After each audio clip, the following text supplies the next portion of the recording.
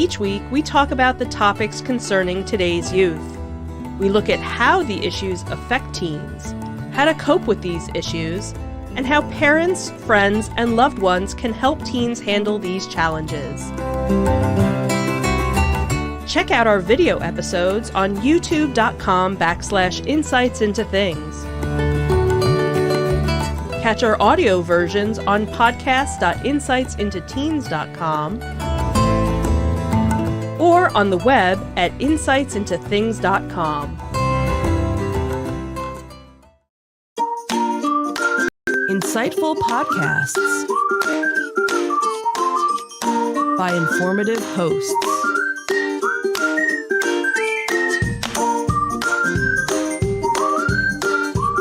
Insights into Things, a podcast network.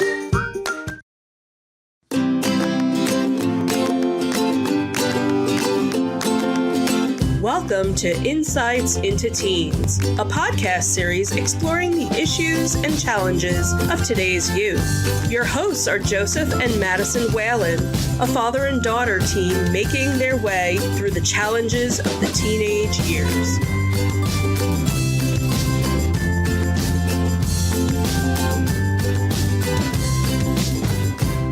Welcome to Insights into Teens. This is episode 151, Managing Teen Expectations. I'm your host, Madison Whalen, and my co-host, Joseph Whalen. Hello, Maddie. Hello. How are you today? I am doing all right. How about you? I am wonderful today. It was a short week because of the holiday, and it's almost over, so I'm doing pretty good, actually. That's nice. So you had your first summer band practice yesterday? Yep, I did. How'd that work out for you? I got a new instrument. And a new injury? It's not really an injury, just pulled a muscle. Pulled a muscle, yeah. Or two, I'm not entirely sure. So, your new instrument, tell us about it. It's called a mellophone, and it's basically a trumpet, but in a lower key. Okay. Most of the fingerings are the same, like 95%, and it's just a lower instrument, and they felt I would be good at it. Okay. Now, was this because you weren't doing good on trumpet, or is it because they're trying to diversify the sound of the band? I'm pretty sure they were trying to diversify it. They didn't have a mellophone last time, and apparently a mellophone is a strictly marching band instrument, and I guess they wanted to have one, and they felt that I was the best candidate for it. Okay, now do you have to learn new marching steps now that you're carrying this? Because it's a completely different configuration, isn't it? Well, kind of. It has a similar weight to it, but the bell is a lot heavier and larger, so it's going to be and it is a little bulkier than my trumpet, but I think I just really have to get used to using that instrument as opposed to the trumpet. I see. Okay. Confident? Yeah, so far I'm starting out pretty good. I think for the first time using it, it was pretty good. Good. But that's not what we're talking about today, although we went on a decently large tangent about that. We did talk about it, though, so okay. We'll talk about that more when we actually get to another marching band video. So you can stay tuned for that. But no spoilers. But for right now, we're going to talk about teen expectations. So expectations we place on our children are important. They help set the future, keep them focused, and guide them through their formative years. But expectations must be realistic and achievable, otherwise they risk having a detrimental effect on our kids. In today's episode of Insights into Teens, we'll discuss the nature and importance of expectations, and how to manage those expectations and keep them realistic. And we'll even teach you how to pronounce it by the end of the show, hopefully. Yeah, thanks. But first, I'd like to invite the listening and viewing audience to subscribe to the podcast. You can find audio versions listed under Insights into Teens. You can also find video and audio versions listed under Insights into Things. We can be found under most podcast providers, including Apple Podcasts, Spotify, Google, Stitcher, iHeartRadio, TuneIn, and much more. I'd also like to invite you to give us your feedback on what we're talking about or give us your suggestions for show topics. You can email us at comments@insightsintothings.com. We're on Twitter at We're at Twitter at insights_things. You can get us on Facebook at www.facebook.com. Dragging this one out, huh? Okay. Sorry. You can get us on Facebook at Insights Into Things Podcast. Is that how you say it? That's close enough, sure. You can find us on Instagram at www.instagram.com/insightsintothings. And you can get links to all of these and more on our website at www.insightsintothings.com. Always safest to just send them to the website. Yes, please. All right. Well, we struggled through that one. Hopefully we got all the stumbles out of the way and we'll be good to go. Yeah. Shall we? We shall. Here we go.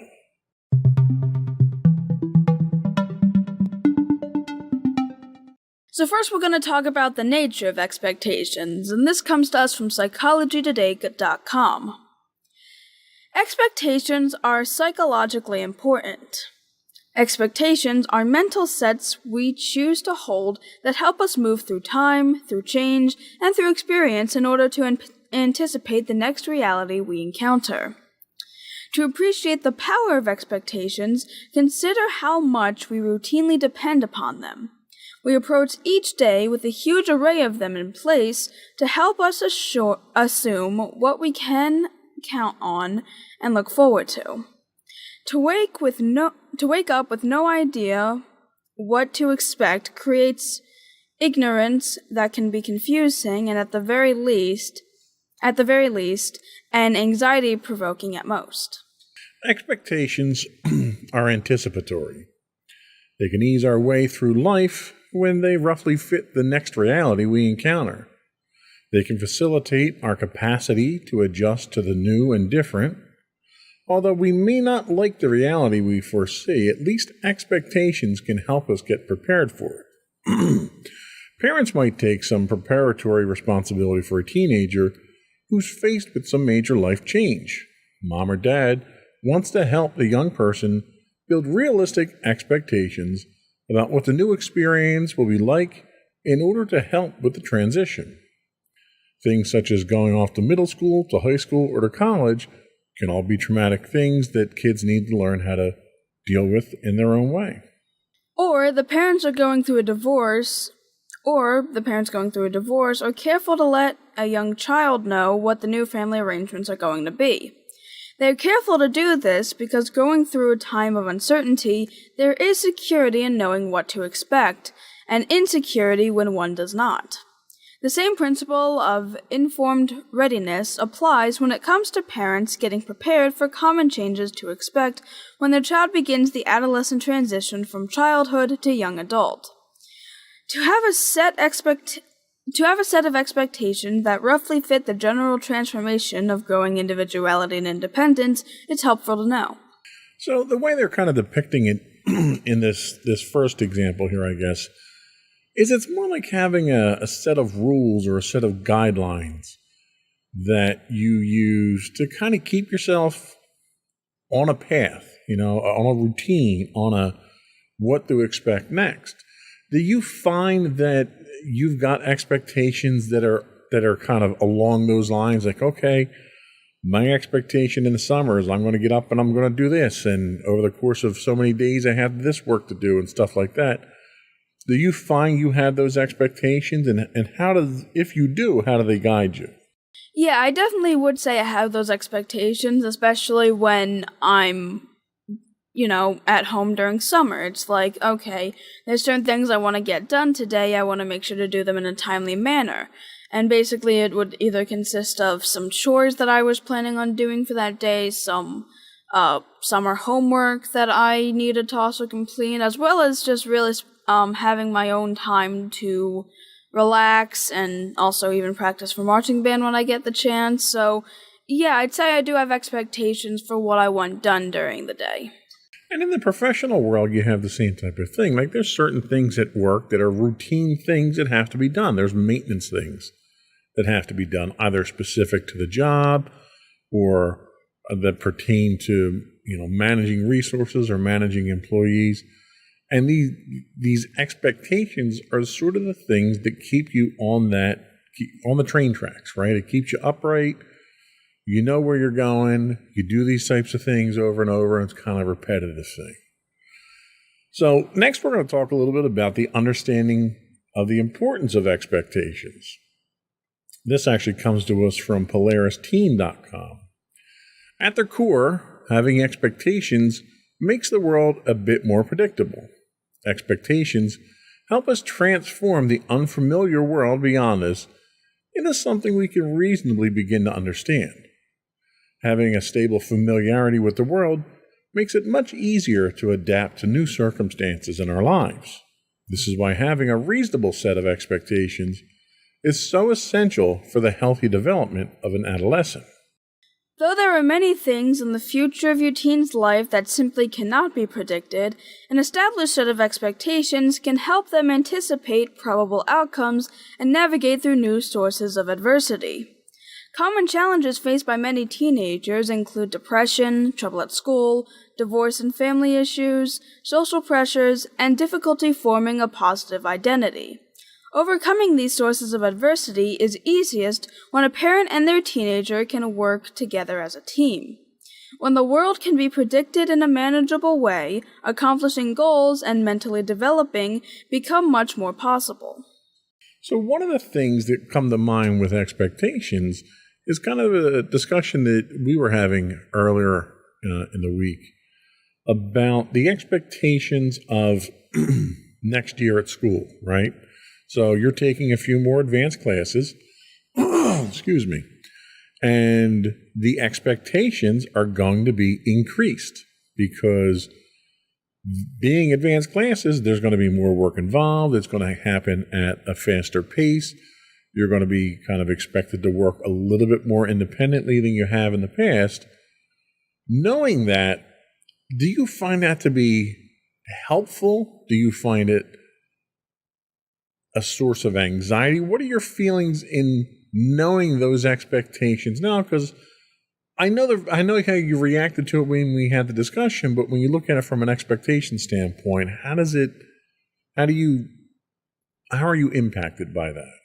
I suppose by an expectation standpoint, it really is, it's like a good thing in that regard, because it's like I'm going to be learning valuable skill sets from it, and having those expectations to help to guide me to that point is important. So I understand why they set those expectations, and it makes sense for them to set those expectations, but at the same time, yeah, it is kind of anxiety-inducing knowing there's more pressure on me, almost. Yeah, and I think the closest thing that I can equate to this from a professional standpoint, two things really. One is, if I'm on vacation, I always check my email on vacation. I may not be dealing with things from work, but I want to know what's going on because I want to set that expectation of what that workload's going to be when I come back. That first couple of days when I come back, I need to have that expectation so I can set my schedule and know where I have to prioritize things. So that's a good thing. The other thing is when I'm handed a new project. I just got handed another big new project this week, and I have to talk to my boss tomorrow about it.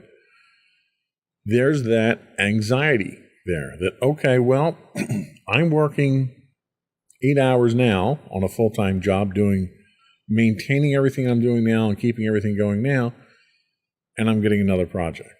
Okay, so what has to sacrifice? Where do things have to sacrifice? And you start like churning this over in your head as you're handed this. Very similar to you being told, oh, well, you're going into the 3 new advanced classes and you're going to have 30% more work. And it's like, whoa, wait a second. I'm booked up right now as it is. That's kind of how the projects are in the anticipation. It is anxiety driving on one hand. On the other hand, it's allowing me to sort of think ahead a few steps and figure out how I'm going to get it done. What's going to sacrifice? Where are my priorities going to shift? What resources do I need to call on in order to get the job done? Because ultimately, we'll get the job done. It's just about how inconvenient or how much of a pain in the neck it's going to be for us, but we're going to get the job done no matter what. And that's really the bottom line, right? I mean, yeah. So I'm not too concerned about that, but there is that little bit of anxiety that happens. So we're going to take our first break here, and when we come back, we're going to talk about different kinds of expectations. We'll be right back.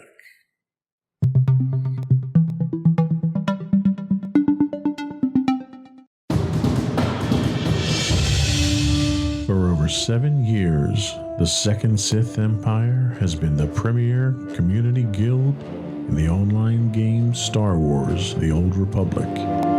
With hundreds of friendly and helpful active members, a weekly schedule of nightly events, annual guild meet and greets, and an active community both on the web and on Discord. The Second Sith Empire is more than your typical gaming group. We're family. Join us on the Starforge server for nightly events such as operations, flashpoints, world boss hunts, Star Wars trivia, guild lottery, and much more. Visit us on the web today at www.thesecondsithempire.com.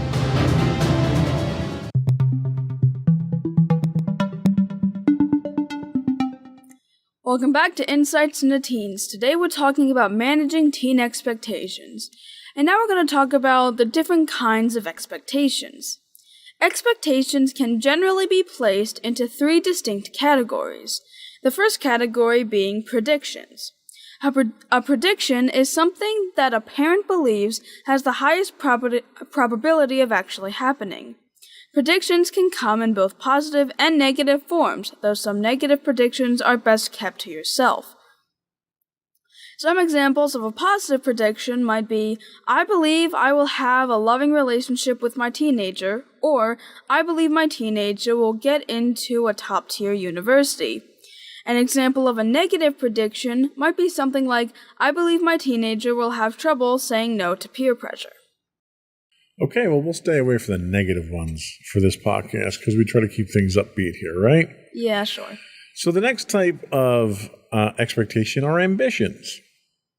An ambition is something that can only be positive. See, I got the good one here. I didn't have to be negative. Ambitions are defined as what parents want for their teenagers.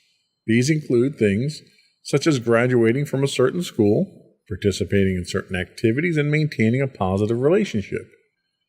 Ambitions established by their parents are often the greatest source of pressure in an adolescent's life, though when they are communicated and established in an effective way, these ambitions can help them achieve great things. And the final category is conditions. These are the types of behaviors that a parent believes their child should do. Expecting that your child keeps you informed about what is going on in their life, behaves in a certain way, or meets certain standards are all things that can be categorized as conditions. In many ways, conditions are very similar to rules, though the difference between these depends on how they are communicated to your adolescent. When these expectations are clearly established in advance, then it'll be much easier to have a more reasonable conversation with your child in the event that expectations are ever violated. As a parent, your reaction to the differences between your expectations and reality can have a tremendous influence on your teen's overall state of mind. So with that in mind, let me ask you, what do you think of the expectations that mommy and daddy have on you? Do we project on you with any unrealistic expectations? Let me ask that first. I definitely wouldn't say that. You definitely don't project oh, I wish you would go to this college, or oh, I want you to do this, oh, I want you to do that. You really don't project any kind of, most of the time you don't project any ambitions onto me unless you think I can handle them. Most of the time there are no real unrealistic expectations when it comes to you guys. Do you think that we don't have enough expectations for you, or that we're not not to mix terms, but we're not ambitious enough with the expectations we put on you. Well, I definitely know that there is one solid expectation that you normally have of me, and that's that I always do my best no matter if I do good or not. And really, whenever I do have my own fears of my own expectations, you kind of show me your expectations, saying that you don't expect me to really succeed, you just expect me to do the best I can. Okay, well, good. I don't feel so bad about things then. What about conditions? I mean, we all play by rules, right? What kind of expectations do we have that would be categorized as conditions that we impose on you, and do you find them overly burdensome? Well, you kind of conditioned me to be a decent human being, at least. That's overly burdensome, I'm sure, right? In today's world, that's a challenge. You tell me to, not speak out if there is something that I don't like. You tell me to be nice to people. Even to the people you don't like, you at least should try to tolerate them. Really, the main conditions you have is just as long as you're not, outright screaming at somebody, and as long as they can have their opinion, you have yours, and you guys can stay peacefully, that's good. Okay, I wasn't expecting that to be where we were going with that. Do you think there are expectations that we should have for you, or do you anticipate expectations changing as you continue to progress on your scholastic career? I mean, probably, considering I'm taking on even more advanced courses. Yeah, I'd say that your expectations would probably change along with that, not by much, but I can definitely see you guys also expecting a little bit more of me as I get through it. All right, well, at least then it won't be a surprise. What else do we have? Then we have acceptance and change. When communicating expectations with your adolescents, these expectations can generally be expressed in one of two different forms. An expectation of acceptance positively affirms whatever your teenager is going through, that whatever your teenager is doing is the status quo. For example, setting an expectation of acceptance might be as simple as saying, "I will love you and be here for you no matter what." This is obviously not the same as saying you can do whatever you want, but it helps create a predictable, stable, and loving environment for your teen. An expectation of change, on the contrary, is a rejection of the status quo and expresses the need for your teen to modify their behavior. For example, if your teen breaks a rule or a law, though you will still love and accept them no matter what, it's important to communicate that this behavior is not something I approve of and you need to make a change. Creating expectations of acceptance and expectations of change is not a mutually exclusive exercise. While expectations of acceptance help your teen gain the security they need to be mentally healthy, expectations of change can also help them improve and become a better version of themselves. Then we have finding the balance between motivation and pressure. One of the most important things about effectively creating expectations is making sure that they are realistic. For example, a realistic expectation might be something like, "I expect you to try your best in school." But setting an overly ambitious or unrealistic expectation such as, "I expect you to graduate at the top of your class and have a perfect grade point average," can be counterproductive and overburden your teenager. Which you did in this last school year, at the top of your class, but it wasn't an expectation. Teenagers, like everyone else, make mistakes and are always less than perfect. That's perfectly okay.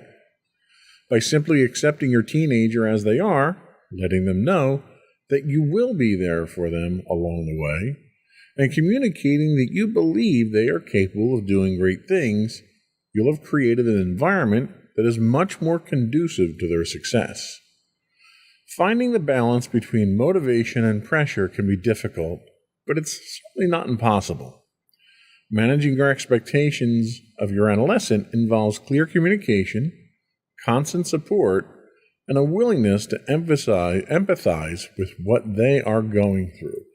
Do you think we meet a good balance between motivation and pressure with you? Yeah, like I said, the whole example of you telling me to at least do my best in school, and if you don't, we're gonna basically work through it. But then you also kind of somewhat pressure me to learn how to fix it. But, like, not in an overbearing way, of course. You certainly, like, make a good balance of it. Like, you certainly give me enough motivation, and along with that motivation, with a tiny bit of pressure, you're able to help me realize that I should, to help me, like, get through a challenge and learn from my mistake. How do you think you manage the motivation and pressure dynamic on yourself? Do you think because earlier on we kind of talked about how you're the perfectionist and you put a lot of pressure on yourself. Do you think you're getting better at balancing that motivation versus pressure type thing? I don't know, really. I still try to pressure myself way too much, and that ultimately ends up giving me more anxiety. The thing I can say is that I certainly pressure myself more than you guys pressure me, so if that says anything. And it does, and I think that's a very accurate statement. And I really think that, and we've talked about this before, but I think part of the issue is that when you succeed, you should be building confidence.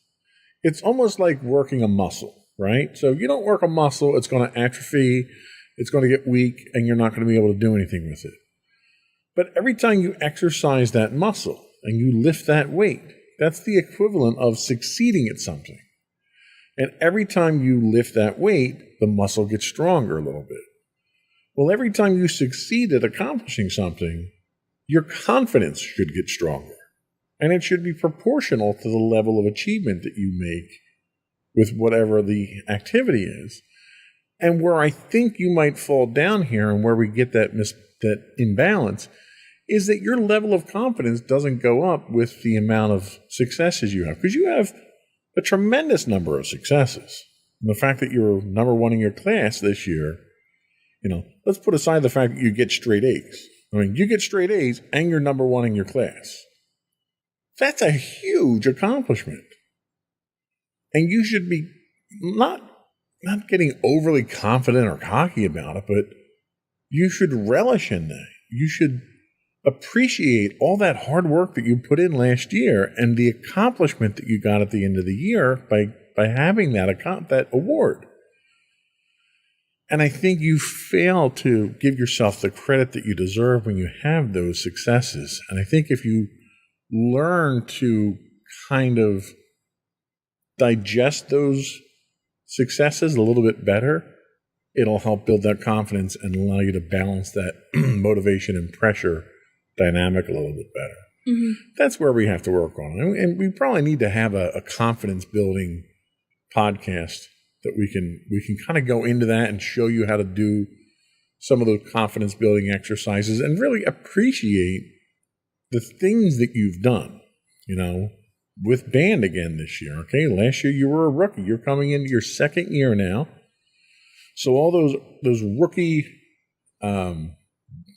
butterflies and anxieties that you had are gone, and they're asking you to change an instrument.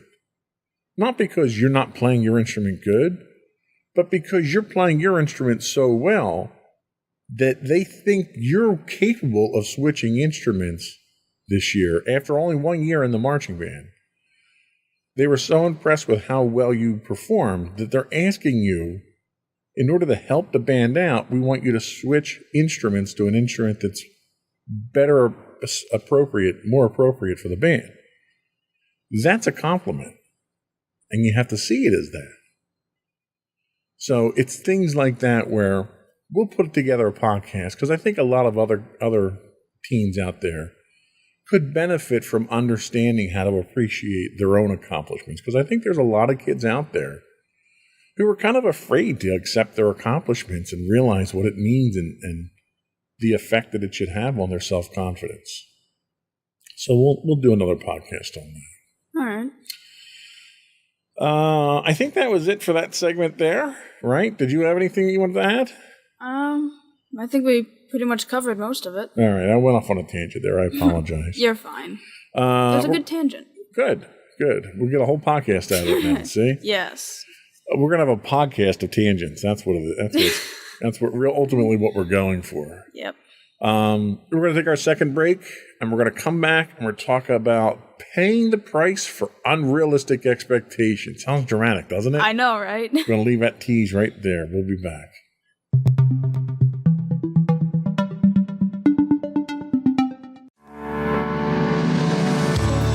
Insights into Entertainment, a podcast series taking a deeper look into entertainment and media. Our husband and wife team of pop culture fanatics are exploring all things from music and movies to television and fandom. We'll look at the interesting and obscure entertainment news of the week.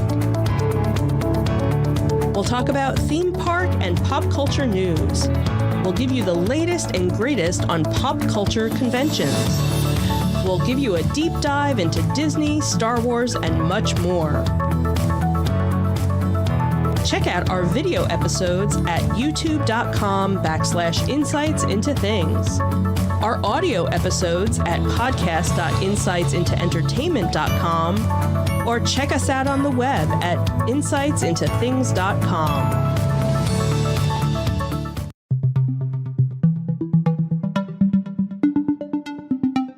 Welcome back to Insights into Teens. Today we're talking about managing teen expectations. And now we're going to talk about paying the price for unrealistic expectations. Both for the sake of unconditional caring and for the sake of healthy guidance, the two sets of parental expectations need to be realistic to be effective. When it comes to unrealistic parental expectations of acceptance, parents can pay a heavy price. The parent who predicts the adolescent will continue to prize parental company more than any other can feel surprised and anxious when the young person now prefers spending time with peers instead of time with the mom or dad. This parent cannot make peace with the loss of companionship. The parent whose ambition is to enjoy the same interests with the adolescent that were shared with the child can feel disappointed and saddened when differentiation from childhood and parents causes that similarity to be lost. This parent cannot make peace with the loss of commonality. Then there's the parent whose condition is that the adolescent should continue to look up to and want to please the parent as in childhood. They can feel betrayed and angry when the young person becomes less considerate and more critical. This parent cannot make peace with the loss of standing. These parents can certainly choose to maintain these unrealistic expectations, but they will do so at an emotional cost, feeling abandoned, rejected, or disparaged. It is better to adjust their expectations to fit with the new teenage reality and not protest normal alterations that adolescence brings. When it comes to unrealistic parental expectations of change, the challenge can be a tricky one, particularly around issues of school performance. Don't hold performance expectations of your adolescent so unrealistically high the young person cannot reach them and feels let down. But don't hold performance expectations so unrealistically low that the young person neglects to actualize and express her given capability. The management of parental expectations is extremely complicated during their daughter or son's changing teenage years. Because these mental sets can prove so emotionally costly when unrealistic, parents continually need to check them out. The acceptance question, am I keeping my expectations current with existing alterations in my adolescent? And the change question, is the growth I am pressing for with my adolescent compatible with what is really possible for the best? I think it's interesting that the article went in this direction where it talked about the parents being the ones who were struggling with adjusting their expectations and the effects that it had on the parents. That's a very real thing and nothing that should be minimalized. I went through a very similar thing with Sam. And when Sam went through that process, we had a very significant shift in our relationship dynamic that I struggled to cope with because of, how he and I interacted with each other on that level. And I had said for a very long time, there's going to come a point when you're not going to want to hang out with your dad anymore, when other things are going to be more important. And it was funny because he would play it off. No, that's not true. That's not true. And I knew it was true, and I told it to him. And then when it happened, I struggled with it. So it's kind of funny how that happened and that this article went in that direction. But my question to you is, do you think that these dynamics themselves are going to have a profound impact on you when you reach a certain point and those expectations change and you're more of an outward person when it comes to your friends than an inward person when it comes to mom and dad? Well, I can certainly see, I definitely know that any form of change coming about will certainly affect everyone involved. That's definitely something I can say. And when it comes to wanting to hang out with my friends more than wanting to hang out with my family, I can definitely see it would kind of change the dynamic. At this point right now, I'm not really at that point. I still hang out with my friends, but I'm not the most social person. So I am able to relate with you guys enough. And I know you're saying, there's gonna come a point, and it's and I'm still kind of denying it, but it's I don't really know when that would happen, and even if it's gonna happen. It probably will, or it won't. I don't really know at this point.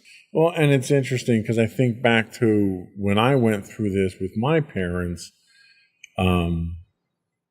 and the effect that it had on my mom. My mom was the parent that I was closest with, and she had a very difficult time, when I moved out. And I had moved out in with my first wife, and she felt very betrayed to the point that she was angry at me. And it took her a while to get over that, to realize that even though I wasn't living there anymore, I was still there for her if she needed me. I was still helping to support her. I was there on the weekends to pick her up and take her out because she didn't drive. I would take her to the store and the doctor's appointment. So it took a little while for me to instill or to really reset those expectations that I'm not here all the time, but I'm not out of your life entirely. And it was almost like a negotiation that we had to come to, where I had to prove to her that I wasn't just abandoning her. Because she felt, by that point, my dad had passed away, and she felt very alone. And when I left to, have my own life, she felt that was a betrayal to her. And it took a good probably 8 to 10 months before I finally got her to the point where she accepted the fact that this is the new dynamic. Expectations have changed. They've matured a little bit, but it's not, we didn't upset the apple cart completely. So it's that fine balance, that balance of expectations everybody has to have. What expectations do you have for mommy and daddy? Well, I guess my main expectations are that you guys don't try to instill in me any inherently toxic traits. My expectation is that in the event that either of you two have any thoughts about getting a divorce, you guys will actually be respectful about it. And if, Did you hear something I haven't heard? No, it's I don't know, it's my main expectation is I don't want you guys to stay in the relationship if you guys aren't happy, and it's I I want communication. That's the biggest thing. I want communication in our relationships. I want you guys to both be communicating with each other. I want you guys to communicate with me. If anything is going on, I want you guys to tell me, or I want you guys to tell each other and effectively communicate with each other, because I know communication is like one of the biggest things in a relationship, and no matter what it comes down to, I just want communication, proper communication to at least be instilled in our relationships. Wow, that got dark real fast. Holy moly. I never thought you were going to go there with that. Where did you expect I was going to go? I don't know. Like, hey, I don't want to do laundry for the rest of my life or something like that, Like, I didn't think you were going to pull the divorce card out. I didn't mean to plan it that way. I was just going to say that I didn't want to say, I just expect you guys to stay together and love each other. And then it's like, that's kind of unrealistic. There could be a point where you guys just decide you're done with each other, but then it's like, then my expectation would just be tell me and, tell each other, at least have some Well, I'll tell you what. If you hear that mommy's ready to kick me to the curb, you say something to me, because I'm always the last to know anything around the house, okay? Just, you communicate with me and I'll communicate with you, all right? Let's just leave it at that. You shouldn't have said anything. Oh, my goodness. Okay, so we'll end this before it gets any worse and I have to get my lawyer involved. Yes, please. I think that's all we had. We're going to take a quick break, come back, and I cringe to say this, but we're going to get your closing remarks. We'll be right back.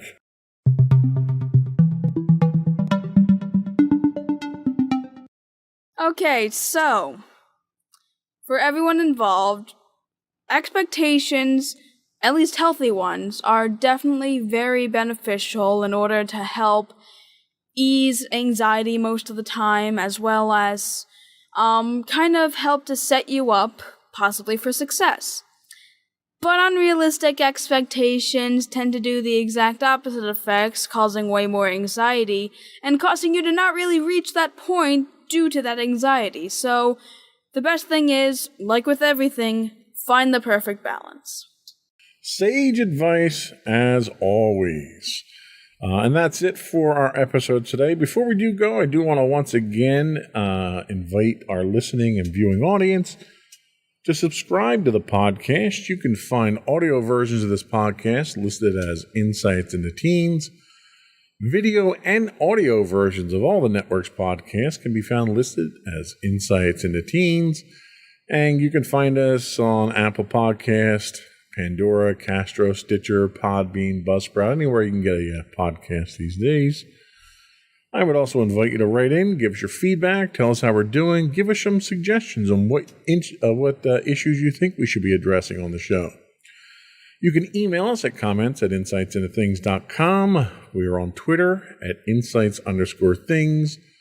You can find high-res versions of our videos on YouTube at youtube.com/insightsintothings. We do stream 5 days a week on Twitch at twitch.tv/insightsintothings. If you are an Amazon Prime member, you do get a monthly free Twitch Prime subscription. If you threw that our way, we'd appreciate it. You can get links to all these and more on our official website at www.insightsintothings.com. And don't forget to check out our other two podcasts, Insights into Entertainment, hosted by you and Mommy, and Antenna Tomorrow, our monthly podcast, hosted by you and my brother, Sam. Unless you watch the last couple of ones in which we switch things up and really confuse you. Yeah. But anyway, that's it. We're done. Another one in the books. Bye, everyone. Bye.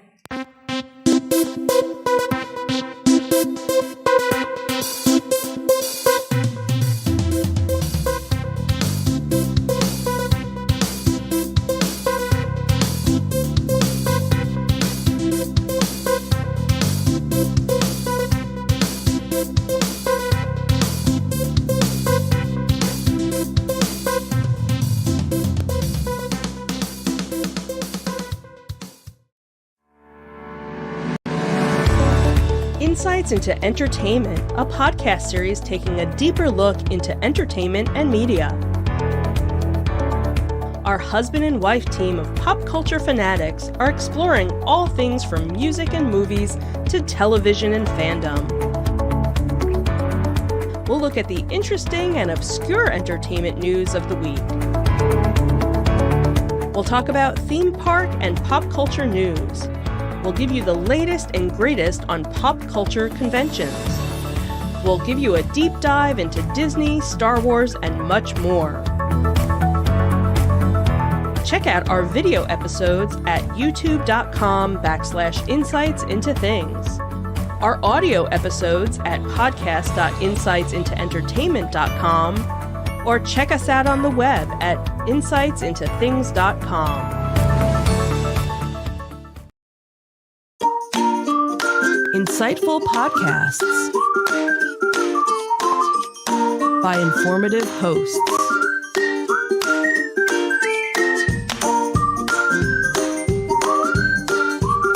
Insights into Things, a podcast network.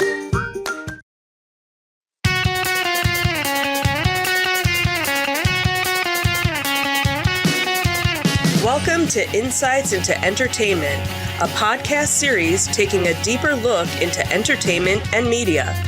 Your hosts, Joseph and Michelle Whalen, a husband and wife team of pop culture fanatics, are exploring all things from music and movies to television and fandom.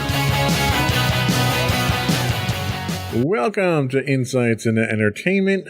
This is episode 146. Help me, Obi-Wan Filoni. I'm your host, Joseph Whalen, and my special guest once again today is Sam Whalen. Hi, everyone. How you doing today, Sam? Good. How are you? Good. So we didn't have a chance to finish our discussion in our last episode. We ran kind of long. Very good discussion, though. But we had to kind of cut our third segment out. So we're going to kind of expand on that a little bit here. Today we're going to continue that discussion where we're talking about Star Wars 10 years into Disney's stewardship of the franchise. In today's episode, we're going to take a look at the two men who've kept the franchise alive and given us a new hope, pun intended. And of course, I'm referring to Dave Filoni and Jon Favreau. Then we're going to take a look at the future of the franchise based on recently discussed projects that were revealed during Star Wars Celebration in Anaheim. Before we do that, though, I do want to invite our listening and viewing audience to subscribe to the podcast. You can find audio versions of this podcast listed as Insights into Entertainment. Audio and video versions of all the network podcasts can be found listed as Insights into Things. We're on Apple Podcasts, Spotify, Google, Stitcher, pretty much any place you can find a podcast these days. I would also invite you to write in, give us your feedback. We'd love to get your ideas on topics and how we're doing. You can email us at comments@insightsintothings.com. We're on Twitter at insights_things. On Facebook, you can find us at facebook.com/insightsintothingspodcast. Or you can find links to all those and more on our official website at www.insightsintothings.com. Are we ready? Yes, let's get into it. Let's get into it.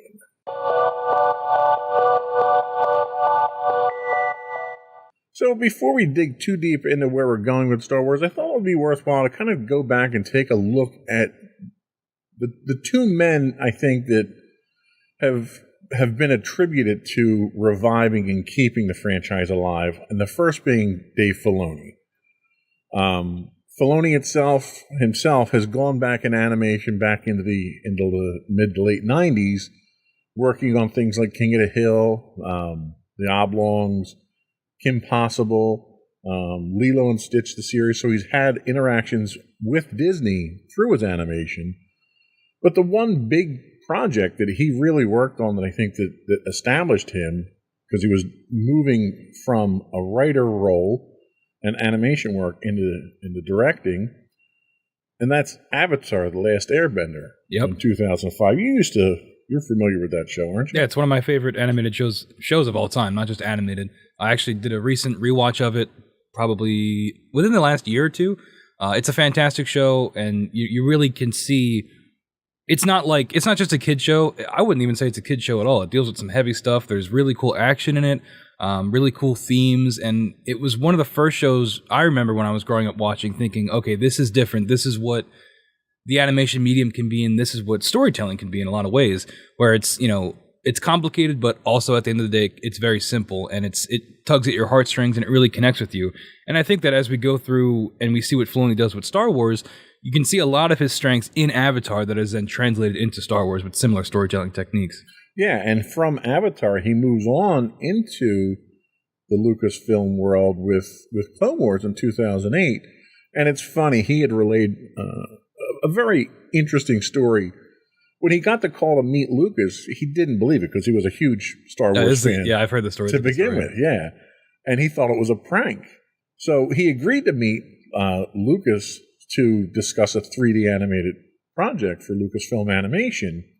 Well, animation was new ground for Star Wars at the time, so he assumed that was there to kind of feed the prank a little bit, and Lucasfilm Animation didn't even exist as far as he knew. It was a brand new division of Lucasfilm. So when he went to go meet with him, he wound up telling one of the producers during the call that, I'm in the process of building my own Jedi costume in my garage at the time. Now, he's my age, so he was in 97, 30 years ago now almost? 20 years ago? I don't know. Math is hard. 20 years. 20 years ago. So he's in his early to mid-20s, all right? So I can relate to that because I was going through the same types of things, and there was this lull in Star Wars, and everybody wanted to see more Star Wars after, the re-release of the anniversary edition and stuff like that. So it was kind of funny that he really didn't believe that he was being given this opportunity. But what really caught George's eye was his work on Avatar, because so many of the themes that they wind up dealing with in Clone Wars, they dealt with in Avatar. What are some of the parallels from the two shows that you really see his handiwork in? Yeah, I mean, Star Wars in general, there's always a theme of found family, especially if you get into Rebels and Clone Wars, the idea of that family doesn't necessarily have to be blood, but the people that you find along the way that then become your family. That's a very big thing in Avatar. The idea of like the sins of parents kind of influencing their children, you get that in Avatar with Zuko and his father, and then in Star Wars with obviously Luke and Vader. I'm trying to think of, I feel like there's another big one I'm missing, but really the found family thing is like the big thing, and Filoni's ability to really capture this tight-knit group of people that, would do anything for each other. And that's more Rebels, which I think he actually pitched Rebels before Clone Wars. Clone Wars is kind of more expansive, but you still have that core group of, Anakin, Obi-Wan, and eventually Ahsoka. But yeah, I think Filoni's ability to really get down to the heart of things and tell those stories is kind of what made him the guy going into this. Yeah, and it's interesting you mentioned the overarching theme of Clone Wars. Clone Wars was originally a George Lucas concept that came out of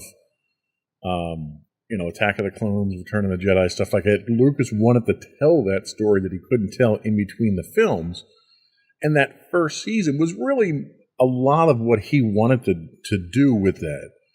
After that first season was sort of when he kind of gave the reins to Filoni at that point, and then you really start to see this series get deeper and more character development. I mean, it's really hard to take an army of people that are the same person and make them all distinctive. And every episode did exactly that. Yeah. Yeah, I mean, one of the things, and I'll probably hit on it again, but that Clone Wars does so well is that it takes these genre stories of Westerns, I think I said it in the last episode, Westerns and noir and crime dramas and all these different things, and puts it in Star Wars. And that's where a lot of the best arcs in Clone Wars comes from, is, Star Wars doesn't always have to be about the Skywalkers. It doesn't always have to be about, the same, like, three things over and over again, which is where you get some of the failings in the movies because they're so, hamstrung by these couple of topics. But in Clone Wars, because it's a TV show and you have more time to stretch it out, you can cover so many different themes and topics and storytelling devices.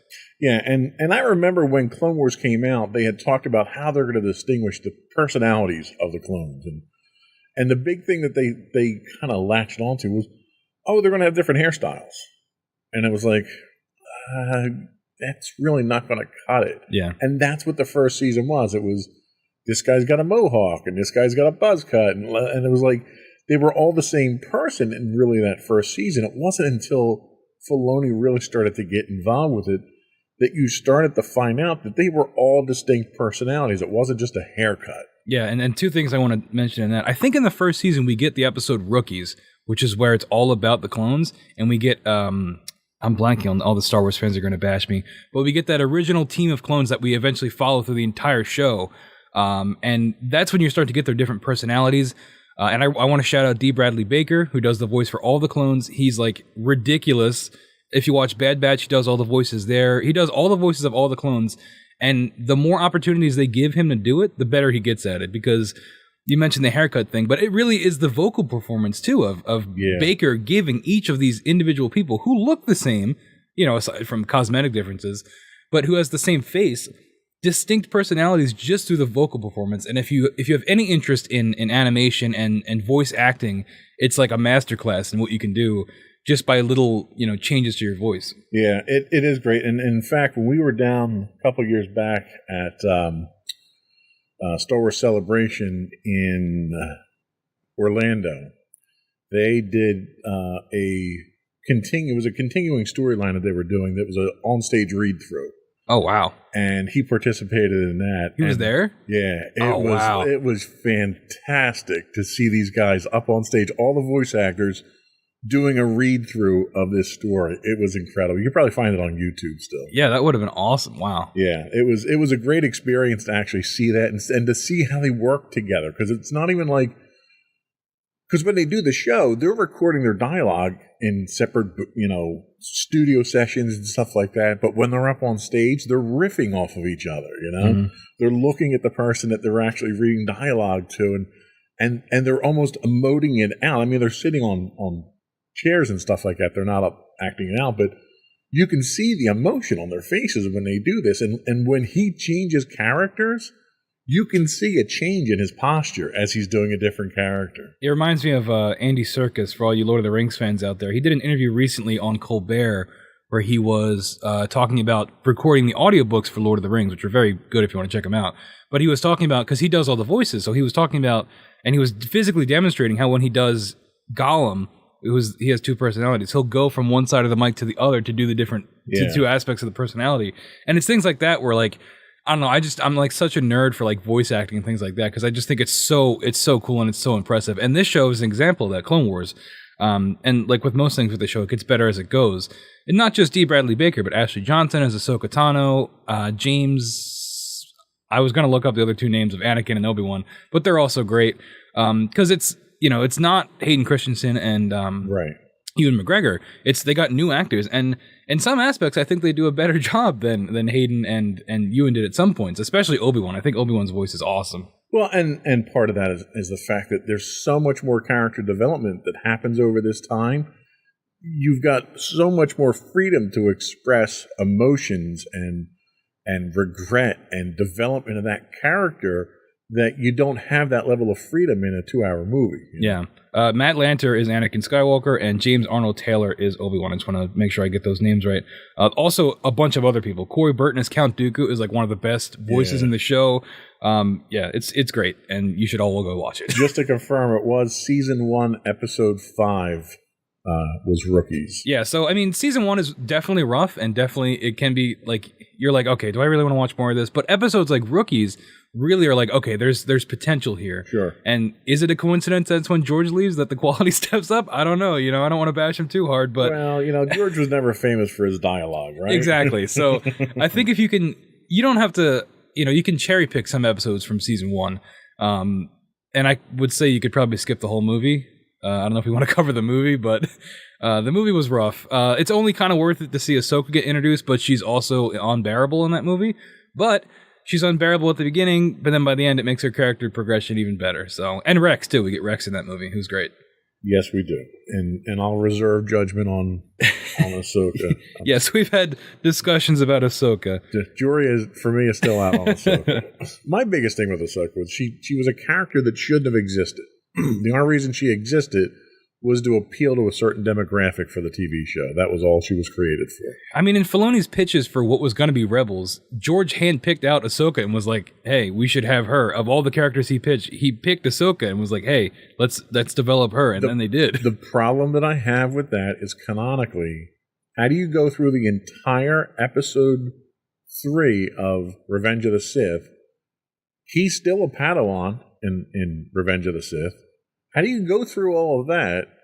Or he's an apprentice still. He's not a Padawan. He's an apprentice. How do you go through that? He's never made a master. He never talks about, never mentions that he's had this Padawan that went through, 3 years of the Clone Wars and all this stuff. How do you never mention that? Well, so they kind of tried to fix that a little bit. Oh, they did a terrible job retconning that. With the last season of Clone Wars, where you get the animated versions of Revenge of the Sith, and you see, I don't know, I think it's good because you get because you know what's going to happen to Anakin, and it makes Ahsoka like a tragic character because she cares about him so much, and it's like, I don't know, George picked her out of a lineup after he made all the movies, all right? And that's the problem, is they tried to shoehorn her into a storyline after they had a story. All of Clone Wars is that, though. We have to go back and retro, that's kind of the thing Filoni does, is he takes what are the movies and tries to make them better with TV shows. And he did that with Clone Wars, where the prequels are just better if you watch Clone Wars, because you get, it's not just one elevator conversation between Anakin and Obi-Wan. It's multiple interactions where you really believe that these guys are friends. And it makes, and the clones in general, you really care about the clones. And when Order 66 happens in that final season, it's really heartbreaking, especially for what happens to Ahsoka. Absolutely. That I will agree with. However, the one area that he failed to do any justice to in Clone Wars from the movies was Jar Jar. Jar Jar was still annoying. At the end, Jar Jar gets one arc with Mace Windu that's not awful, but everything else kind of is. He gets one arc. I still think Jar Jar is a secret Sith Lord who started the whole thing. Hey, George said Jar Jar was the key to all of this, so we can take that however we want. So, all right, so he moves on from Clone Wars, does a fantastic job with that. He gets his Rebels, which I liked Rebels. I think Rebels worked very well. I think it wound up falling into that same siloing issue that Star Wars tends to do, where you have this entire galaxy and this whole thing takes place basically on one planet. Yeah, Lothal. And it's not a particularly compelling planet. No, it's just like a field. Right. Like there's literally nothing there. Until the final season when everything's there. Right. So that's kind of where it was a stretch for me, and it kind of fell off. But one thing they did that was really good with that was they gave you the expansion of the understanding of the Force. Yeah. When they tried to do that in Clone Wars with the father-daughter. Yeah, son. I forget the name of it. It starts with an M. Mortis? Mortis, yes. That was interesting because they actually tried to tie that into the novels that were happening at the time with Legacy of the Jedi novels, I think it was. And they had this ultimate villain, and she was associated with the father and all that stuff. Very interesting. Shows up as one of the monster villains in Star Wars role playing. Oh, really? SW5E. Huh, that's neat. So he does that. He does Forces of Destiny, which was the... Can I talk about Rebels a little bit? Because Rebels, I was just going to skip right over. I noticed that. We're just going to blow through Rebels. Rebels is definitely worth watching. I think in a lot of regards, it's on the same tier. We spoke very highly of Clone Wars, but I think Rebels is right there. I mean, Rebels. The problem with Rebels is it's like a kid show in the beginning, and it does, which is that a Filoni thing? Is that like a network thing? Who knows? I think it's a network thing. Well, let me stop you there for a second, because I read the prequel novels before this that introduced the characters. Okay. They are not kid-friendly. Yeah. Like, he's this, addled former drug addict, and he's working in the underworld, and he sees her and has a crush on her. It's really off the wall. Okay. And then when I saw the series, I was like, wait a second, these aren't even the same characters that they introduced. So that was kind of a shock for me. Yeah, I can imagine. That's definitely the hampering of it, is that it is a kid's show for a lot of it. But it also does, I mentioned it earlier with that found family thing, and that's something you don't really get a lot in Clone Wars, but the crew of the Ghost is like a family, and it's almost from the very beginning, and it's really, really genuine, and you get a lot of really good moments, and every character gets their own arcs and things like that to really flesh them out, and it's really...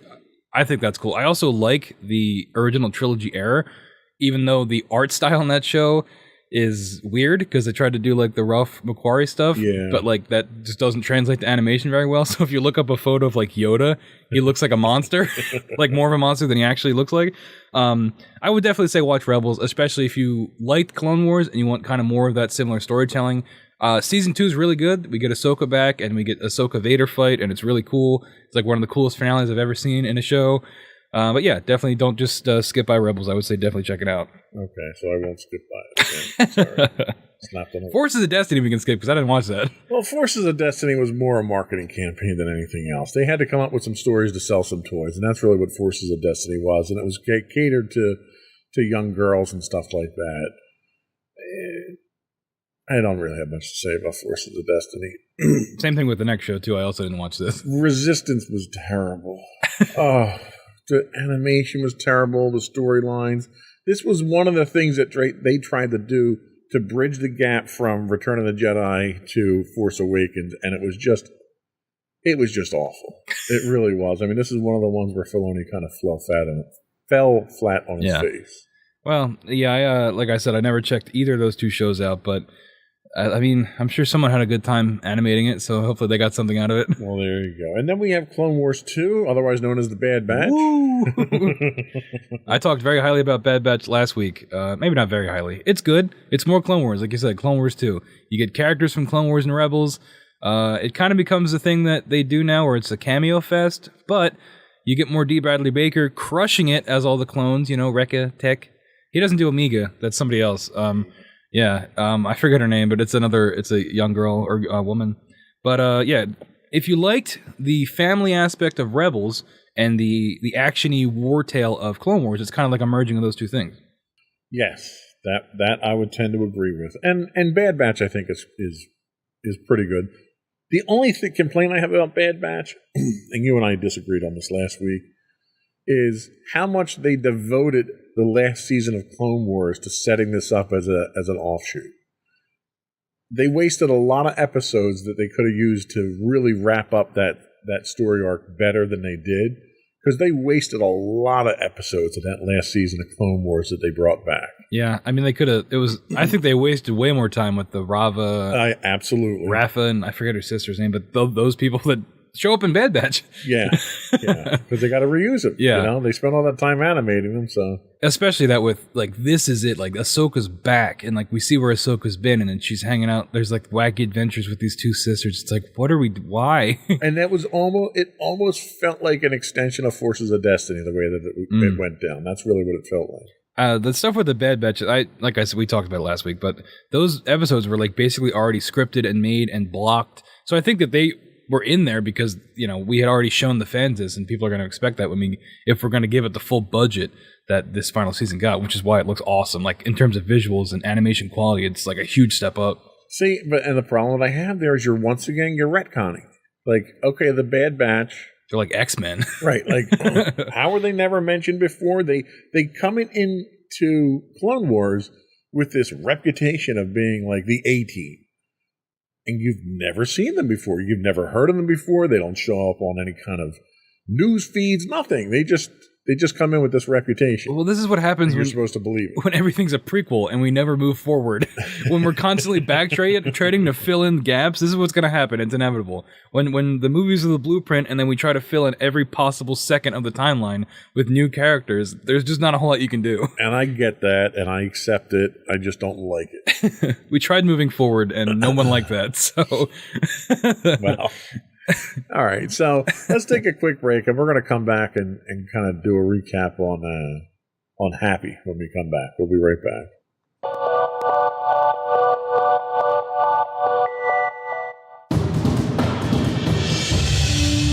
For over 7 years, the Second Sith Empire has been the premier community guild in the online game Star Wars: The Old Republic. With hundreds of friendly and helpful active members, a weekly schedule of nightly events, annual guild meet and greets, and an active community both on the web and on Discord. The Second Sith Empire is more than your typical gaming group. We're family. Join us on the Starforge server for nightly events such as operations, flashpoints, world boss hunts, Star Wars trivia, guild lottery, and much more. Visit us on the web today at www.thesecondsithempire.com.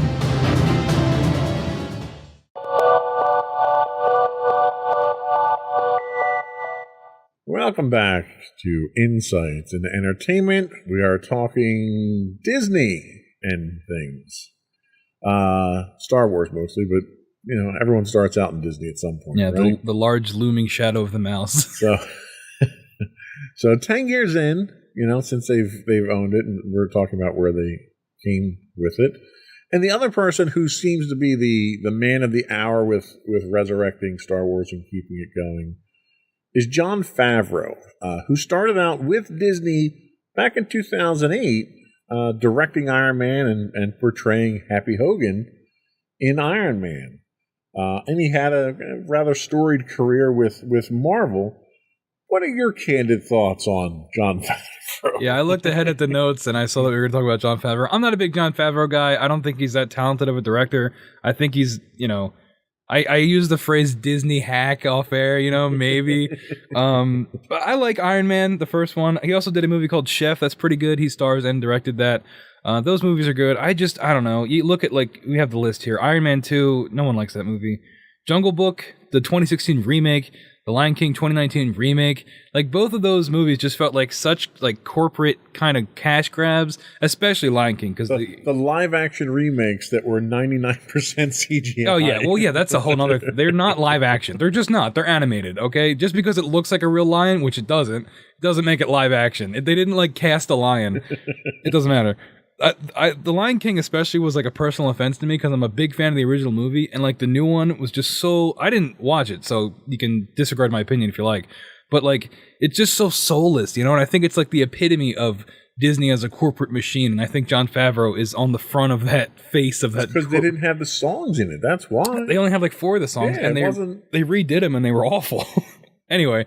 I'm sure Jon Favreau, he made his money. He's a very successful guy, and I'm happy for him for that. Happy, I get it. Yeah.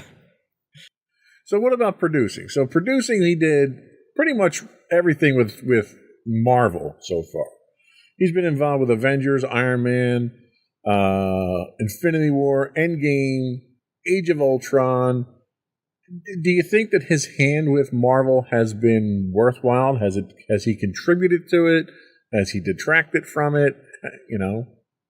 They keep him in it, so yeah. He must be doing something right. Yeah, I think in a lot of ways he's similar to Filoni, where if you look at a lot of behind-the-scenes stuff, and, it's all manufactured, so take it with a grain of salt anyway. But Favreau seems like he is a fan of the Marvel source material, and when he gets to stuff with Star Wars, he seems like he's a fan of that source material too. And even if he is, the corporate shill I make him out to be, even if he's don't hold back. Tell us how you really feel. Even if he's a little bit of a fan, that's going to translate at some point. He's not someone that's totally unfamiliar with these properties, coming in trying to shoehorn it into whatever story he wants to tell. He respects the source material, and he has also, he's found a way to adapt it to a whole new audience. So there's credit there. So as a fan, he did participate in Clone Wars as the voice of Pre Vizsla. Yeah, which actually he told an interesting story about this. He was on set doing some post work for Iron Man 2 at the time, and was invited to come in and do the voice for him.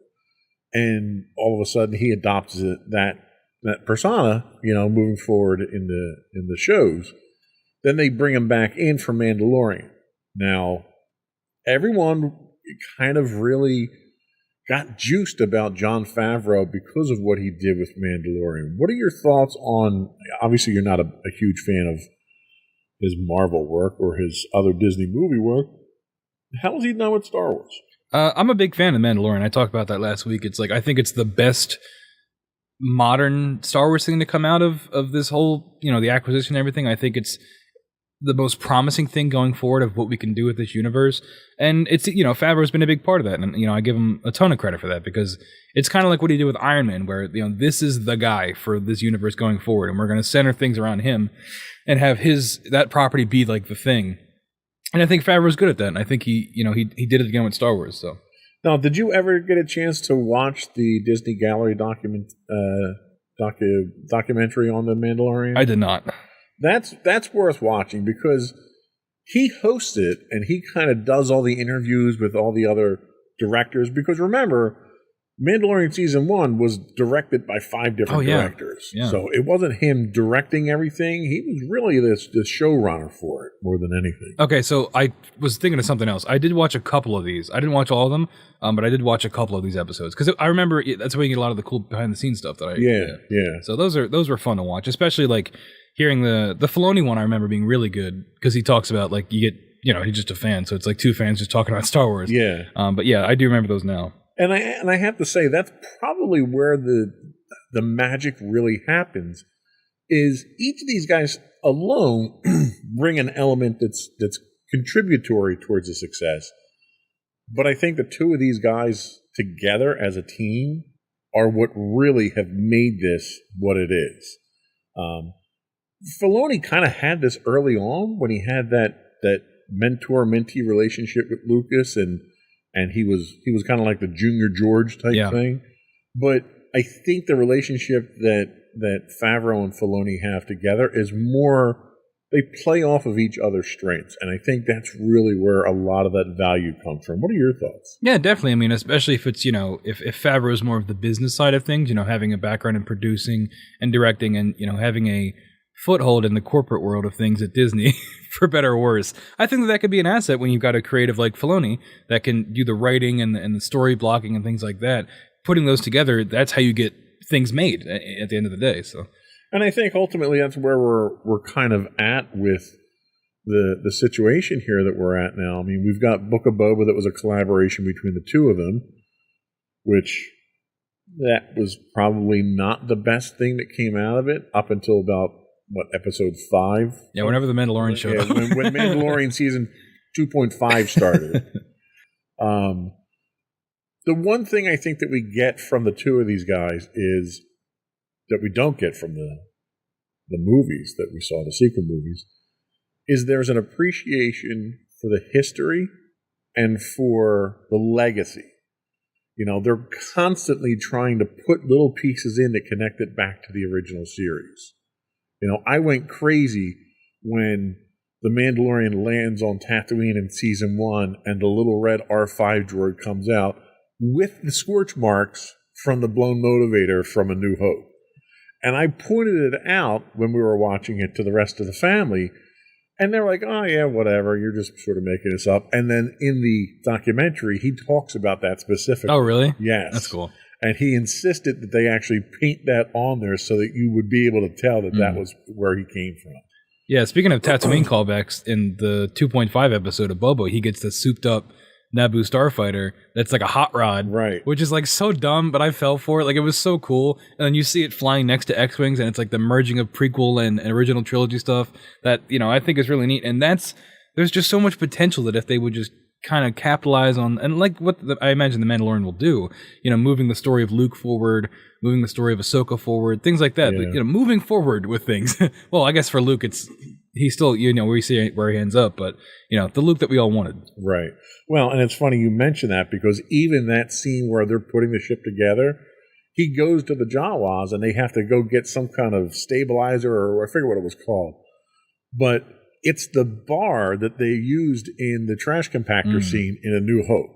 It's the same exact thing, and they did that just so you had that visual reference to the original trilogy. And it's like the fact that they go out of their way to do stuff like that, I think to me shows their appreciation for it. But it's that little bit of fan service. I do think you can go too far with that. That's how you get a Solo where it's like the dice. I agree.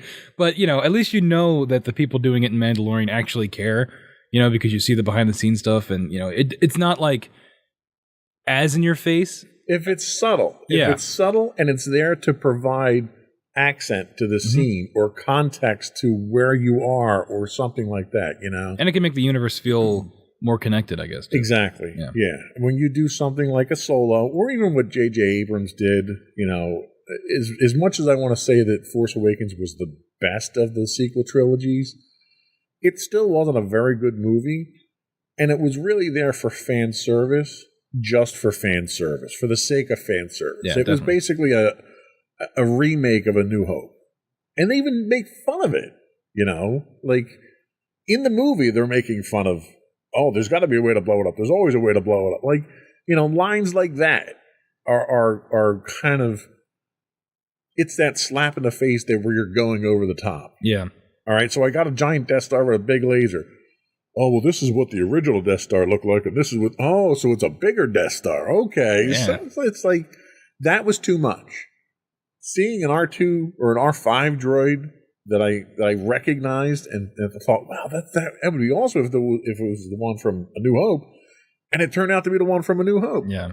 There wasn't a plot, you know, line around it. There wasn't a twist to it. There wasn't dialogue around it or anything. It was just there. We didn't get a 6-episode miniseries about the droid like dealing with... Right. The droid didn't get his own series like everyone else seemed to get. Coping with the blow motivator.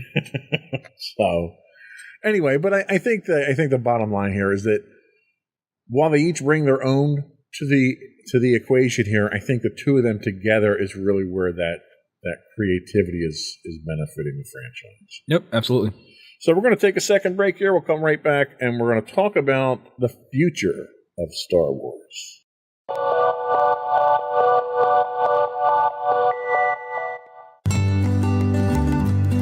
Insights into Teens, a podcast series exploring the issues and challenges of today's youth. Talking to real teens about real teen problems. Explore issues from braces to puberty, social anxiety to financial responsibility. Each week, we talk about the topics concerning today's youth. We look at how the issues affect teens, how to cope with these issues, and how parents, friends, and loved ones can help teens handle these challenges. Check out our video episodes on youtube.com/insightsintothings. Catch our audio versions on podcast.insightsintoteens.com or on the web at insightsintothings.com.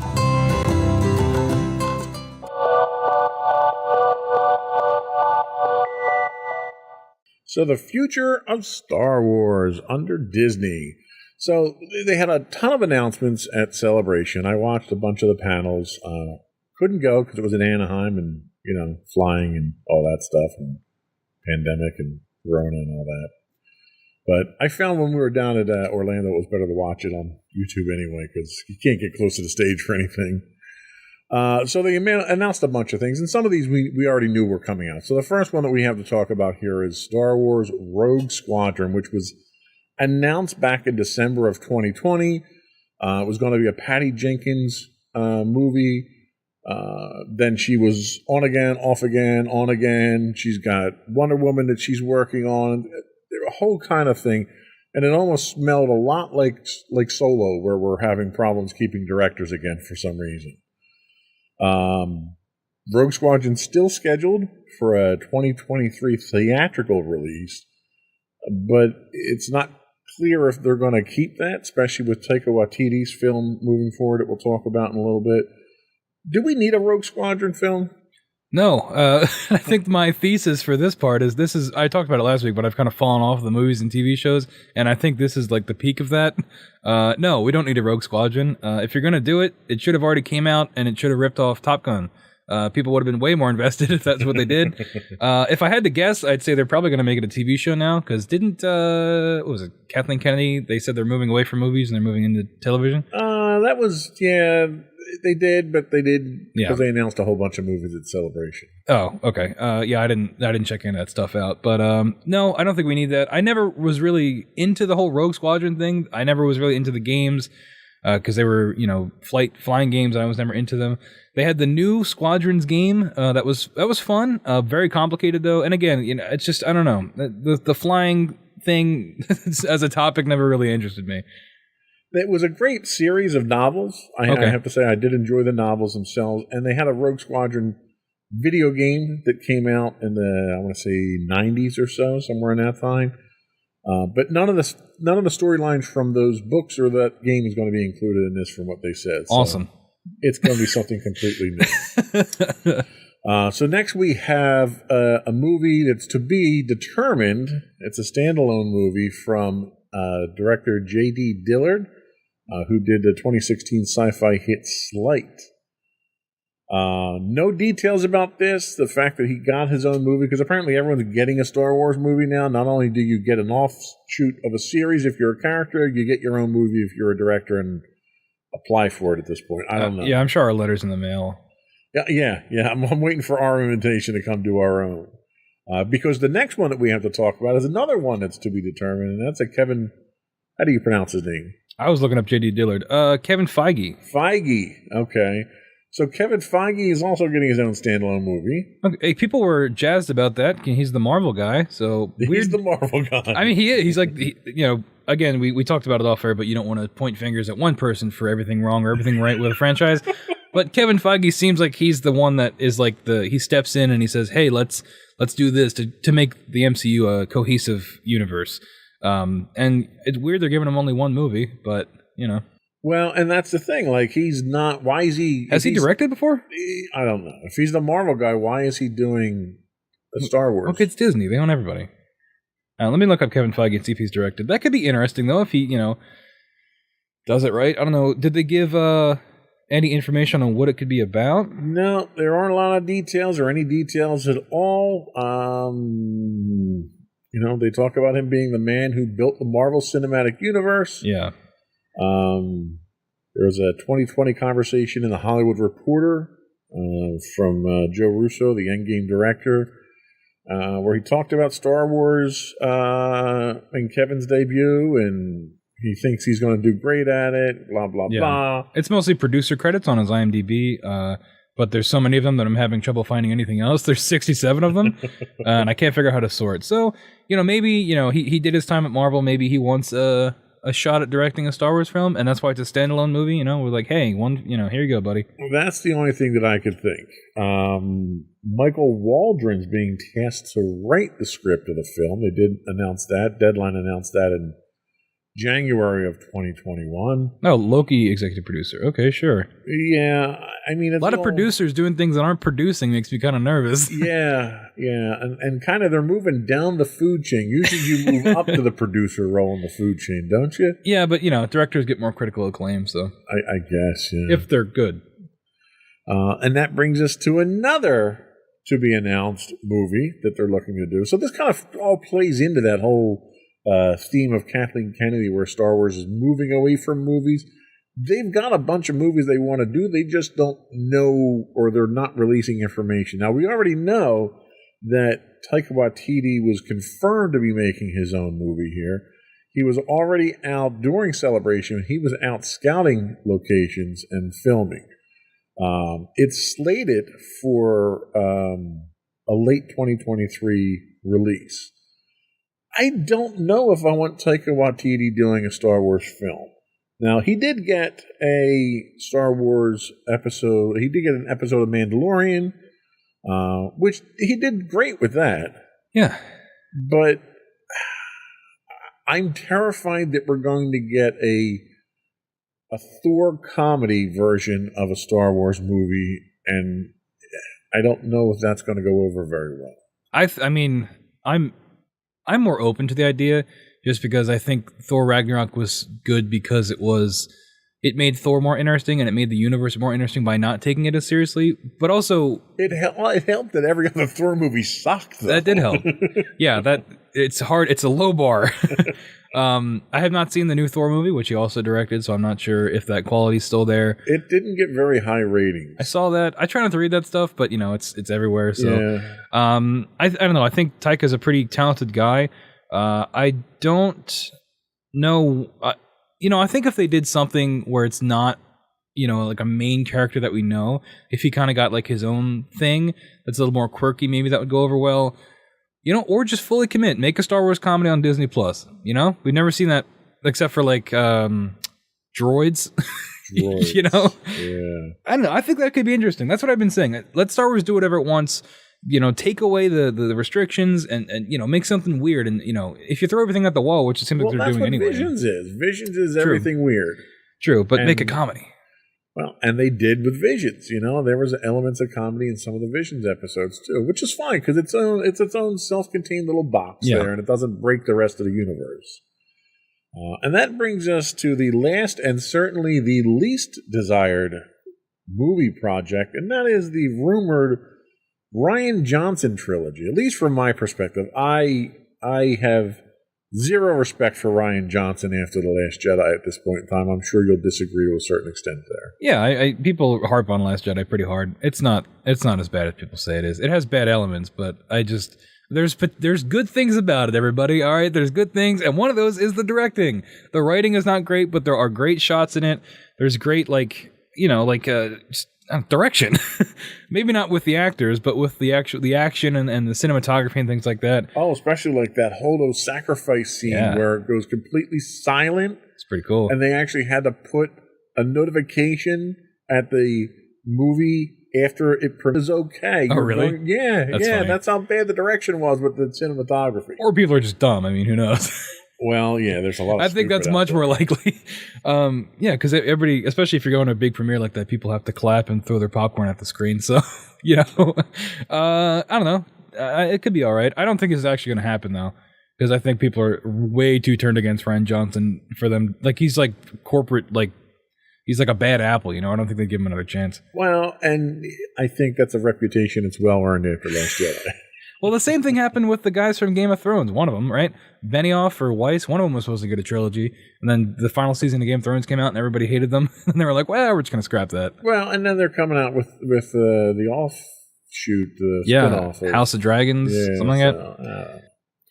But anyway, that kind of concludes what we're looking at. We have a whole bunch of rumored movies that we have no real detail. Yeah, that's like way less information than I thought there was going to be. Like, not like plot, like, they do the Marvel thing where it's like She-Hulk 2023, Thing 2, And the setup here is that they're focusing on streaming. Yep. Because they have to keep people paying for streaming to get their money. Because that's guaranteed money as opposed to releasing something in theaters. Absolutely. So streaming, it's ridiculous how many projects they have for streaming. And I'm not going to watch any of them. They need to come out with another network to stream all this stuff on. So you've got Andor, right? So you're going to get Diego Luna coming back as Cassian Andor. That one's already set. They've got a release date for that for August 31st. We know we're getting that. Do we need that? No. Nope, we don't. Anytime you ask that, the answer is almost always going to be no. Yeah, no. I forgot this second show we're going to talk about. I might actually watch, so I might have to retract my earlier statement. Yeah, but just so you can disagree with me, right? Well, no, I have my reasons for this second show, but no, Andor does not need to be a thing. I mean, it could be. And here's the thing: we talked about this last week.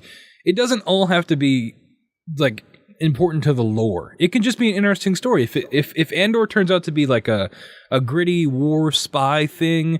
I don't think it will be, but if it was, and like they actually raise some questions that haven't been talked about in Star Wars before, like the more interesting parts of Rogue One, that could be something worth your time.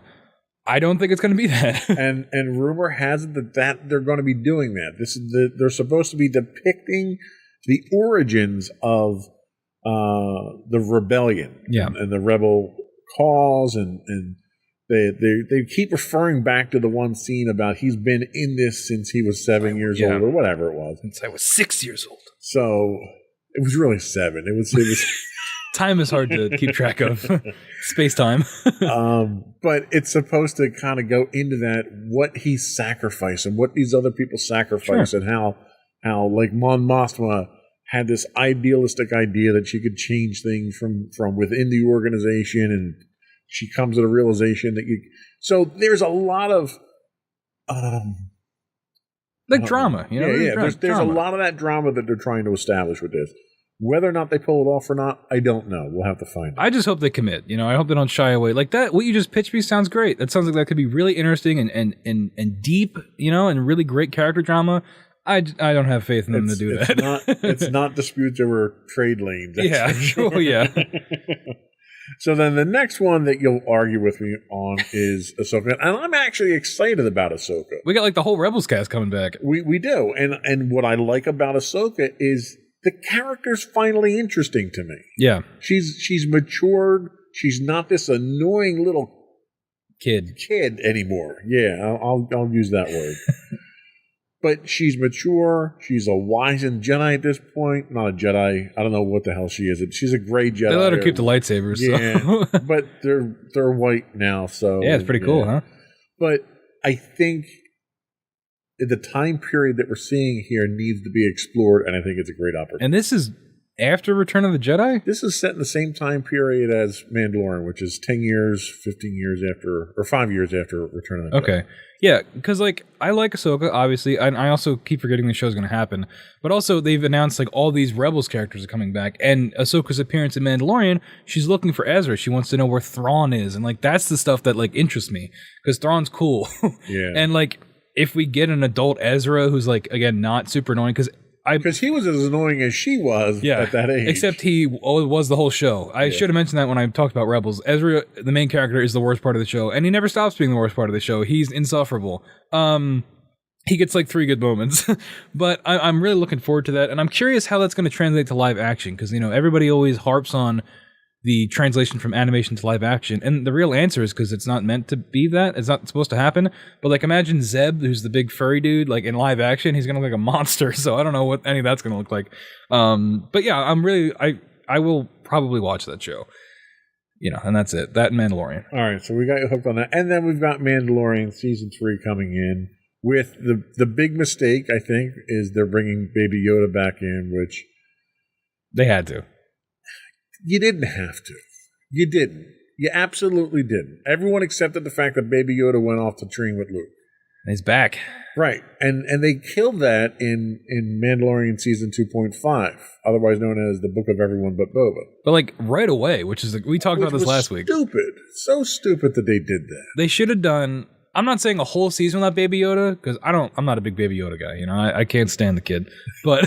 You don't like any young people in the because it's so, at least Baby Yoda was just so, I don't know, cheap and like just a way to sell stuff, which they did. But they didn't, though. That was the funny part. They released the series and it took them 12 months to get a piece of merchandise out. Everybody else was selling Baby Yoda stuff. That is true.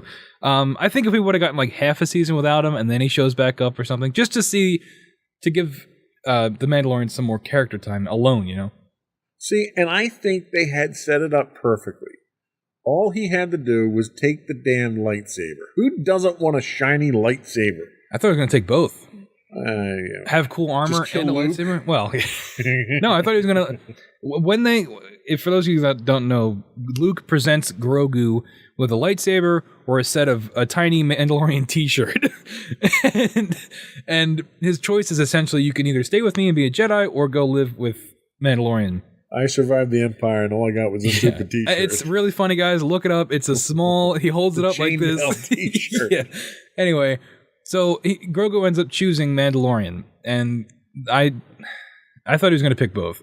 I think it would have made such a better story if he picked the lightsaber and he realized he had to put that part of his life behind him, and then Mandalorian can go off and shine on his own. Yeah. What the hell is he going to do with this kid now? The kid was nothing but a draw to him. Well, now we're going to go full... I think, isn't the idea he's going to go full Mandalorian? We're going to get... We're going to get him in a full Mando suit now? Yeah, it's going to be a mech suit. No, I imagine they're going to go to Mandalorian and kind of make all that a thing, because, they said the Mandalorian isn't the Mandalorian anymore, even though he has the Darksaber, things like that. So I imagine it's going to be... But you don't need Baby Yoda for it. Well, now he's a foundling, just like Jin was. And he's going to get a mech suit. Okay. But I'm in because it seems like we're going back to Mandalorian. Every time that's in anything, I love it. Okay. We'll get Bo-Katan back. Yeah. And, Well, she's coming back. But. The Armorer, the Destiny character. No, because the Armorer is one of the mean ones now. She's one of the Death Watch, so he's not Death Watch anymore. He's going to have to fight her, and she's going to have all different swords and stuff because she's an armorer. Is that what she's going to have? She's going to have a weapon wheel like Grand Theft Auto. Anyway, so the next one we have is Skeleton Crew. There's more? Yeah, there's like 12. I thought Mandalorian was the last one. All right. We got Skeleton Crew. Jude Law is set to lead John Watt's first foray into Star Wars canon. The series follows the fall of the Empire through the eyes of 4 children, which I'm sure you'll love. What? Yeah. The series is previously named codename Grammar Rodeo. It's described as galactic version of classic Amblin coming-of-age adventure films through the 80s, which clearly you're not watching this one. Well, like, okay, so I talked about earlier how you can make Star Wars interesting by taking other stories and, like, putting them in Star Wars. This isn't quite what I meant. This is not what I meant. Although John Watts, he did the Spider-Man movies. He's pretty good at doing that, like, you know, that Homecoming movie is very much like a, you know, like the, what's the guy's name? Like Breakfast Club, all those. Right. All those movies. So yeah, it could be interesting, I guess.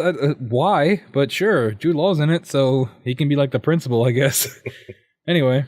So that's another one that Filoni's involved in, as is Rangers of the New Republic, which was on again, off again, on again. This was the one that was supposed to have the two guys that we're seeing show up in The Mandalorian, and it was supposed to, they set up Gina Carano's character, and then she pissed them off because she was tweeting stuff they didn't like, so they fired her.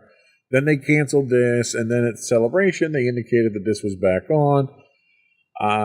Don't know what they're doing with this one here or why they're doing this one.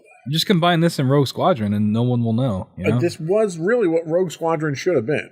It sounds like it's like a procedural. Like they're gonna like investigate like yeah. It's like these kind of Law and Order for Star Wars. These shows just sound so boring. Like, is it just me? Like these sound like really boring. But wait, we're not done yet. We're really not. Then we're gonna. Don't know if we're getting Donald Glover for it or not, but we're coming out with a Lando series, which if you don't have Donald Glover or Billy D, it's not going to be a Lando series. Well, this was announced back when like Solo came out, right? Yeah, but they talked about it again. This is all just to keep the shareholders happy. None of this is ever coming out. Well, and that's the problem. It's like, it's almost like, well, let's throw all this stuff against the wall and see what sticks. And, you know, we're going to tease all this stuff and see what kind of reaction we get. And it's because they have to, you know, they got to keep people, Star Wars fans, like, oh, here's this content's never going to, the pipeline's going to keep on flowing, everybody. Then after Lando, we have the Acolyte. Now, the Acolyte actually sounds kind of interesting because they're taking a different route with it. Yeah. It's kind of described as a mystery thriller that will take audiences into a galaxy of shadowy secrets and emerging dark side powers in the final days of the High Republic era. Vague. Nobody cares about the High Republic. No, because it's all books. I don't want to read. But if it was a show, I might check it out.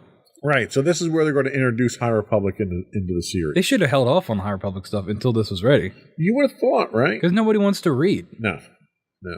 I'm struggling getting through the second book of the High Republic. I really am. I've read every novel out there. Is it bad? It's terrible. Oh.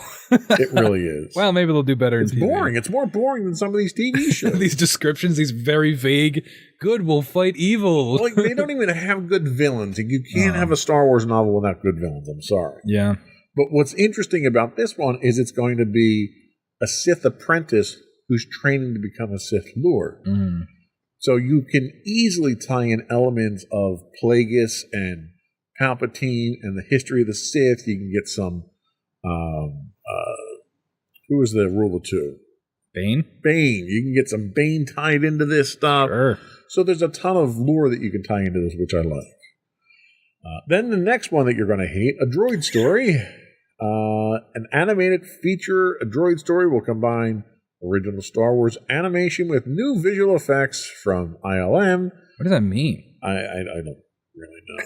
It sounds like they're remaking the old animated stuff. But the film will premiere on Disney Plus and introduce a new hero guided by the iconic duo of R2-D2 and C-3PO, with Anthony Daniels confirmed to reprise. Oh, he's got nothing going on. I know. He's working at Taco Bell. He's sorry, Anthony, if you're watching this, but come on. I've heard you're very unlikable, so it's all right. Okay, that sounds terrible. That sounds like a ride. Like that sounds like a Star Tours edition. It does. So that's another golden oldie. More. There's more. We got 3 more to go through here, believe it or not. So we have Tales of the Jedi. Oh, this one's good. This is more Clone Wars. Maybe. Tales of the Jedi will land on Disney Plus at some point in the fall of 2022. IGN describes it as a new anthology series that will tell stories of Ahsoka and Count Dooku. It's supposed to be a bunch of one-offs. Yeah, there were some screenshots of this that leaked, and it looks like it's the Clone Wars animation style. So yeah, which I'm not a big fan of.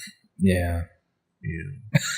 And Then we have Star Wars Visions Season 2. Did you watch any of Season 1? I watched like 3 episodes, but I am happy it got a Season 2 because it's something different, and I'm glad that they're giving it more time. They did a really nice job. There was, I think, 8 or 9 different stories that came out of it. They were all standalone stories.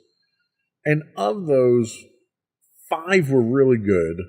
Yeah, I watched like the first 2 or 3. Yeah, 5 were really good. 2 were okay, and the rest just throw away. That's pretty good. And that's a good, yeah, that's pretty good. Yeah. And I think it was based on that idea of, here's 9 stories, and 7 of them were good. Oh, well, let's have 15 new series and see if we can get a couple good ones out of it. Let's dedicate 7 episodes and 15 shows. That's not how that works. Just spend billions of dollars.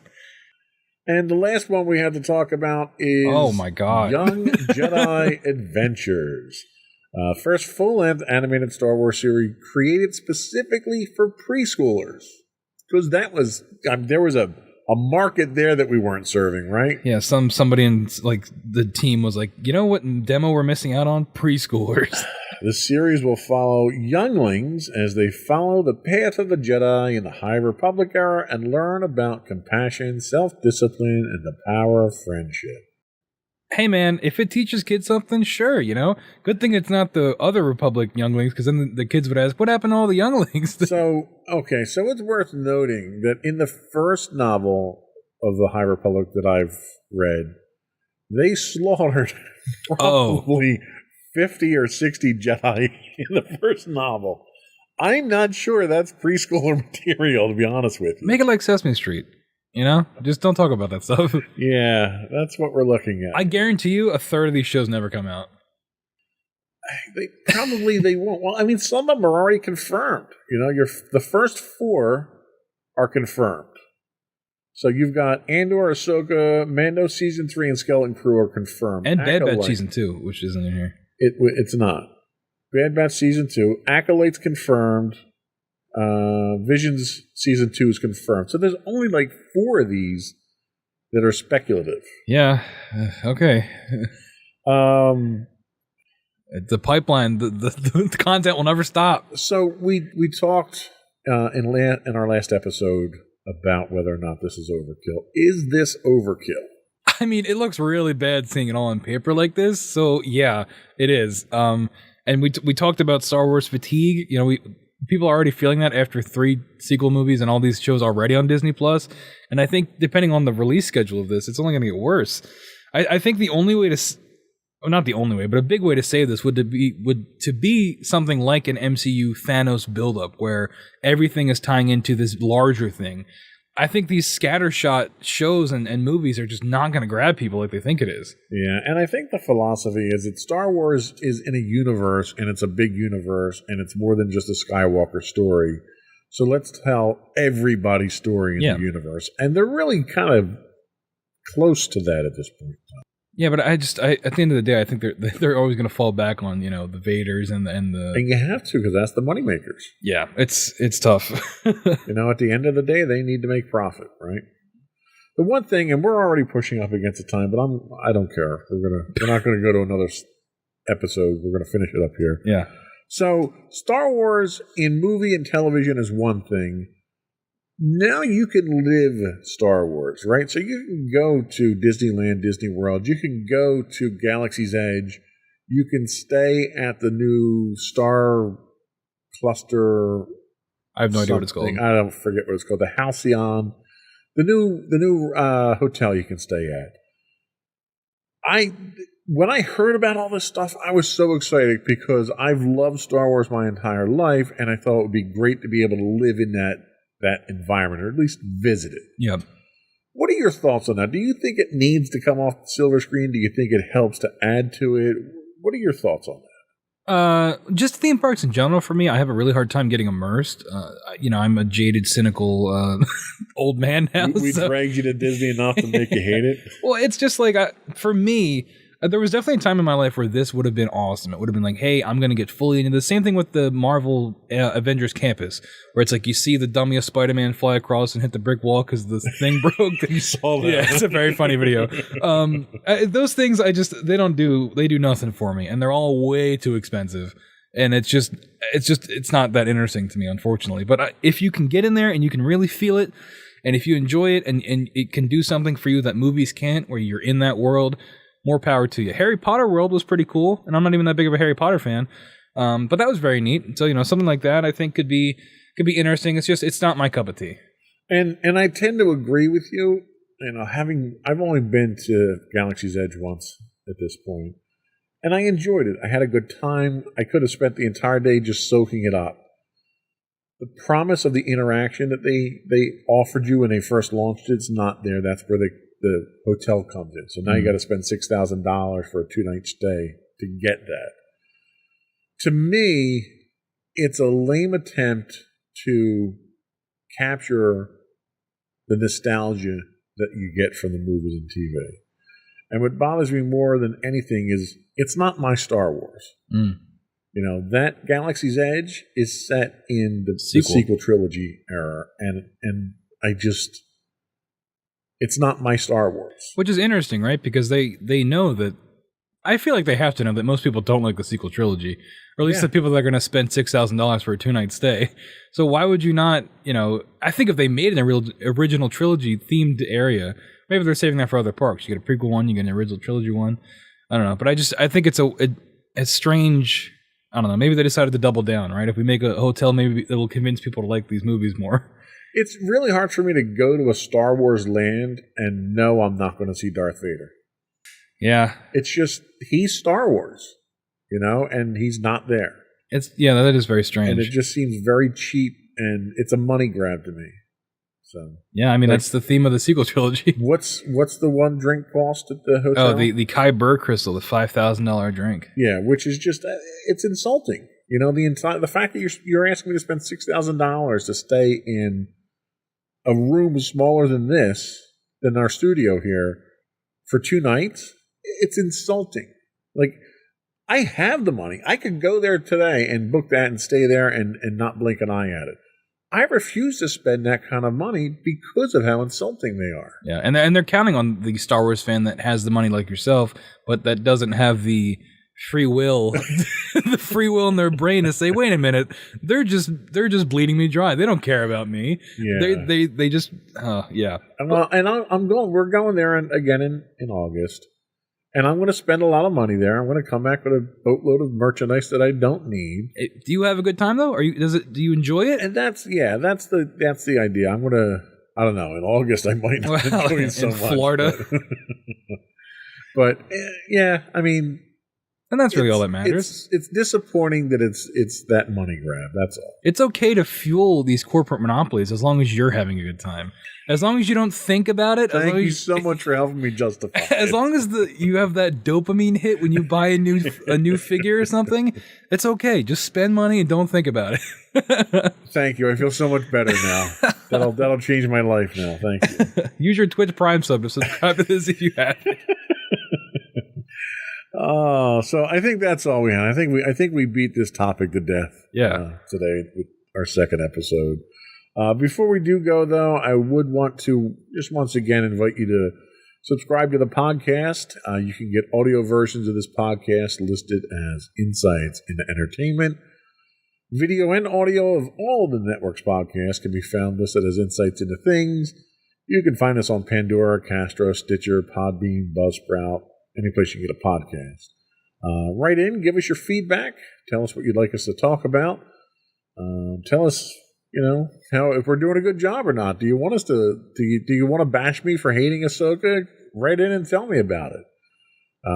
You can email us at comments@insightsintothings.com.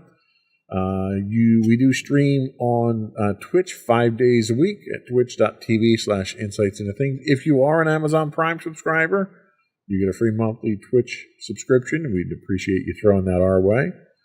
You can also find high-res versions of all of our videos on YouTube at youtube.com/insightsintothings, or you can find links to all those and more on our official website at www.insightsintothings.com.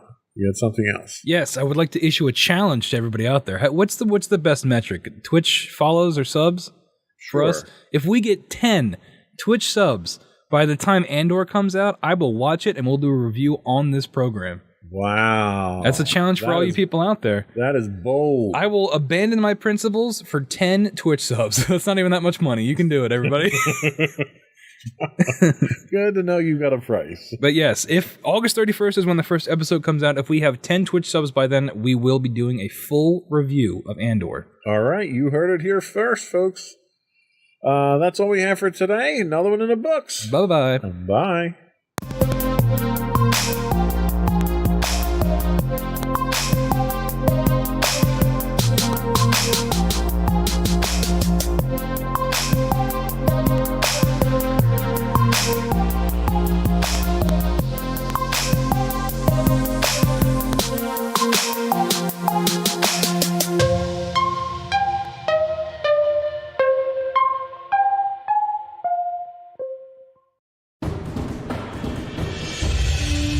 For over 7 years, the Second Sith Empire has been the premier community guild in the online game Star Wars: The Old Republic.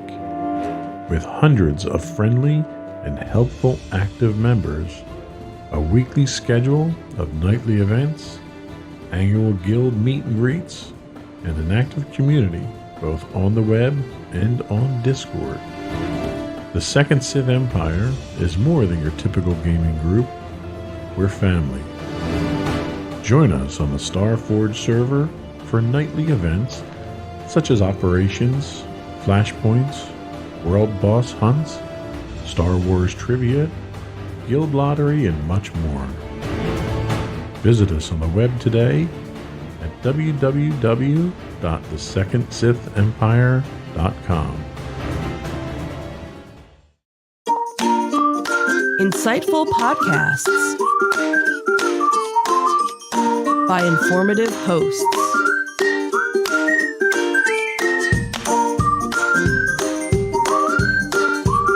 Insights into Things, a podcast network.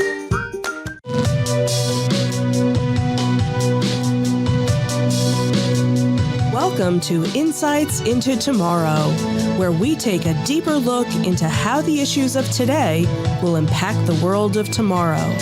From politics and world news to media and technology, we discuss how today's headlines are becoming tomorrow's reality.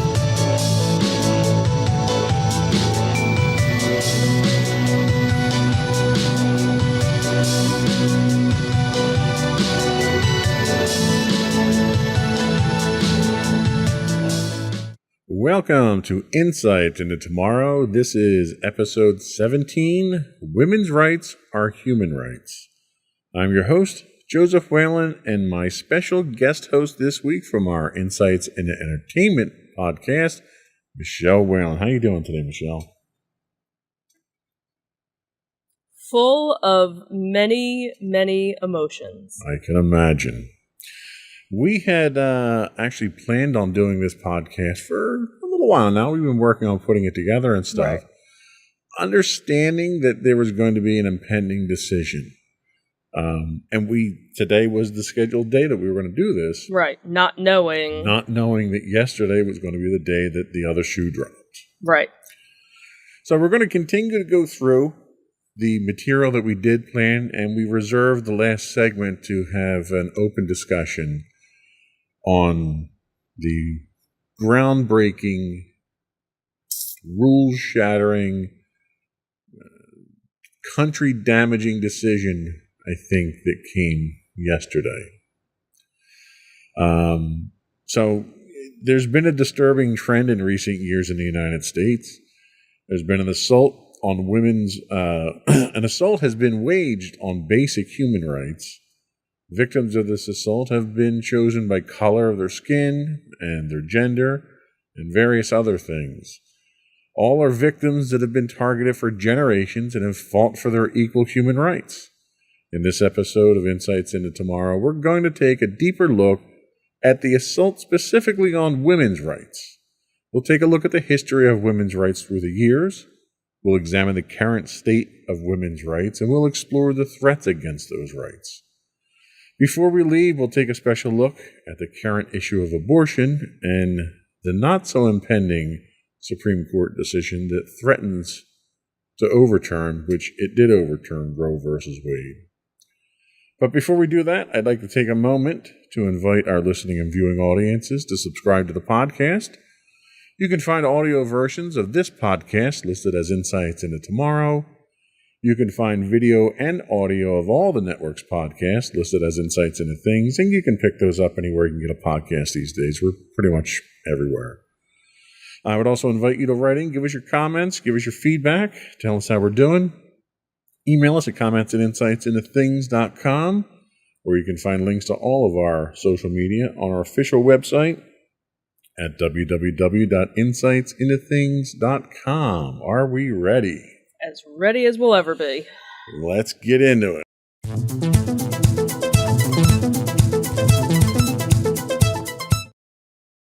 So, all women are entitled to human rights. These include the right to live free from violence and discrimination, to enjoy the highest attainable standard of physical and mental health, to be educated, and to own property, to vote, and to earn an equal wage. Across the globe, many women and girls still face discrimination on the basis of sex and gender. Gender inequality underpins many problems which disappropriately affect women and girls, such as domestic and sexual violence, lower pay, lack of access to education, and inadequate healthcare. For many years, women's rights movements have fought hard to address these inequalities, campaigning to change laws or taking to the streets to demand their rights are respected. And new movements have flourished in the digital age, such as the Me Too campaign, which highlights the prevalence of gender-based violence and sexual harassment. So there has been a fairly long history of women's fight for their rights, in the United States at least, because when the country was formed, there was no explicit provisions in the Constitution for women's rights to anything. Mm-hmm.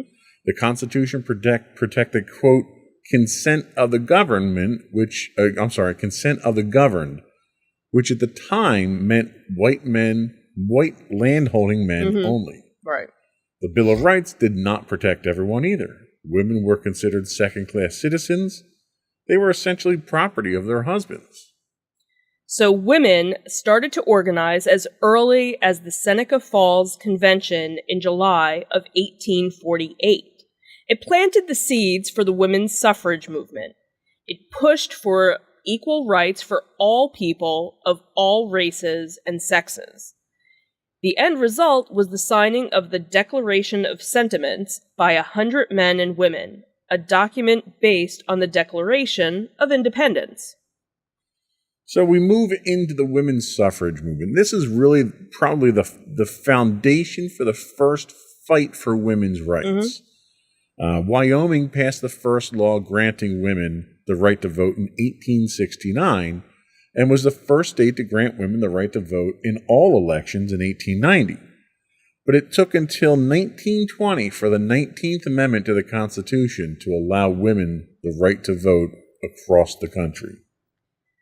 So now let's talk a little bit about abortion and contraception. So there were widespread anti-contraception laws on the books as late as 1819 before they were challenged, starting with Margaret Sanger in New York. Abortion laws criminalized the act of ending a pregnancy apart from saving a woman's life were in place and well into the 60s before any challenges were raised.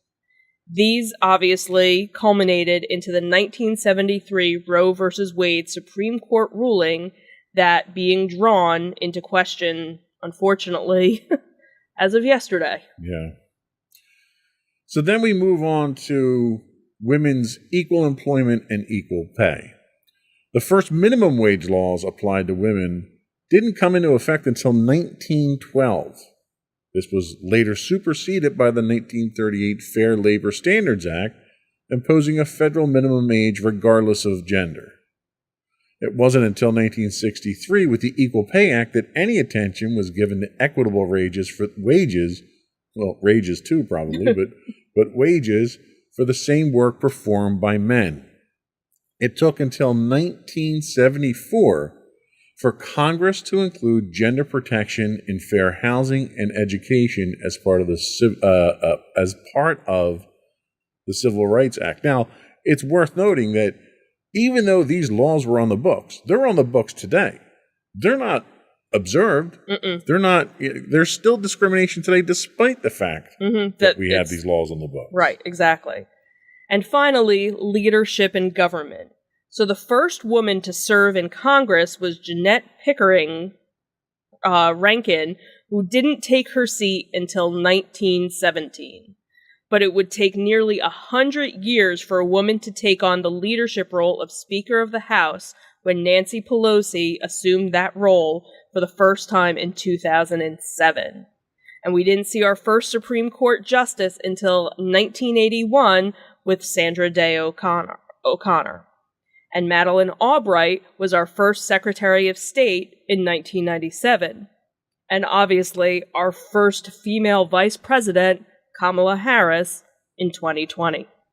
So, the disturbing trend that I see in this history here is there's spurts of progress. There's long periods where there's no progress.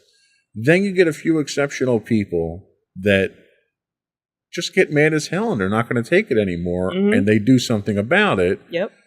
And the establishment throws a couple of crumbs out there and gives a little bit of rights to people. And then there's a long period of time until it happens again.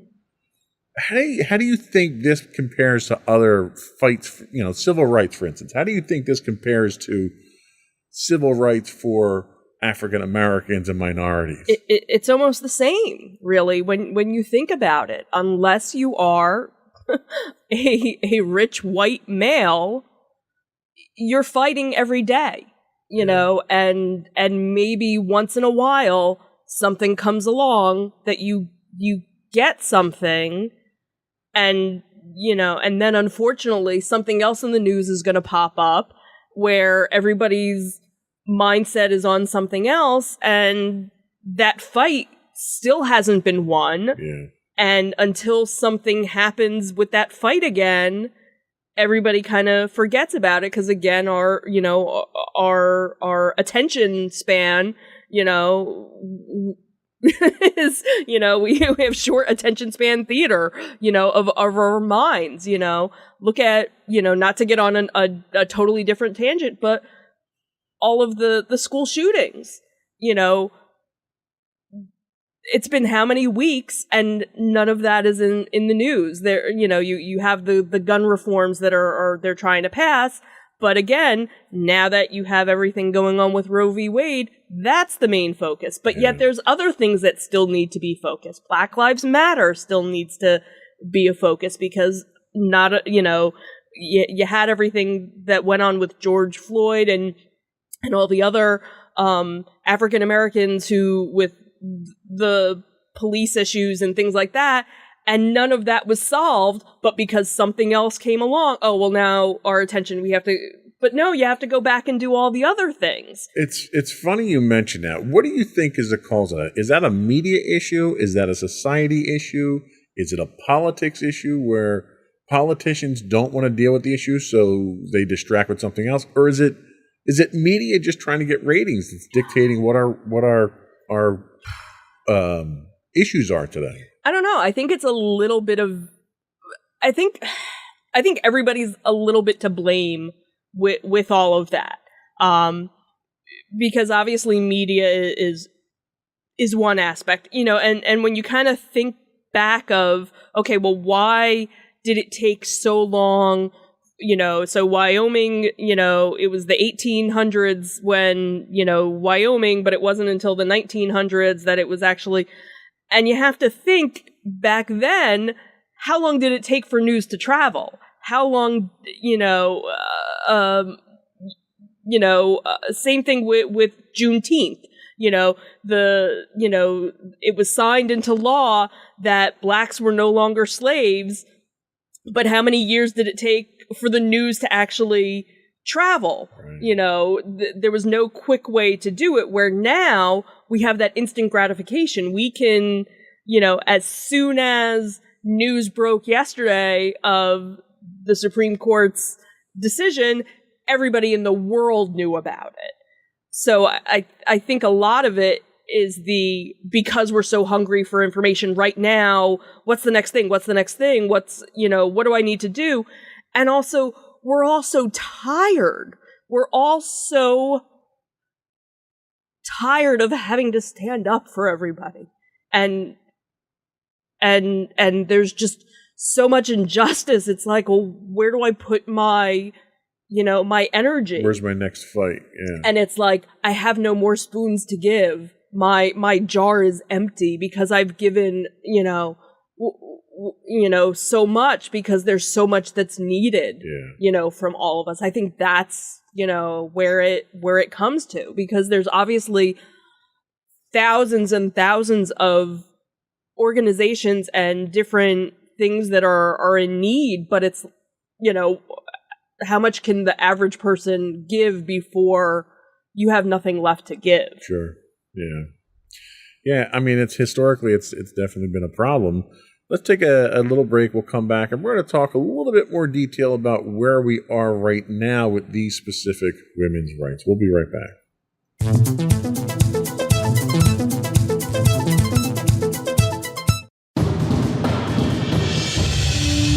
For over 7 years, the Second Sith Empire has been the premier community guild in the online game Star Wars: The Old Republic. With hundreds of friendly and helpful active members, a weekly schedule of nightly events, annual guild meet and greets, and an active community both on the web and on Discord. The Second Sith Empire is more than your typical gaming group. We're family.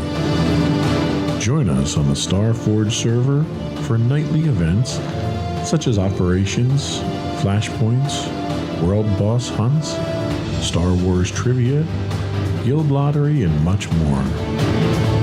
Visit us on the web today at www.thesecondsithempire.com.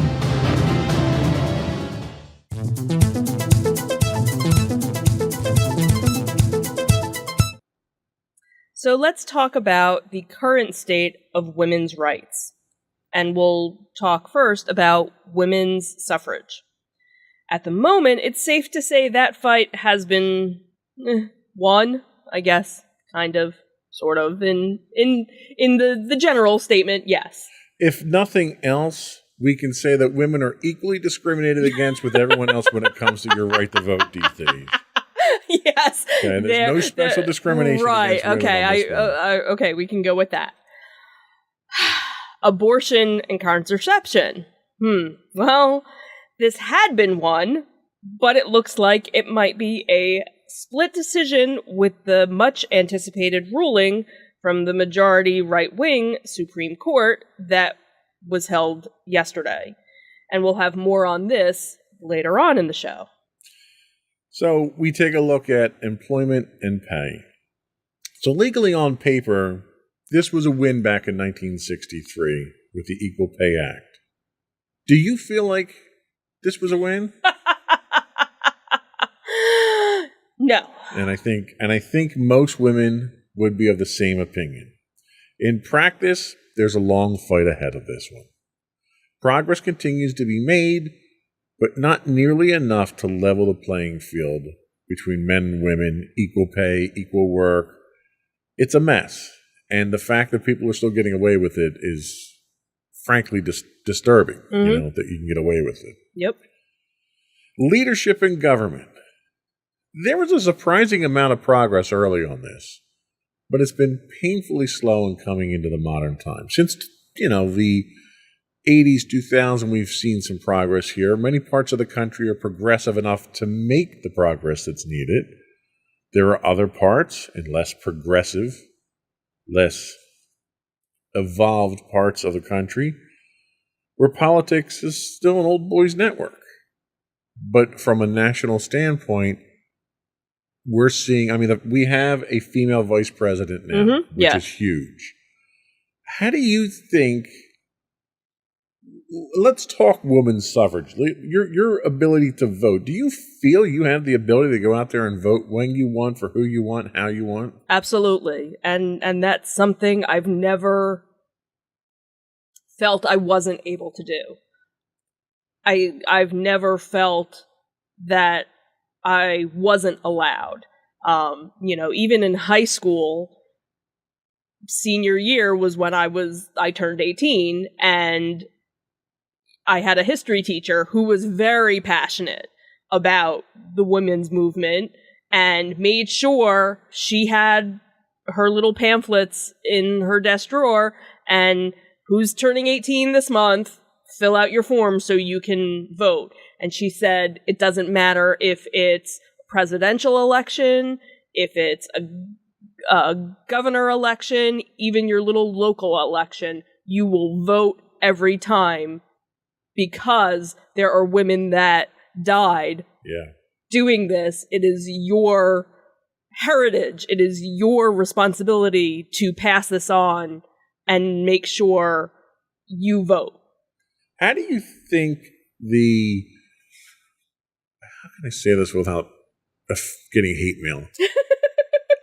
How do you think the outcome of the 2020 election or the 2016 election, we can even go. You could, but specifically the 2020 election, in which there was an artificial stigma built up about the legitimacy of the election and voting and voter fraud.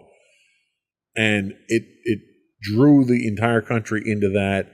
And now we're seeing certain states that support a certain party are now imposing laws that, if not discriminating against people from voting, will make it harder, making it much more difficult. Absolutely. And that's... Do you feel threatened by that? Fortunately, I don't, because at this point we are in a very blue state, and I've never felt threatened going to our polling places. We don't have far to travel. We usually never have more than 5 minutes to wait, if we even have a wait whenever we've gone. And I know that's not the case for states right next to ours, where people will wait in line hours to cast their vote, or have to travel, an hour to get to their polling place. And I would probably feel intimidated if I had to go through all those measures, and almost jump through hoops to fulfill my civic duty. Right. And nobody should have to feel that way to do that. Absolutely. Abortion and contraception. So for now, we're going to put abortion aside because we already have a discussion on the last segment. Contraception. Mm-hmm. Do you feel that you can acquire the contraception that you want, and that the health care that you need as far as women's health is readily available to you? Do you think that's a threat? Do you think progress needs to be made on that front? So, again, being a white female, a middle-class white female in a blue state, I don't feel discriminated at all against any healthcare. I know that's not the case for others of my gender in other parts of our country. That now that is something that there are rumors about being taken away. Now you see all over social media people saying, if you're on some sort of IUD, if you're on any sort of implant, get it replaced now. Anything that, has a couple of years, because we don't know what's coming down the pike. The fact that some male can make a decision what I do with my body absolutely blows my mind.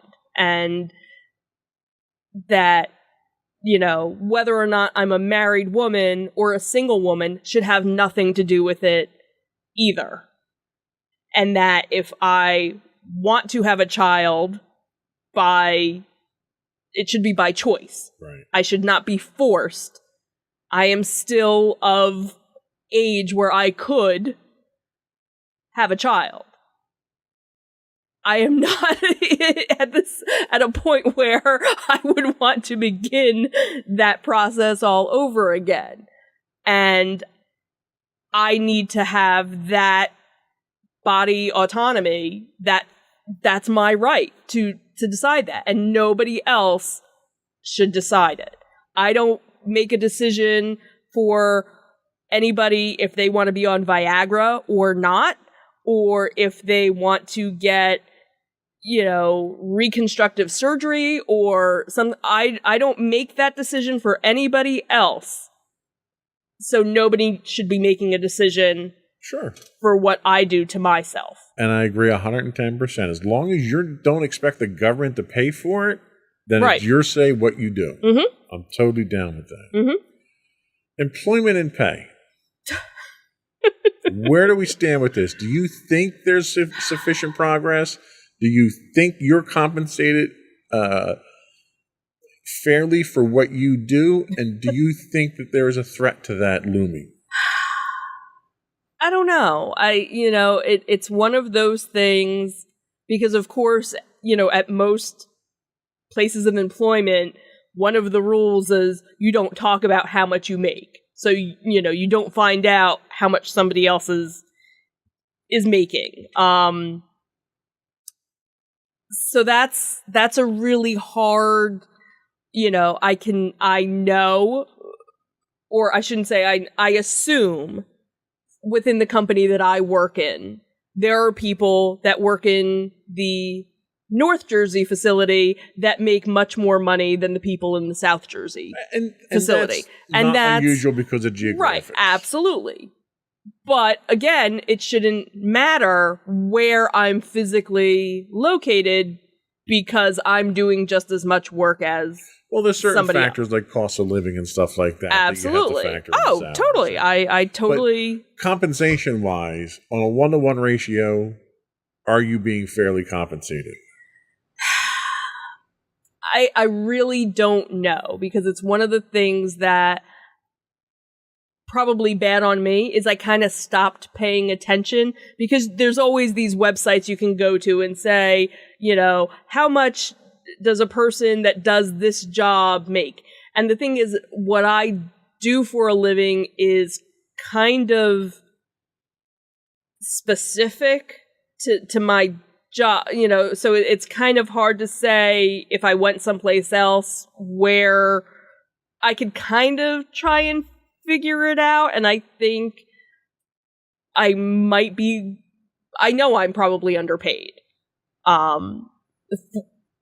Just one, because I'm, is it because you're a woman, or because you're a one-of-a-kind person doing what you do? I don't know. It might be a combination of both. We recently, at my company, had somebody who left the company who was a woman.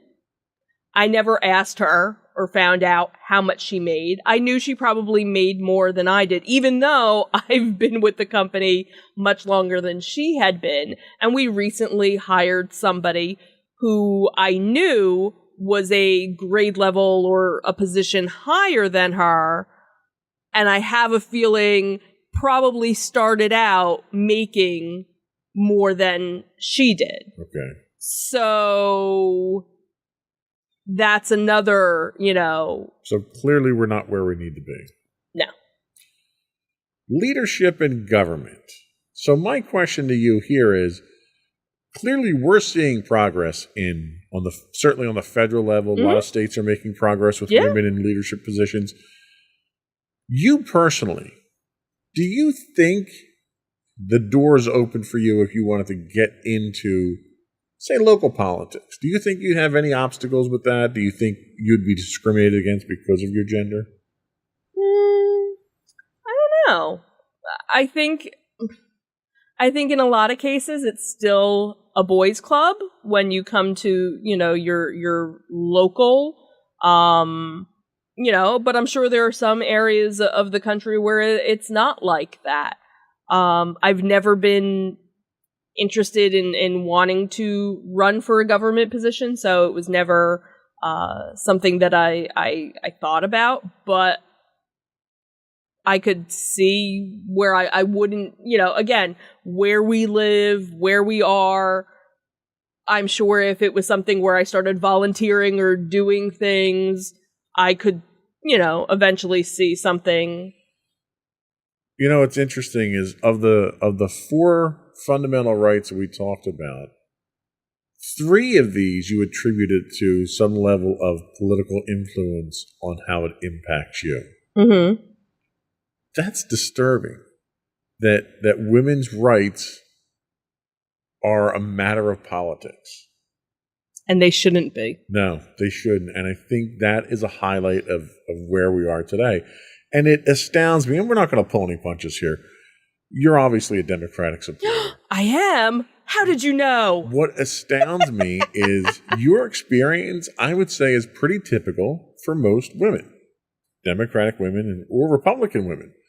But there are so many staunch Republican women that support a party that has, for over a century, had policies that were contrary to women's interests. Mm-hmm. And what is it about people like that who would support someone who wants to hold you down? Like, is it I almost attribute it to like a beaten wife syndrome type thing. Yeah. Where they just accept their place as a lesser citizen in society. And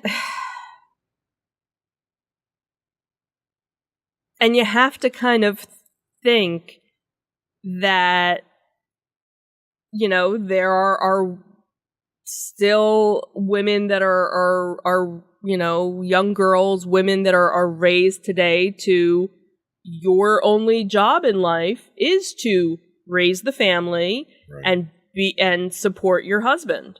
And that's it. And I'm not knocking anyone that's what they want to do in their life. If that's what you aspire to do, knock your socks off. Right. But don't hold other people back. Exactly. In the process. But don't tell me that I can't do more. Absolutely. Or tell my daughter that she can't be more. Yeah, that's my hang up about this whole thing. As much as I hate seeing how you are treated, it irks me to think that she's going to face some of these same prejudices, and it really pisses me off. Mm-hmm. And I want to do everything I can to make sure that she's got every opportunity. And I'm so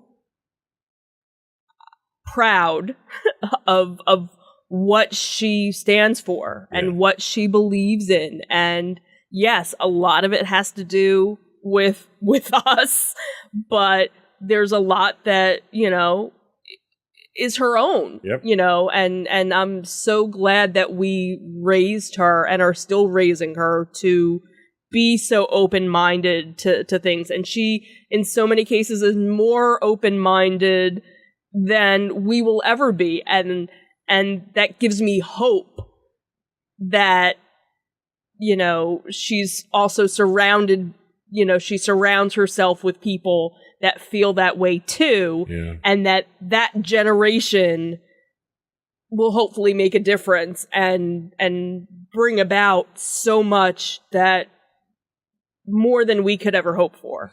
I'm also very fortunate that she's patient enough to help educate, carry me along in that journey. Yes. I've learned a lot. Mm-hmm. I've learned a lot from her that I never thought I would learn. Mm-hmm. Let's take another break, and when we come back, we're going to take a look at what some of the obstacles and threats are to these rights. We'll be right back.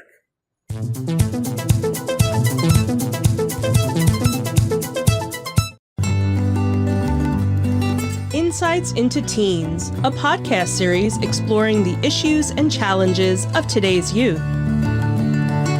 Talking to real teens about real teen problems. Explore issues from braces to puberty, social anxiety to financial responsibility. Each week, we talk about the topics concerning today's youth. We look at how the issues affect teens, how to cope with these issues, and how parents, friends, and loved ones can help teens handle these challenges. Check out our video episodes on youtube.com/insightsintothings.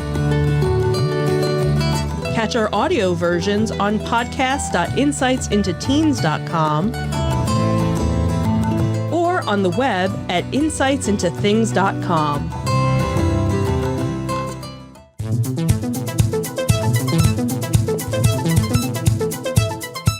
So, threats and obstacles to women's rights in America. And, we'll attack these rights as we've been doing in order. So the first one we're going to talk about is women's suffrage. So in the wake of the toxic 2020 elections, there's been a wholesale attack on voting rights. These attacks aren't targeted specifically at women and are designed to make it harder for people in general to vote. Not too much in general, but there's specific segments of the population that are targeted at.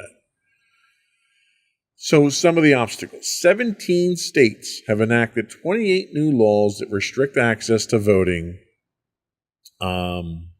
by targeting citizens with disabilities. The fact that they're not including accessibility, common accessibility options to get into voting places that make it difficult for people with disabilities to vote. Mm-hmm.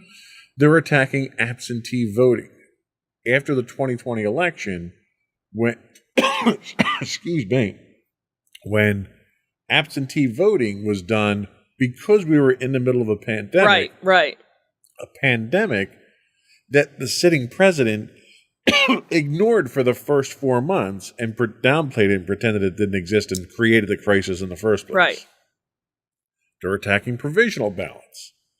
They're requiring voter ID, which there's nothing. Take a drink here. I'm joking to death. This is how much I hate these rules. There's nothing in the Constitution that says voter ID is required to cast your vote. Nowhere. So I don't know where they're coming up with that one. They're targeting voter registration. They're making it harder to register. Mm-hmm. They're requiring different requirements to now register. They're instituting registration purging. So normally with registration purging, if you don't vote in so many elections, they purge you from the voter registration roll. Well, that number of elections is usually like 4, 5, something like that, presidential elections. Now they're saying if you don't vote in the last one, you're not registered anymore. Oh, see, You need to register again to vote. They're restricting student voting, making it difficult for students, because before they would make it accessible to students to vote during student hours and stuff like that at colleges. They're restricting that. And they're limiting polling places to make it harder to vote. So people who are, again, disabled, infirmed, aged, people that don't drive, they're making them travel hours to get to a voting place to cast a vote, knowing that they won't vote because they're the people that they don't want voting because they're going to vote for the opposition. Right. So that's some of what we're looking at here. Not specifically against women, but affecting everybody. Right. And you figure it's the lower income, more likely the people of color. Yep. That's the areas that they're really targeting. Absolutely. So what's your next one? Abortion. Somehow, after nearly 50 years, this is still a matter of debate. Instead of being an ideological discussion, anything to do with abortions has turned into a political discussion, which generally means that all logic is out the window with it. There is a real threat to women's reproductive rights with the recent leaked draft of the opinion by the Supreme Court that now wasn't just a leak, because now it has come to fruition that they have now overturned Roe v. Wade. More on that later. Later on. Deep cleansing breaths. Deep cleansing breaths. Okay. Let's go back to employment and pay. So on average, women earn 82 cents for every dollar that a man earns. And in comparing salaries over 350 jobs, women actually earn less in nearly all jobs. Women earn less than their same race and ethnicity, their counterparts at entry-level positions, of education attained as well. So the pandemic is estimated to have set the women's labor force back more than 30 years. So there's that progress that we're losing.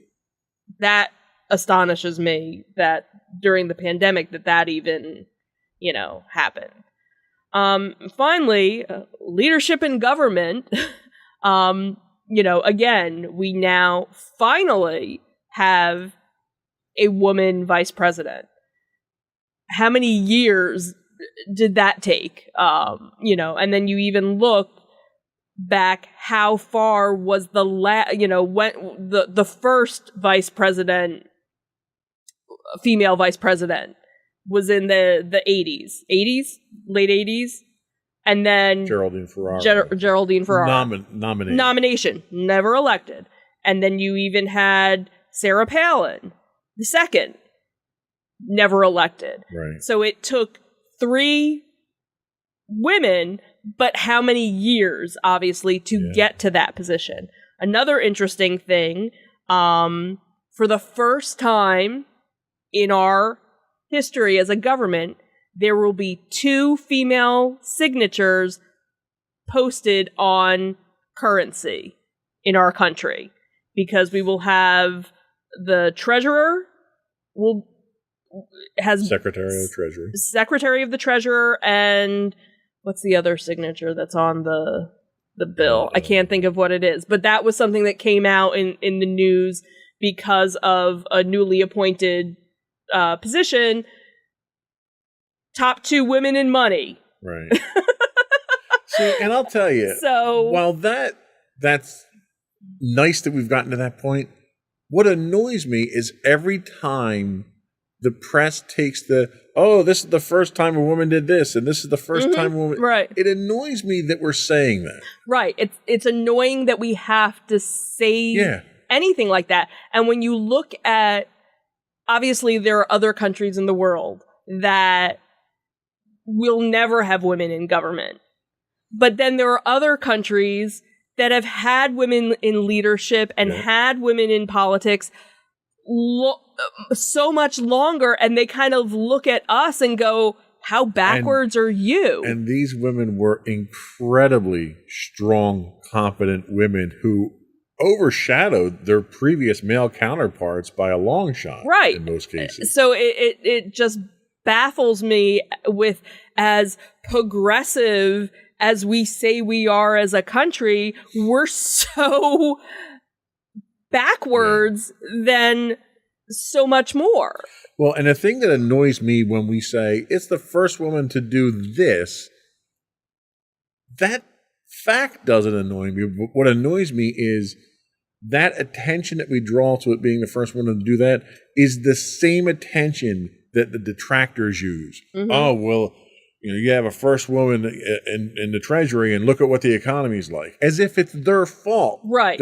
And they use that fact that they're a woman as justification for how things are and the state of, and it annoys me that they do that. Right, and the other thing too is how many women had to do so many other things to get that person, to lift that woman up. Absolutely. To do that. That's the thing. Standing on the shoulders of giants. Absolutely. And women like Kamala Harris was extremely complimentary and appreciative of all the women that came before her that gave her the opportunity that she has today. Yeah, absolutely. So lot of obstacles out there that we need to we've come far, but we haven't come far enough. Right. And it's almost like the old boys network, their attitude's almost like, all right, well, we threw you a bone, now shut up and go away for a while, okay? You're fine. Like, they're terrified of having an equal playing field, and they think trickling little bits out here and there will keep the masses occupied and quiet them down when they get a little riled up, which is unfortunate. That's why you know, the one thing that I think might come out of this Supreme Court ruling is that a lot of rich white guys might not have a career in politics moving forward anymore. Let's hope and pray. We'll talk about prayers that. And thoughts. We're going to take our last break, and we'll talk about that when we come back.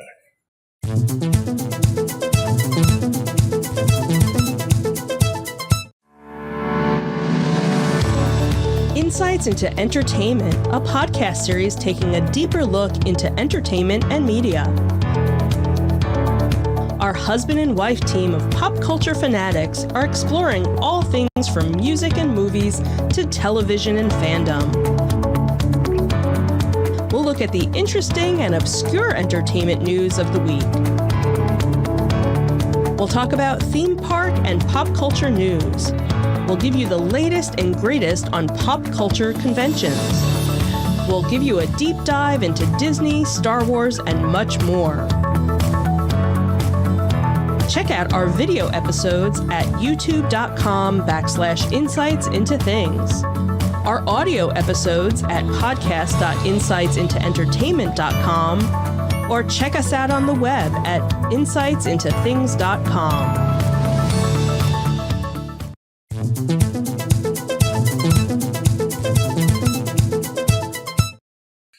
So, women's rights are human rights.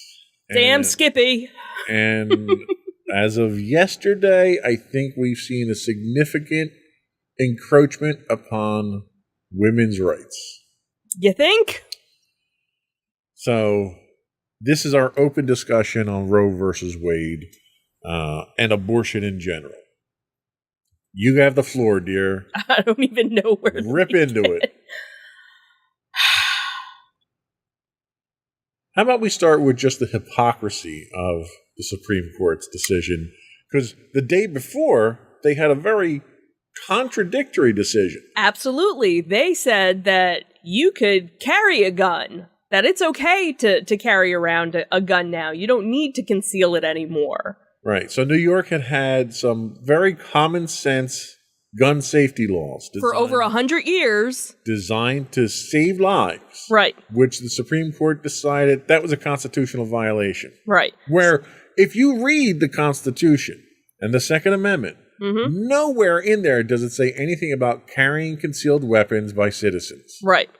It speaks entirely about pertaining to a well-regulated militia. Right. Which for some reason everyone seems to want to ignore that. So right. So because it's all up for interpretation. Yep. That's what it is. So the Supreme Court decides that we're going to do away with common sense gun law because it's against people's constitutional rights. But now you can't get an abortion. Nope. So we're preserving life on one side with overturning Roe versus Wade, but we really don't give a damn about it because you can carry guns and shoot anybody you want. Right. So one of the memes, our government is bold enough to force you to have a kid, but is too weak to ensure that they make it to recess alive. Yeah. If that is not... That's profound. With between the past 2 days of the Supreme Court, that... How?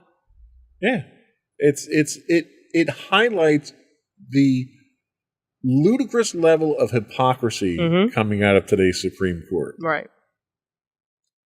The fact that church and state is supposed to be separate, but yet the church has more say over my body, and I'm not a member of a church. Right. My religion, I am Jewish, if you didn't know. My religion states abortion is okay. Because my life is more important than what is in my body, what is in my womb. Yeah. And until what is growing in my womb can live and take 3 breaths on its own, it doesn't have a choice over me. Well, you could also interpret the 2 rulings from the Supreme Court of you can have an abortion as long as you don't mind getting shot in the process. Right. Right. And unfortunately, there has been violence that has happened at clinics that aren't even performing abortions, because that's the other thing, is that everybody goes after Planned Parenthood. Oh, they're doing all these abortions and da-da-da-da.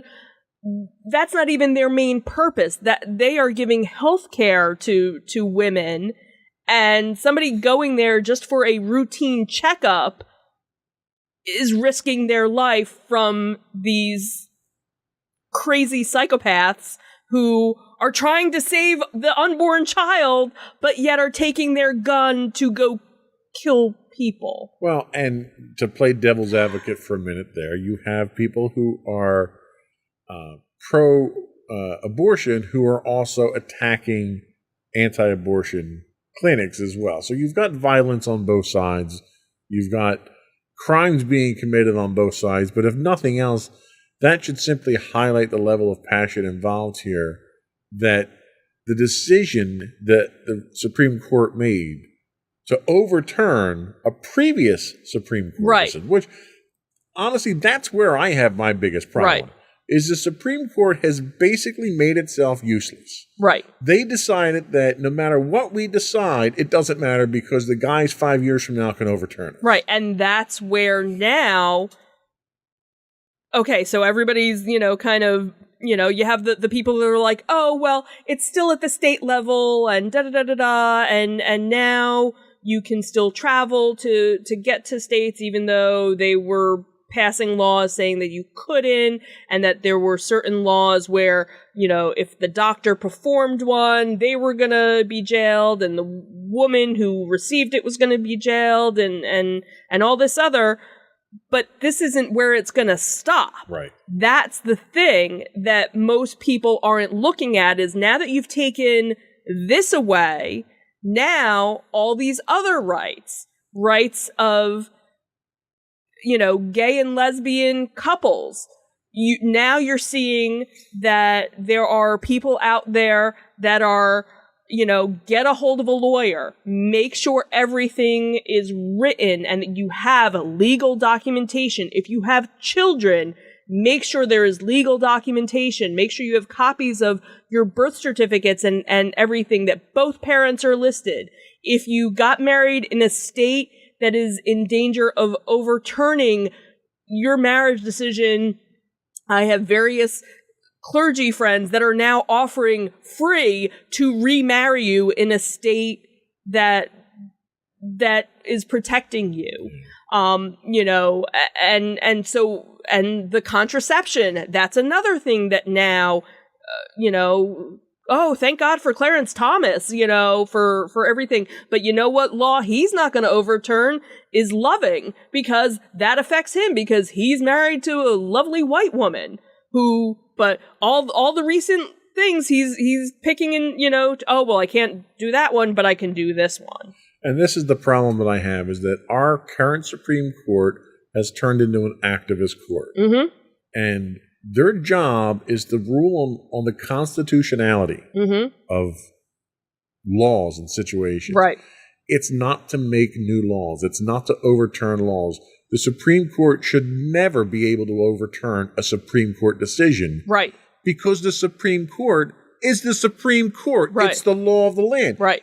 if they can overturn their own decisions, where do you go from there? Right, exactly. And that's the thing, is now what else is on the books that you can overturn? Right. The only way a Supreme Court decision should be overturned is with a constitutional amendment.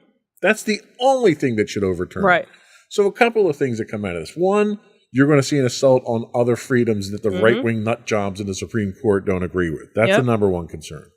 Number two, you're going to push decisions like this down to the state. So you're going to have 50 different laws in 50 different states governing all these different things. We're basically becoming 50 different countries at this point. Yep. The other problem that I have is now, because you're going to see the Supreme Court overturning Supreme Court precedent, the only way to defend against that is a constitutional amendment. And to think of our politics today and who's, how that razor sharp edge that we're on right now between Republican and Democrat, to think that these idiots would contemplate doing amendments to the Constitution terrifies me. Yeah. I mean, we thought we were ripping the Constitution apart with the 2020 election. These people are just itching to rewrite it in their favor. And that's what scares me more than anything else. Yes, the whole abortion thing is probably never should have gotten to the Supreme Court, because really it's not, and at least it shouldn't have gotten there in the form that it did, because abortion is not a constitutionally protected right. Your health is, your personal well-being is, and that's how it should have been presented to the Supreme Court, and then you couldn't overturn it at that point. Right. But things that go to the Supreme Court now don't matter. Right. Because after a couple of years and you get a couple of justices retire, whoever happens to be president at the time, they're going to switch it their way. There's a real threat that Joe Biden might pack the Supreme Court now because of the situation that's going on. So then, so 5 years down the line, when we have a new president out there, what's going to happen there? Are we going to wind up with 50 Supreme Court justices? Because every time a new president comes in, they want to make sure that the court's tilted in their favor. Like this decision breaks the country. In so many ways. Yeah.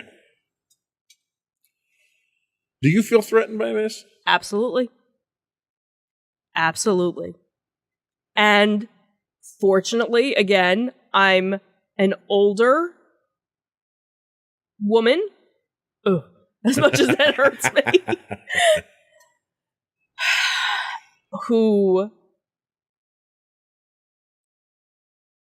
I know, if, again, something were to happen, I have the means, I have the ability to get the help that I would need, no matter what, because again, we live in a state where it is still legal and will probably always remain legal. I worry about women, girls, trans men, even, who live in areas where they don't have it accessible and can't get the help that they need. Yeah. That's what makes me angry. And I want to go fight. What do you think needs to happen to set this right? What does the government, the president, the Supreme Court, citizens, what do we have to do to fix this and have it stay fixed? Because we thought it was fixed. Right. And that's the thing, is there are certain states where it is fixed. No matter what the law of the land is, it's, it was voted in. And that's, I think, what is so frustrating, is that why does it even need to be that way? Why do people have to vote on it? If I want to go and buy a pack of cigarettes, I can go and buy a pack of cigarettes. What does it matter if I want to, do that?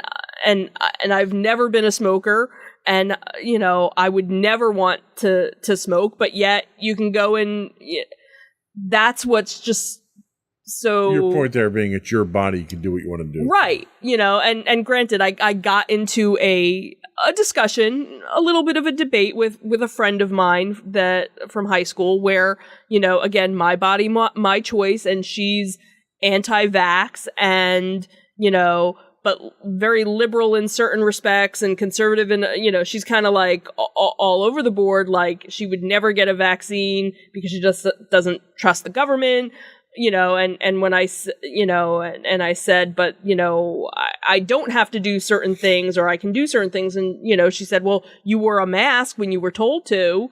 And I was like, I wore a mask because I was protecting myself. And guess what? I still wear a mask now, even though the majority of the people don't. And yes, I am fully vaccinated and boosted and whatever, but I'm still wearing a mask because I don't want to get sick. Yeah.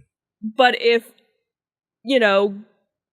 I think back to when I was in college, and if I had gotten pregnant in college, I wasn't ready to be a mother then, so, and then there are women that, have other medical issues. My best friend had to have a late-term abortion because if she had carried her baby to term, she could have died. Right. So, it shouldn't be something that's a law that you're forced to do or not to do. It's your body. It's your choice. And the hypocrisy, again, that we always seem to go back to the hypocrisy of this. So the Supreme Court ruled in a case where members of the armed forces sued the army or whatever branch of the government, branch of the military they were in, when they were told that they had to get vaccinated. Mm-hmm. And the Supreme Court ruled they didn't have to. They had a right to choose. Right. If you have a right to choose whether or not you take a vaccine, how do you not have a right to choose whether or not you carry a child to term? Right. Isn't carrying that child to full term far more impactful than getting a vaccine? Right. Where you would think you would have that option? And the hypocrisy of it, too, is if men had the ability to carry, now granted, trans men can, I don't want to exclude them, but if these white cis men were at risk of their body harming them, because think about it, when and you've mentioned it numerous times, especially watching me go through childbirth and what happened I ended up having to have an emergency C-section because our daughter was in distress, and you got to see firsthand what my body went through. You've said time and time again, there's no way in hell you would have been able to do that. Right. And I bet you if you polled, the majority of men, would you be willing to go through childbirth? Would you be willing to do all these things? No. No, they wouldn't.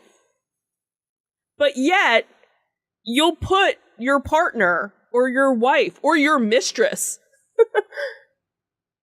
you'll engage in an act and not have any thought process behind that.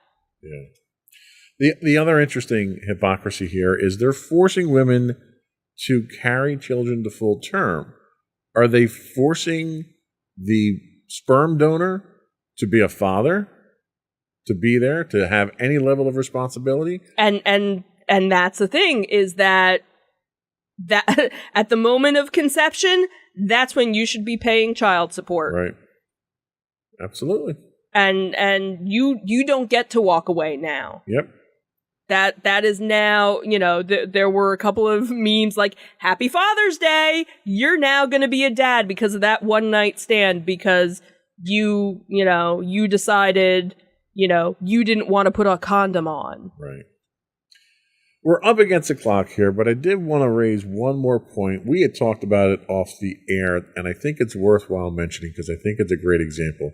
Tell us about the adoption one. Yeah, let me bring that one up. So this was an interesting... Because I thought this was very poignant. Yes, this was recently posted and is something for the Supreme Court to consider. Can a 13-year-old girl adopt a baby if she wants to? No, obviously not. Are you nuts? What about a 15-year-old girl? Can she adopt a baby if she feels like it? Nope, absolutely not. All right, how about an 18-year-old girl? Surely she could adopt a baby, right? No, still can't.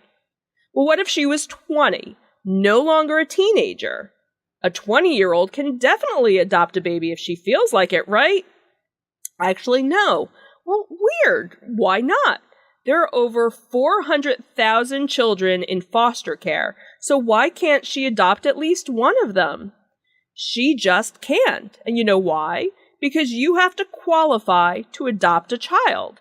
There are rigorous background checks, home visits, proof of financial and mental stability, etc. It's a whole thing, right? But if she is 14 and gets impregnated by an abusive ex-boyfriend who shoved her out of his moving car and left her for dead, she must now carry to term, give birth, just figure it out somehow? Yes, that is correct. But she's only 14. She will figure it out. But she should also have been more careful and made better choices. So, to punish her for her poor choices, we force her into motherhood, which we've established she's totally unqualified for. And now we are suddenly comfortable with a young, traumatized girl caring for a vulnerable, little screaming human being that is wholly reliant on her for survival? Yes, absolutely. Such an unexpected blessing. And I think that right there sums up the problem. We have standards for what it means to be a qualified parent. Yep. We enforce them in one instance in adoption. We ignore them completely in every other instance. Mm-hmm. Anything else to be said on the matter at this point? Vote. Yep. Stay angry. Let your voice be heard. That is the only silver lining I see here, is that they're forcing this onto the states, which means your elected leaders will now not be able to hide behind a Supreme Court decision. Mm-hmm. They're going to have to go on record on the voting roll call on whether or not they support this. And unlike the Supreme Court justices, the 3 Supreme Court justices that Trump appointed, who all said on the record that they would not overturn Roe versus Wade, and they did, right? You can hold these politicians accountable by voting them out of office. Absolutely. The other thing, too, is I've seen people posting, I currently live in a red state. I need to move. I had another friend whose children are getting ready to go to college and have now changed which schools they're considering now. If only we could impeach Supreme Court justices for perjuring themselves during their confirmation hearings. And that's something, that's making the rounds. So that's all we had today. Did you have anything else before we go? Resist. There you go. Before we do go, I did want to once again invite our listening and viewing audience to subscribe to the podcast. You can find audio versions of this podcast listed as Insights into Tomorrow. Video and audio of all the network's podcasts can be found listed as Insights into Things. We're available on Apple, Spotify, Google, Stitcher, anywhere you can get a podcast. We would also ask you to write in, give us your feedback, tell us how we're doing, give us your topics you'd like us to discuss. You can email us at comments@insightsintothings.com. You can find us on Twitter at twitter.com/insights_things. We do stream 5 days a week on Twitch at twitch.tv/insightsintothings. You can find us on Facebook at facebook.com/insightsintothingspodcast. You can find high resolutions of all of our video on YouTube at youtube.com/insightsintothings. You can find us on Instagram at instagram.com/insightsintothings. Where you can find links to all this and more on our official website at www.insightsintothings.com. That's it. Another one in the books. Have a good week, everyone. Bye. Bye.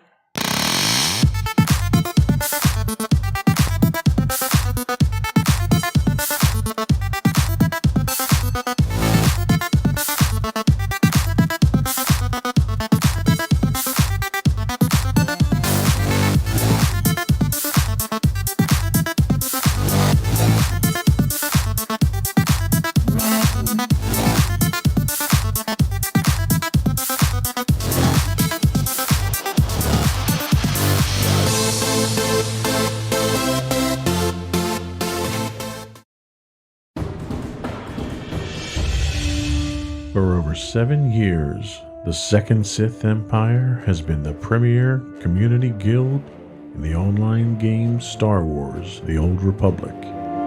With hundreds of friendly and helpful active members, a weekly schedule of nightly events, annual guild meet and greets, and an active community both on the web and on Discord. The Second Sith Empire is more than your typical gaming group. We're family. Join us on the Starforge server for nightly events such as operations, flashpoints, world boss hunts, Star Wars trivia, guild lottery, and much more. Visit us on the web today at www.thesecondsithempire.com.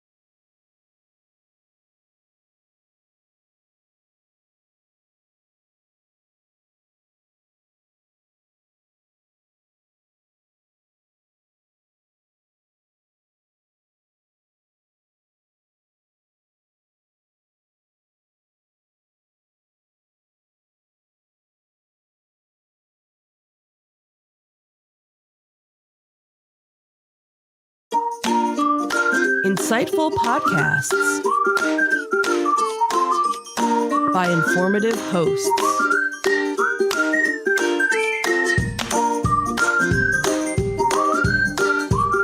Insights into Things, a podcast network.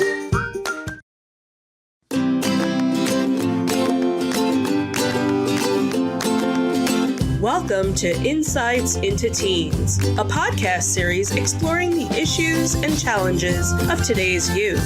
Your hosts are Joseph and Madison Whalen, a father and daughter team making their way through the challenges of the teenage years.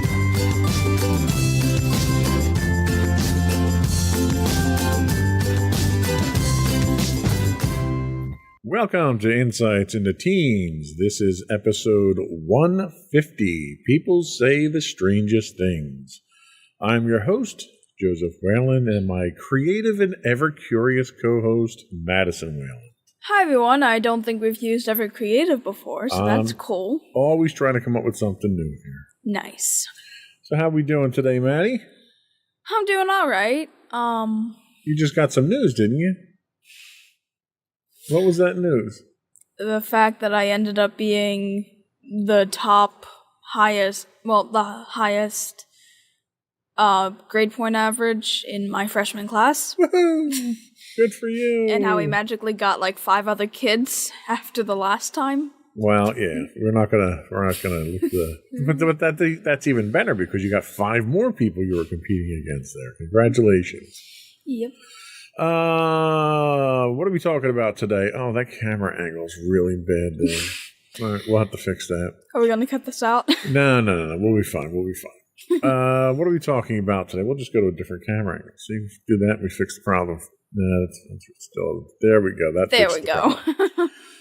So what are we talking about? We are talking about funny things in the English language. Now, before I go on my summary spiel here, this was an idea you came up with. What was the impetus for this? Why don't you tell us a little bit about that? Well, first of all, it's our 150th episode, and really, I wanted to do something special for it. I didn't want to just do a regular podcast for it. It's not as big as like 100 and 200, but like it's kind of one of those middle milestones, and I kind of wanted to do something fun. I thought a regular Q&A really wouldn't work all that well, and then I came up with the idea when me and Mommy were kind of talking with each other, and the idea, and me and her would talk during lunch, and during a certain lunchtime, I was like, hey, were there any things like your teachers told you that like seemed fine as a kid, but now aren't really all that fine or don't really make all that much sense? And then I wanted to try turning that into a podcast because I thought it could be interesting for us to kind of talk about certain sayings that like we're told that technically aren't really true. And then it kind of morphed into, okay, we're going to include some other stuff into that because we can't really do an entire podcast based on specifically the topic I wanted to discuss. And really it was kind of a lot of, we kind of have to figure out how to work with this because I really wanted to turn it into a podcast, and here we are now. Yeah, and as I was doing the research for it, I started coming across a whole bunch of different things that I thought might work, so we'll give it a shot, see how it works. So the English language is a funny thing. While words and phrases can have different meanings in different cultures, there are other things that might affect the meaning or even the relevance of a word or phrase. Sometimes these things that once had meaning in the past are no longer relevant because of changes in society. This can sometimes conjure misconceptions or misunderstandings.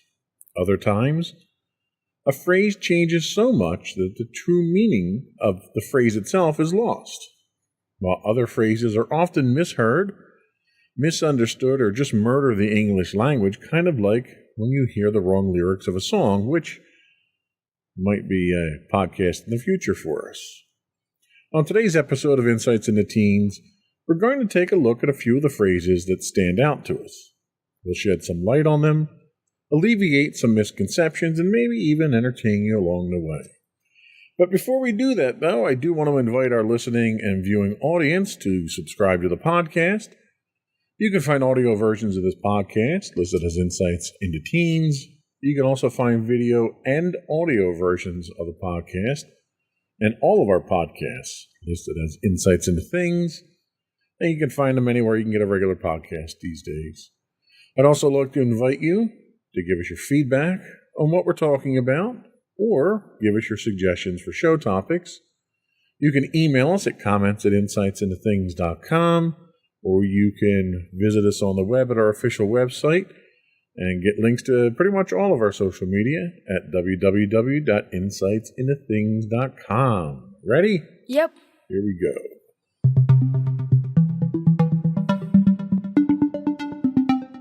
So the first thing we're going to talk about are sayings that just aren't true anymore. And this is sort of what started off with the whole podcast idea when you're having your discussion. There are sayings in our society that are repeated often enough that they're almost written in our memories. They often reflect how society behaved at one point in time, but through changes in our society and acceptable behavior, they've largely lost their meaning.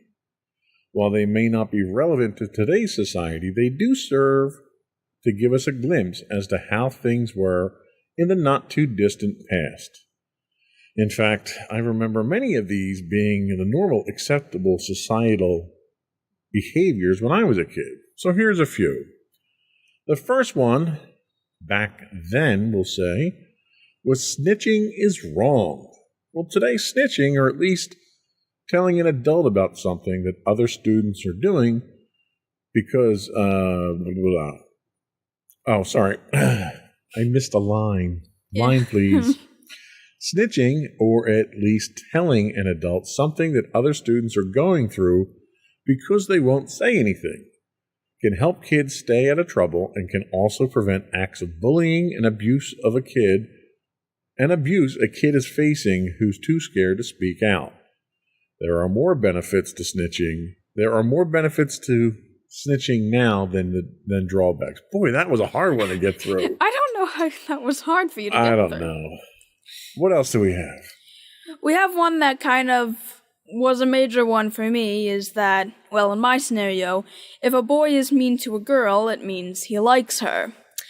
The thing is now, this really isn't true. If a person likes you, they wouldn't be actively hurting you. The main problem resides in the fact that it also glorifies the act of bullying by painting it as an act of love. While bullying can severely damage someone's self-esteem and can lead to mental health issues like depression, it can cause these issues to escalate even further. See, even you stumbled there. Just because I said a word wrong. It's not like I skipped. It wasn't like you said a whole paragraph wrong. I know, thanks. What else do we have? We also had, then, people would say it's rude to ask people about their disability. Now, knowledge is pretty much power at this point. While some people might not like others bringing up their disability, it can be a good learning opportunity for kids who don't have a disability to know how it can affect the life of a person that does. And it's a great opportunity for them to learn that they can still live a normal life, like a kid that didn't have the disability can too. In air quotes. I don't like calling it a disability. You have to call it something, right? What else was there to call it? I don't know what else you would call it. Yeah. People used to call it a handicap, but it's really not a handicap. So I don't know what the proper term is. Maybe that's something we could do a little research on. Yeah. So then they used to say, you need to find love in order to settle down and be happy. Well, that's not really the case. There are people who never get married or date that live perfectly content single lives. They could be living on their own, with friends and roommates, or with pets and have a well-paying job and a good home as well as hobbies that they enjoy, along with connections that aren't romantic. And that's absolutely true. Back then, they used to say the only purpose in school is to get a good college get into a good college. Well, today I think we all realize that even though a lot of what we do in high school pushes us towards college, the college isn't for everyone. People can still get well-paying jobs without a college degree. Just ask my dad. There you go. Moving right along. Now this one, then, this one's still kind of one that I feel people still kind of talk about, but is now starting to get a bit more traction, is that boys don't cry. Boys absolutely cry. Especially when you kick them in the shins. So, this undermines the emotions of men, saying that because you're a guy, you need to put on a masculine exterior, because otherwise you're seen as weak. However, a guy experiencing emotions and seeking help is incredibly strong. They are willing to try and deal with their emotions, and they took a large step seeking for help. These men tend to be stronger than men that actually normally ooze toxic masculinity. Toxic masculinity. I like that phrase. It sounds like a perfume or men's cologne. What are you wearing? Toxic masculinity. I mean, it goes great with the grenade, bomb, obsidian. There you go. Other textures. Axe. I wear axe. What do you wear? Toxic masculinity. Yeah. Another one that people are starting to bring into question is, ironically, that kids shouldn't question an adult. Newsflash, adults are wrong all the time. Not all the time. Sometimes I'm right. I mean, just check Twitter. I was right yesterday. All right, fine. Telling kids not to question adults is how we don't expand and learn. Questioning something is what makes kids smarter and helps them to find flaws and try to fix them. There you go. Failure is bad. Not to be confused with failure is not an option. That was a movie line that was never actually said in real life. We know failure isn't bad. We've said before on the podcast, failure and mistakes are learning opportunities. If you fail at something, it's okay. Learn why you failed and learn how not to repeat it. We learn more from our failures than our successes. I'm going to copyright that because I'm pretty sure that's like our trademark on this podcast here. At this point, kind of. Complaining is the same as not being grateful. Criticism can also be categorized as complaining, and in that case, it's certainly not the same thing as ungrateful. While certain forms of complaining can be seen as ungrateful, it's unfair to label complaining in general the same as not being grateful. Outwardly expressing discontent at something can help us improve, and most of the time isn't directly being ungrateful. Now, we did a podcast on complaining and how to complain. Complaining, it might sound comical, and I'm not cracking a joke, but complaining is an important part of society. Things don't get fixed if you don't complain about them. Nobody complains when everything's working fine. Yeah. Case in point, there was a water main that broke in Philadelphia. It was on the news today. And that water main was put in like 1896 or something like that. And it's worked fine until it stopped working. And nobody complained about it when people were getting leaks here and leaks there. Well, when it fails catastrophically and it floods like dozens of homes and ruins vehicles and streets and cars and there's millions of dollars in damage, well, it's not working now. So now we're going to complain about it. Well, had someone complained about it before, they would have replaced that 100-and-some-year-old water pipe. Nothing gets fixed if you don't complain about it. Yeah, ironically. What else do we have? The next one is specifically tended to direct towards men, and it's that you shouldn't hit a woman. That's not true. Women hit women, too. Well, yeah, but, the main point is that you shouldn't hit anyone. Violence isn't the answer in any case. It is marketing the stereotype that women are fragile and a man shouldn't hurt them. But again, you really just shouldn't hurt anyone. Amen to that. Another common one that's still said today is that practice makes perfect. And that's the thing. Perfection is an unrealistic expectation for practicing. What practice will really give you is progress. You'll never get perfect at something, even if you practice it. You'll get better, you just won't be perfect. I love that phrase. Practice gives you progress. That's another one that I think we should copyright here. That's going to be us. That works. All right. Boys will be boys. Now, there's a lot of different meanings to that in today's society, but specifically what we're talking about is the fact that this is a sexist remark focusing on the typical stereotype of boys that they're always trying to start trouble. Assuming that all boys are, quote, the same, it's ridiculous considering everyone is different. And just because many boys may cause trouble doesn't mean it's the case for every boy. And part of this goes back to the fact that in high school, in grade school, whatever, boys mature at a different rate than girls do. Mm-hmm. So the boys tend to mentally mature later in puberty than the girls do. So as a result of that, they get this stigmatism that they're always causing trouble. So there's some truth behind it, but it's not quite what it used to be. And this is one that you love. You should smile more. Okay. This philosophy causes more problems than it solves. It's a blatant attempt to deprioritize mental illness and is basically like saying, even though you aren't happy, you should appear so for other people's benefit. It furthers the idea that people need to hide their emotional problems from society in order to be accepted and function properly. And it encourages people not to seek help if they do have problems. And the one thing that we're big on here is find the help that you need. It's out there. Find it. Don't hide it. Accept what you are and who you are. And what's the last one we have? Well, we have 2 more. We do? Oh, we do. Look at that. I didn't scroll all the way down. It's fine. So a common phrase you'll still technically hear nowadays is that, oh, you'll understand when you have kids. So where to even start?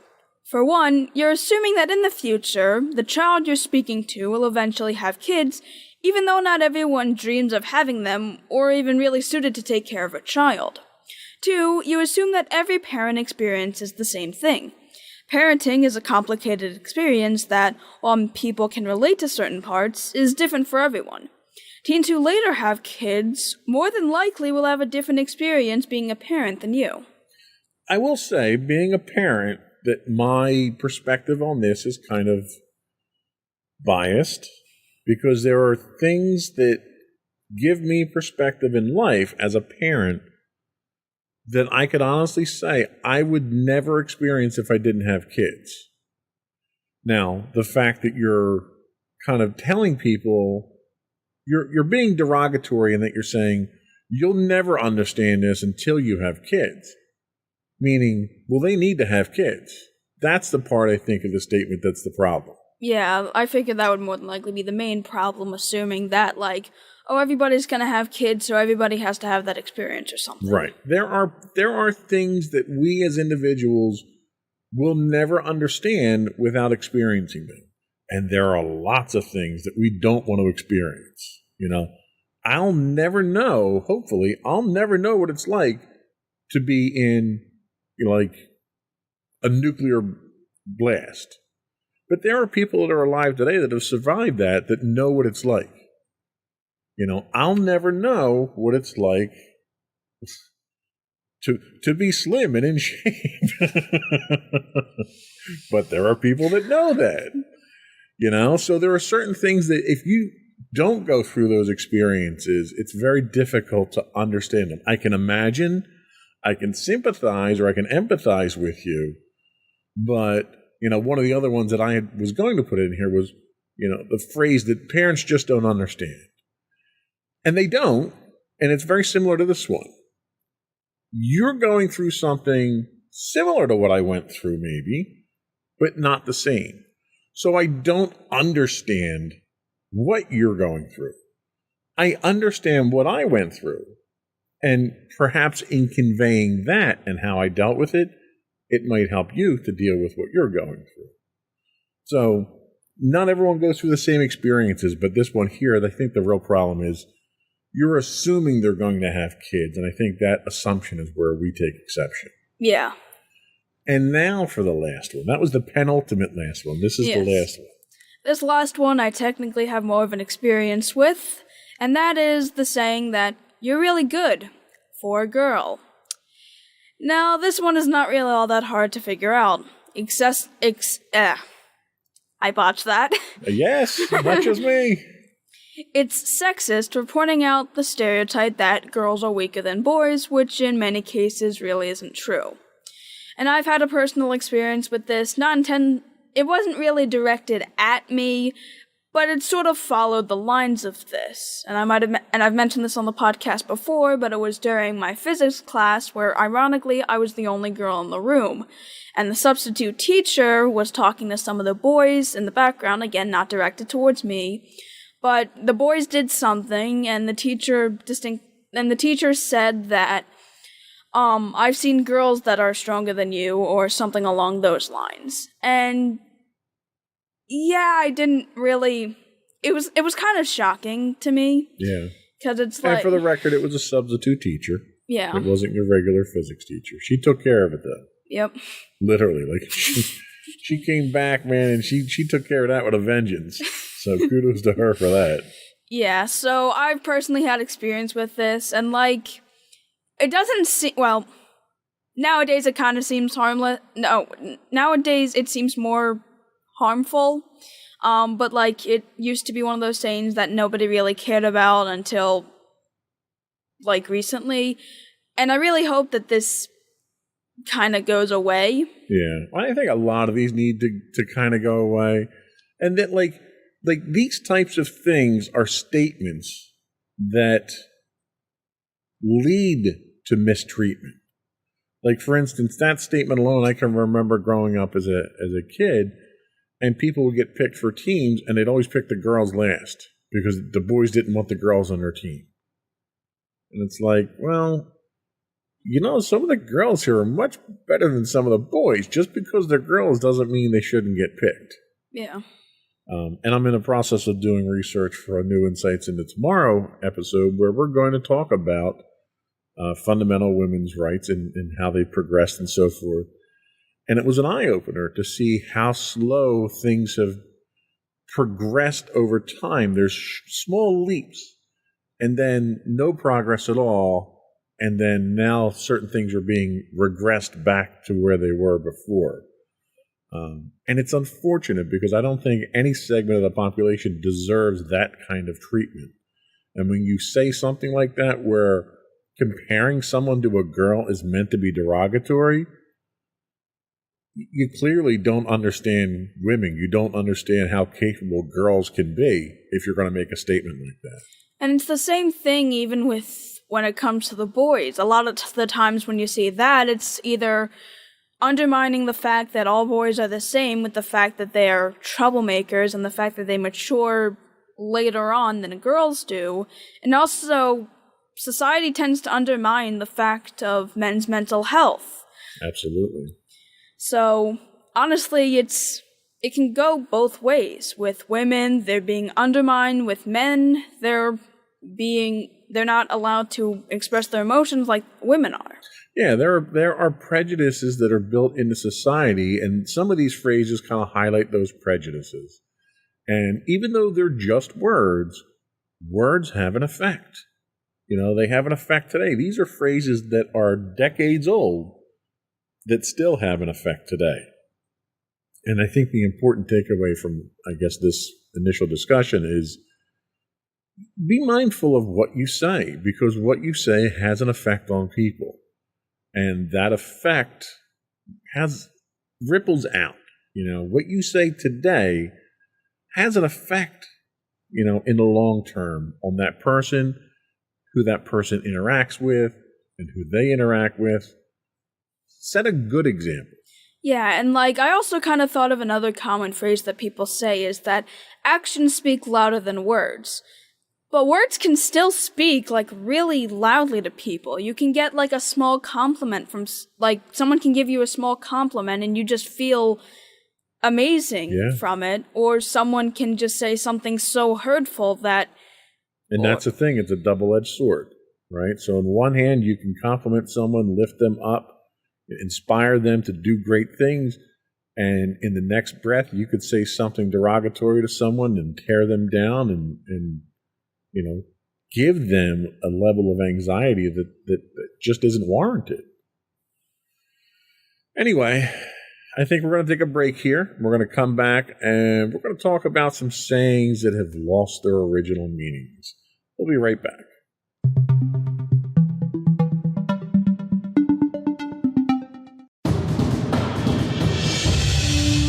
For over 7 years, the Second Sith Empire has been the premier community guild in the online game Star Wars: The Old Republic. With hundreds of friendly and helpful active members, a weekly schedule of nightly events, annual guild meet and greets, and an active community both on the web and on Discord. The Second Sith Empire is more than your typical gaming group. We're family. Join us on the Starforge server for nightly events such as operations, flashpoints, world boss hunts, Star Wars trivia, guild lottery, and much more. Visit us on the web today at www.thesecondsithempire.com.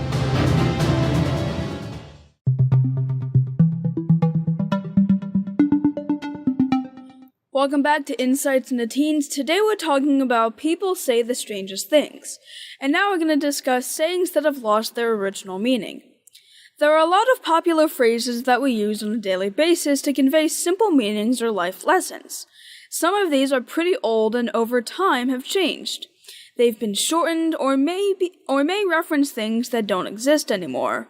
Some of these have mutated so much that the meaning we attribute them today may be completely different from what they were originally intended to convey. Here's a few examples. So the current saying we have is one that's incredibly popular, is that curiosity killed the cat. With the current meaning, basically meaning, you should not try to find out about something which doesn't concern you. The original saying is actually much longer, saying, curiosity killed the cat, but satisfaction brought it back. The original phrase warns against diving too deep into a needless investigation, but the later amendment, first recorded in American newspapers sometime in the early 1900s, plays on the trope of cat's 9 lives to change the meaning. Here, there's pleasure in finding out something you really want to know. That's interesting. So another one that we hear a lot is great minds think alike. So the current meaning, as we understand it, is used to emphasize a coincidence, or two people reaching the same conclusion in a manner at the same time. So you and I say the same thing, we say, oh, great minds think alike. Well, the original saying is, again, a little bit longer. It says, great minds think alike, though fools seldom differ. The etymology of the phrase is mostly unknown, but it's meant to suggest it's foolish people, not great minds, that are more likely to have the same banal thoughts all the time.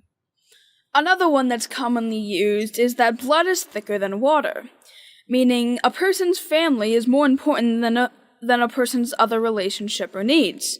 The original saying actually has way more words mixed in with the original words, saying the blood of the covenant is thicker than the water of the womb. Basically meaning a chosen blood covenant provides a stronger bond than any family. So the friends or the associates that you bond to you choose. You don't get to choose your family, you get to choose your friends, and it's that bond that's stronger. So it's basically the exact opposite of the original saying. Yeah, which is funny. Some of these are like that. This is another good one. Money is the root of all evil, which means greed is the cause of a particular problem or the cause of society's problems in general.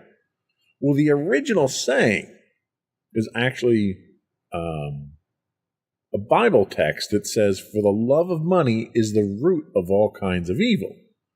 Now, when you take it like this, both the full original quote and the shortened common version originate from the Bible that warns against greed, but reading the full version of the quote doesn't completely change the meaning of the one we all know best, but it might shift your perspective a bit. It really means having money isn't a problem. It's wanting money that's the problem or that's sinful. So again, it's another shift in the meaning of what the original phrase was. Then we have Jack of all trades, master of none, meaning a person who can do many things but is not an expert at any of them. The original saying is longer, like some of these typically are. Jack of all trades, master of none, though oftentimes better than the master of one. This saying has been through a lot.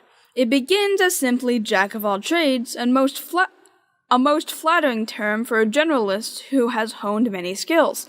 Later, master of none was added on to change the phrase to something slightly derogatory, suggesting that the Jack of all trades doesn't know much at all. The shady two-part phrase is what most know and use today, but at some point it was amended again to check the haters. The full phrase says something like, I know a little about a lot of things, and that's better than having a limited skill set any day. Much more complicated than originally thought. Yep. The last one that we have in this particular category is an old adage that says, starve a cold, feed a fever. I think everybody's heard that one. And today's meaning means that fasting is the right way to treat a cold. Well, the original quote is, if you starve a cold, you'll have to feed a fever, which really means if you fast during a cold, you'll be even sicker longer, and you'll wind up getting the fever. So eat during the cold. So it's interesting how some of these things, and this is just kind of a handful of examples of what these phrases are and how the English language has changed around these things, that they've got completely different meanings. Can you think of anything else that we might not have talked about? These are all like really good ones. The other ones that come to mind to me are nursery rhymes. Like a great one that nobody ever really knew the meaning to was Ring Around the Rosie. Oh, yeah. What is the meaning of that? I know it has to do about the bubonic plague and the fact that you would get like rings on, like basically I think it was something on your skin. They made it look like right. Red rings. So when you got the bubonic plague, you would get what are called buboses, which is where the term bubonic plague came from. And you'd get round sores on your hands that would have red rings, rash around them. So you would have the rings there. People would carry, because they didn't understand where the germs came from, they would carry rose petals in their pockets, and they would sniff the rose petals thinking that that would help to ward off the evil spirits that were causing it.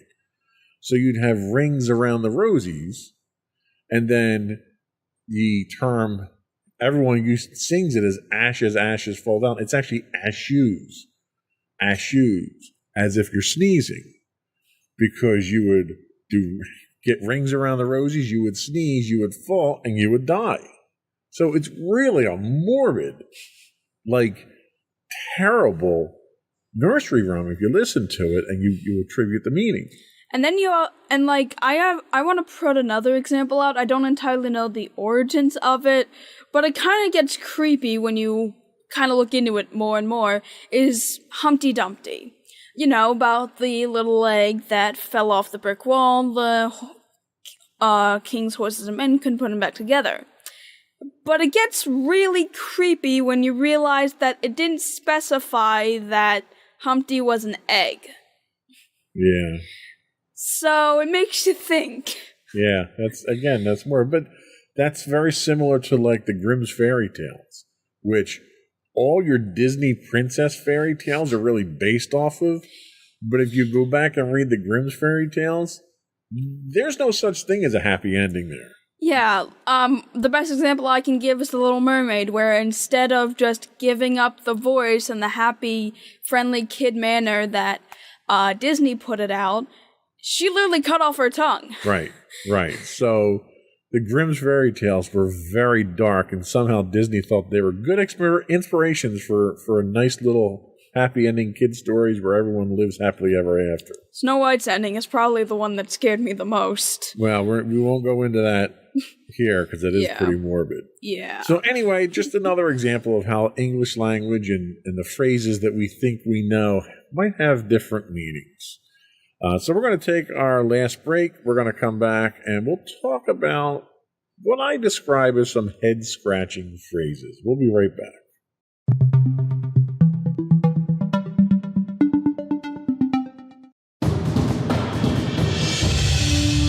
For over 7 years, the Second Sith Empire has been the premier community guild in the online game Star Wars: The Old Republic.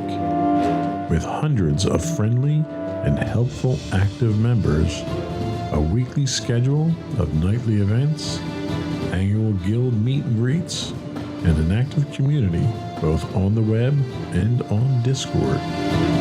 The Second Sith Empire is more than your typical gaming group. We're family. Join us on the Starforge server for nightly events such as operations, flashpoints, world boss hunts, Star Wars trivia, guild lottery, and much more. Visit us on the web today at www.thesecondsithempire.com.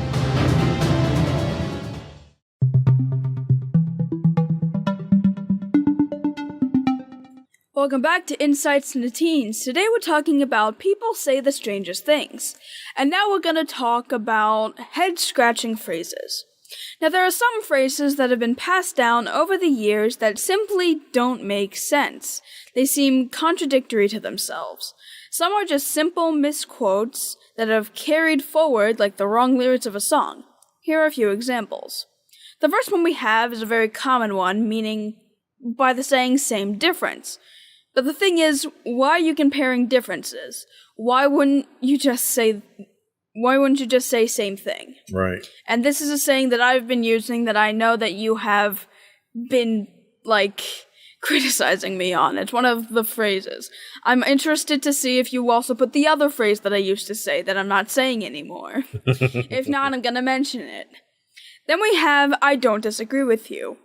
But doesn't that mean you actually agree with me? If you do, just say that you agree. It sounds much more positive and upbeat rather than, oh yeah, I don't disagree with you. I had a guy I worked with years ago, and he never agreed with anybody. And he was such I'm going to say disagreeable person, but he was argumentative and abrasive. And nobody liked the guy because he never had anything nice to say. The nicest thing he would say is, well, I don't disagree with it. So then you agree with me, right? No, I just don't disagree with you. He just, on principle, wouldn't agree with people. And it was just driving everybody crazy. That's why that one made this list. Mm. And yes, your same difference one made the list too. The other one didn't, though. I know which one you're talking about. Dang it. The one that I hear a lot that, again, I still kind of say drives me crazy. I could care less. Oh, well, so then you care some, right? Because if you can care less, you have some caring to give. Yeah. But most people probably don't think that that's what they're trying to convey.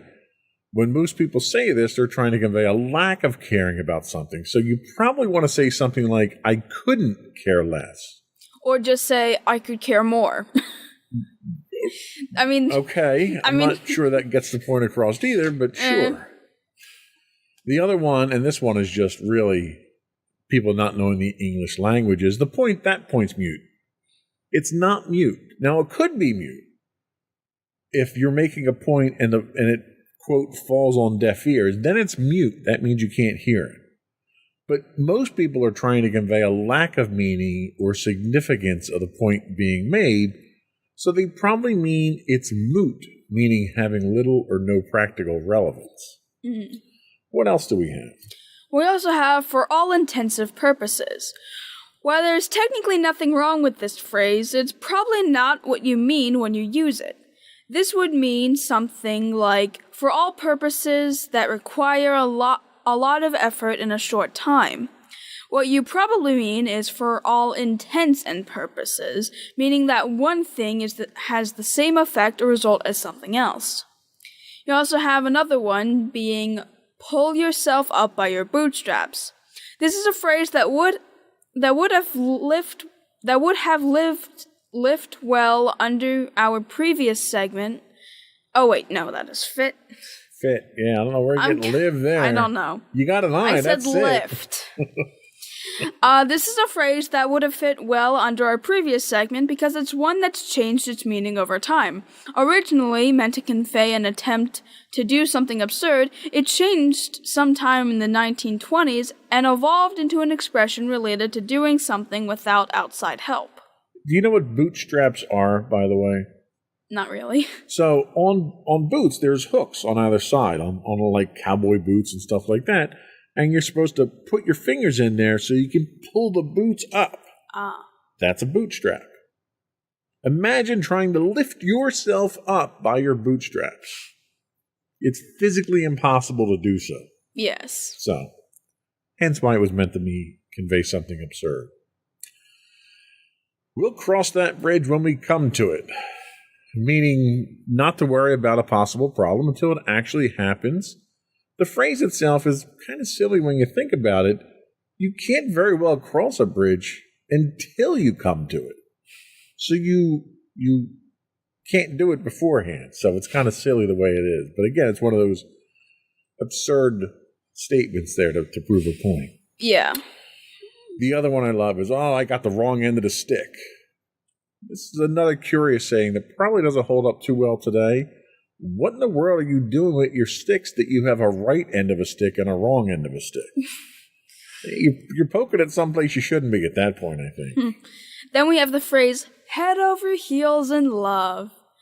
Most people usually have their head over their heels when they're upright. Why would this have anything to do with falling in love? Yeah, I love that. It's another one that confuses me. Love has a lot of weird sayings, and this is probably one of the ones that, most people normalize, but when you think about it, it's probably one of the weirder ones. Yeah. Then you can't have your cake and eat it too. In fact, the only way you can eat your cake is to first have it, otherwise you wouldn't be able to eat it. And what's the point of having cake if you aren't going to eat it? Amen to that. And here's one that doesn't probably mean the same thing, but a little bird told me. Now, this one finally makes sense in the age of Twitter, because a lot of birds tell me a lot of things on Twitter these days. And I can only imagine back in the day that this was a phrase that a pirate would say, referring to his parrot whispering in his ear or something like that, you know? I mean, that'd be kind of funny if it was. Yeah, exactly. Make that in the new Pirates of the Caribbean movie. There you go. And here's another one that goes with the previous one I had. More than you can shake a stick at it. Well, there we go with the sticks again. Why are we shaking sticks at anything? And how can you possibly have too many of something to shake a stick at? I don't get that. Now we have time heals all wounds. Unless, of course, they're fatal wounds. Then it doesn't matter how much time you have there. Yeah. Then you have another one of the love thing, is that love makes the world go round. Sure, if by love you mean gravity and inertia. Science. There's more than one way to skin a cat. I don't even want to imagine how this phrase came about. Yeah, neither do I. There has to be a better alternative to express there's many ways to achieve a goal than skinning cats. Yeah, I don't think that's something that most people would like to imagine. No. And the last one that we have here is you're one of a kind. Well, fortunately, since human cloning is still illegal, we're all one of a kind. Even identical twins are unique individuals. So again, there was a whole slew of these that kind of came out of my research. These were the ones that kind of stuck out. What was the one you were thinking of? The one I was thinking of is needless to say. Yes. And then you would always go on saying, if it's needless to say, you don't need to say it. Exactly. If it's needless to say, why are you saying it? Yeah. So there's lots of stuff out there. Can you think of anything else off the top of your head? I used to have, in fact, my mentor when I was working an early job here, a brilliant man, got along with him great, was an Indian gentleman named Deepak. Had a lot of respect for him. He used to say, and it was partially his accent, but it was a phrase that he would say all the time, unless incidental. And I was like, what does that mean? What are you saying? Because he would say it so fast. And eventually I realized it wasn't unless incidental. He was saying unless and until. And it took me like 3 years of working with the man to figure out what exactly he was saying there. And I'm like, oh, okay, that kind of makes sense now. But he used it all the time. How about love makes the world blind, or love makes people blind, or whatever that... Well, love is blind. Oh, love is blind. Love is blind. Justice is blind too, but justice and love don't really go together too well. Yeah. So there's a lot of silly things, and it's like there's a etymology, an origin to a lot of these phrases that has just been lost over time as to why these things make any sense at all. It's raining cats and dogs. Mm. At what point was that ever a thing? Oh yeah, idioms. Break a leg as in an encouraging way. Do right. Well. It's like, when you're telling someone to break their leg, it doesn't sound like you're trying to encourage them. Or our version of when you're going to a comic book show, break a rib.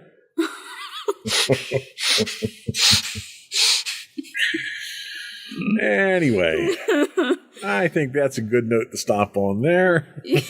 Or in the case of marching band, break your knees. Break your knees. There you go. Anyway, today was just we're marking the 150th. We've been doing a couple of hard-hitting ones, so it was nice to just sort of unwind and have a little bit of fun with this one today. I don't think we're coming back with any closing thoughts. I don't really think there's any closing thoughts or shout-outs to do. Probably not. So we'll just, barrel right on through here and once again invite our listening and viewing audience to subscribe to the podcast. You can get audio versions listed as Insights into Teens. Audio and video versions of all of our podcasts can be found listed as Insights into Things on Apple, Spotify, Google, Stitcher, etc., etc. We'd also invite you to reach out, contact us, give us your feedback, email us at comments@insightsintothings.com, hit us on Twitter at insights_things. You can find high-res versions of our videos on YouTube at youtube.com/insightsintothings. We do stream 5 days a week on Twitch at twitch.tv/insightsintothings. You can also find us on Facebook at facebook.com/insightsintothingspodcast, or you can get links to all those and much more on our official website at www.insightsintothings.com. And don't forget to check out our other two podcasts, Insights into Entertainment, hosted by you and Mommy, and Insights into Tomorrow, our monthly podcast, hosted by you and my brother Sam. Except this week, when we're switching hosts of the two shows and trying something new out. Yeah, should I rephrase what I just said? Nah, that's good enough. Typically, that's who the hosts are, but we're going to change things up a little bit. We got some interesting topics that we're bringing special hosts in, we'll say, for in this case here. But anyway, that's it. Another one in the books. Bye, everyone. Bye.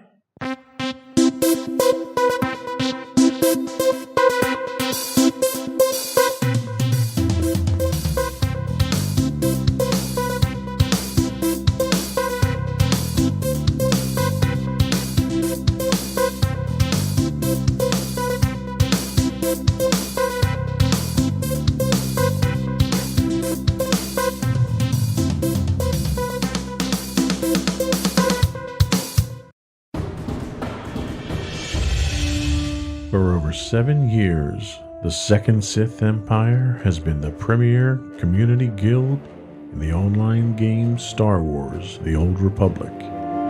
With hundreds of friendly and helpful active members, a weekly schedule of nightly events, annual guild meet and greets, and an active community both on the web and on Discord. The Second Sith Empire is more than your typical gaming group. We're family. Join us on the Starforge server for nightly events such as operations, flashpoints, world boss hunts, Star Wars trivia, guild lottery, and much more. Visit us on the web today at www.thesecondsithempire.com. Insightful podcasts by informative hosts.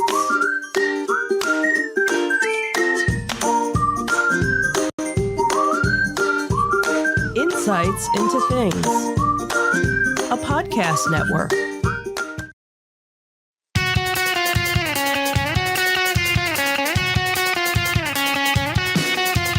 Welcome to Insights into Entertainment, a podcast series taking a deeper look into entertainment and media.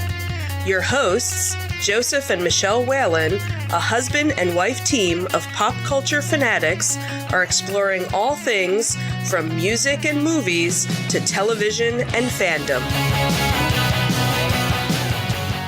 Welcome to Insights into Entertainment. This is episode 145. Help me, Obi-Wan Kenobi. I'm your host, Joseph Whalen, and my special guest host today is Sam Whalen, host of our Insights into Tomorrow podcast. Hello there. How you doing, Sam? Good. How are you doing? Good. Thank you for joining us today. So this discussion kind of came about. You know, we've been itching to have this discussion for quite some time now. We've finished the Obi-Wan series now, so we can finally have the whole conversation. So today we're going to discuss the current state of Star Wars. Believe it or not, we're actually coming up on the 10th anniversary of Disney taking over Lucasfilm. We'll take a look at how the franchise has progressed since Disney took ownership and what their stewardship looks like. Then we'll take a deep dive into the properties that have come out recently and the trend towards streaming. We'll give our thoughts and opinions on Obi-Wan, and then we'll take a look at what the current forecasted future of the franchise looks like and where we think it's going. But before we do that, though, I would invite our listening and viewing audience to subscribe to the podcast. You can find audio versions of this podcast listed as Insights into Entertainment. Both video and audio can be found on all of the network's podcasts, listed as Insights into Things, and we can be found anywhere you get a podcast, Google, Spotify, and so forth. We'd also invite you to write in, give us your feedback, tell us how we're doing, give us your suggestions. You can email us at comments@insightsintothings.com or check out our official website at www.insightsintothings.com for all of our social media links. Ready to get into it?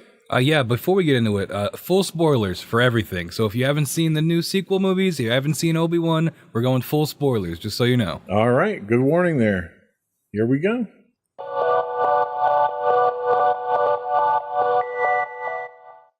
So Disney's trying to get their money's worth from the franchise. So we all know that back in 2012 or thereabouts, Disney basically bought Lucasfilm for about a little over $4 billion. They wanted to quickly capitalize on this by putting out their own trilogy, which kind of worked out for them, I guess. We'll get into that later. So they put out the first film in 2015 with Force Awakens. That brought in $2 billion. At the time, it was the highest grossing film in Disney history, which was kind of impressive. Then we got that complete mess of a movie, Last Jedi, in 2017. People are hard on that. It's not that bad, guys. Come on. Then they finished murdering the franchise in 2019 with Rise of Skywalker. That one's pretty bad. I don't enjoy that movie. Hey, the one thing about Rise of Skywalker is you didn't have Luke Skywalker milking any unusually unattractive animals. That's what the people wanted. Yeah, that's exactly what we wanted. Do you think their investment was worth it at this point? I mean, they made their money, right? So, well, yeah, breaking even is not really a sound investment. True. I don't know. I think for Disney, they clearly want to be a media. Some may say monopoly, others may say conglomerate. I just looked it up. They acquired Marvel in 2009. So 3 years after that, they buy Star Wars. They've made it part of the Disney brand for better or worse. I think for them, if they want to appeal to every possible demographic, owning Star Wars is going to help that. Maybe if you're not a comic book fan, a lot of people are Star Wars fans, and that's a huge audience you're grabbing right there. So yeah, and I think no matter what you do, and they've kind of proven, though, at least when it was under Lucasfilm, when it was under George Lucas, the way that they handled their licensing, they basically showed that even though it was very expensive, and it still was very expensive to license Disney to produce anything for it, or Star Wars rather, you can't help but make money doing it. Yeah, the fan base is very dedicated. Right. It's just a moneymaker no matter what. What might differ is your profit margins. Mm. You're not going to be raking in 70, 80, 90, 100% profit margins. You might be raking in a guaranteed 30%. But you know what? A 30% return, guaranteed return on an investment is a pretty good return on investment. Yeah, and they definitely know their market. They know that most Star Wars fans, it's going to be pretty much impossible to turn them off from the franchise. Maybe not, every property. Certainly, most people aren't reading every book and every comic. I'm not. Right. But anything that's a TV show or a movie, most Star Wars fans are probably going to go check that out. And I agree. And I think, we'll talk a little bit more about where they made some mistakes in a minute or so here. But I think Disney is smart enough to know what property they have and how to milk it, how to get their money's worth out of it. They've been doing it for almost over 100 years now. Yeah, and do we want to go movie by movie? Because Force Awakens is a great example of that, kicking it off. Oh, absolutely. Go right into it. You know, you get J.J. Abrams. He did it with Star Trek. You know, he took Star Trek and kind of made it more for mass appeal, for better or worse. If you're a Star Trek fan, some people had problems with that. But he basically did the same thing for Star Wars. I mean, it's a New Hope again, but it's updated with modern visuals. It's a very, it's hard to not like that movie. I love that movie, and I know it has its issues, but I think it did a great job capturing what Star Wars was and what it could have been. And I agree. I think Force Awakens was a good movie to kick off the new franchise because it reintroduces people who are familiar with it, and it's comfortable for those people. And it's a great way of easing other people into it. The critical difference between what he did with Star Trek and what he did with Star Wars is Star Trek he had a loophole. Star Trek was a alternate time. Oh yeah. So with Star Trek you can say, oh, okay, this is an interesting story, but that's really not what happened because here's the official timeline. And that's where he gets the out. So with this, you don't get that. The problem I think that we really ran into at Force Awakens was you took a universe that you know, and you didn't relaunch it. You moved it 30 years in the future, and it's a completely different universe. And you have no idea how you got there. Yep. And Disney tried to fill in some of that backstory with the novels and the video games that people aren't going to consume. So people walked out of the movie theater scratching their head thinking, what the hell's the First Order? Who's this new Snoke guy? Like, it did a very bad job of introducing things because there was almost an assumption that you knew what was going on. Yep, and I think that comes with it being what's the phrase, soft reboot, where you just make the same movie again, but in the same universe. Right. Because everybody will just say, they won't think about it too hard. It's just the Empire again. It's just the Rebels again. But it's like, if we're thinking about the context of the universe, it's like the Rebels won. Why are they still rebels, you know? But the other thing is, and we're going to hit it probably a million times in this discussion, is the lack of planning. I think because, you know, the way Abrams does things is he has mystery boxes where he introduces things and he may or may not answer those questions later. But when there's no plan and he doesn't know if he's coming back for more movies, those questions definitely never get answered, or they get answered in ways that was never intended to be answered, which you get in The Last Jedi. So I think from the very beginning, the lack of planning is kind of the thing that, you know, was doomed from the start, maybe. There was kind of a clash of styles with some of the classic stuff, too. The biggest reveal in the history of Star Wars was End of Empire Strikes Back, where Darth Vader is Luke's father. Well, they did a similar reveal in Force Awakens in the first 10 minutes of the movie, where Kylo Ren is the son of Han and Luke. Han and Luke, that would have been interesting. He's adopted.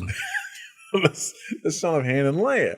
And he wears this mask like Darth Vader, which comes off in the first 15 minutes of them. And it's like every reveal that there could have been was like out of the bag. Like the first scene is what you get. So it kind of was a clash of styles too. Yeah, I don't know. I like that because to me they're trying to make Kylo more of a character. You know, Darth Vader, you don't get his character until Jedi, where you find out he kind of gets redeemed in that movie. Whereas with Kylo, they skip all the reveals right away so we can see him as more of a person.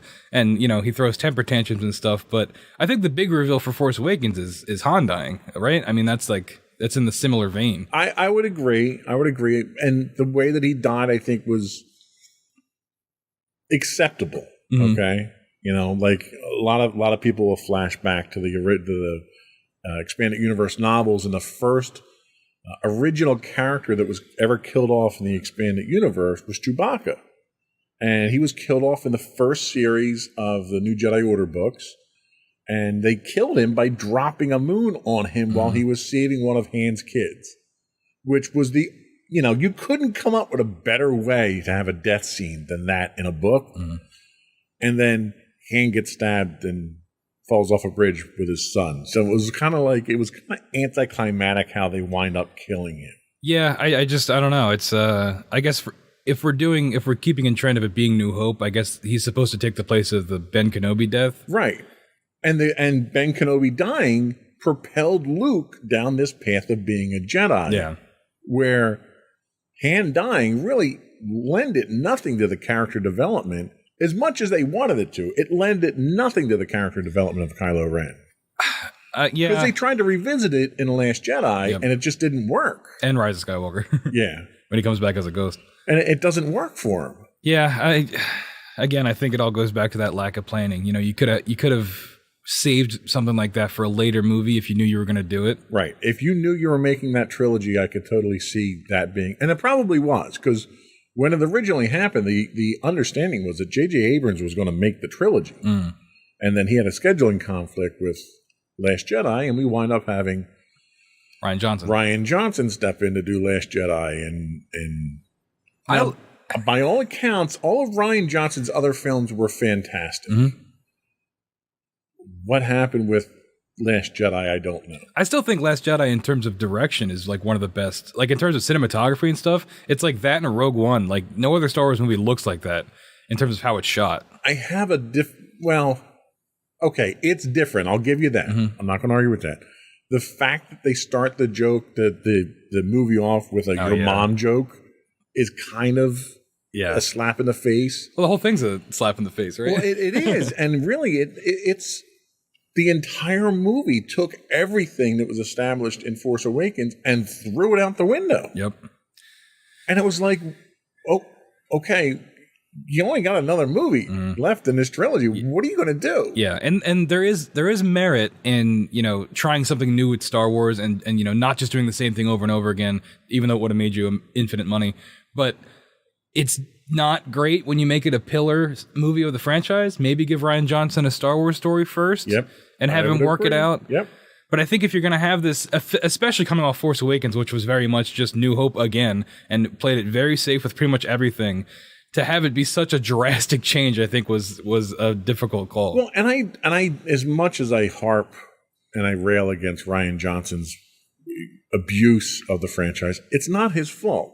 It's the fault of Kathleen Kennedy and the other executives who saw this before it went out the door and allowed it to go out the door.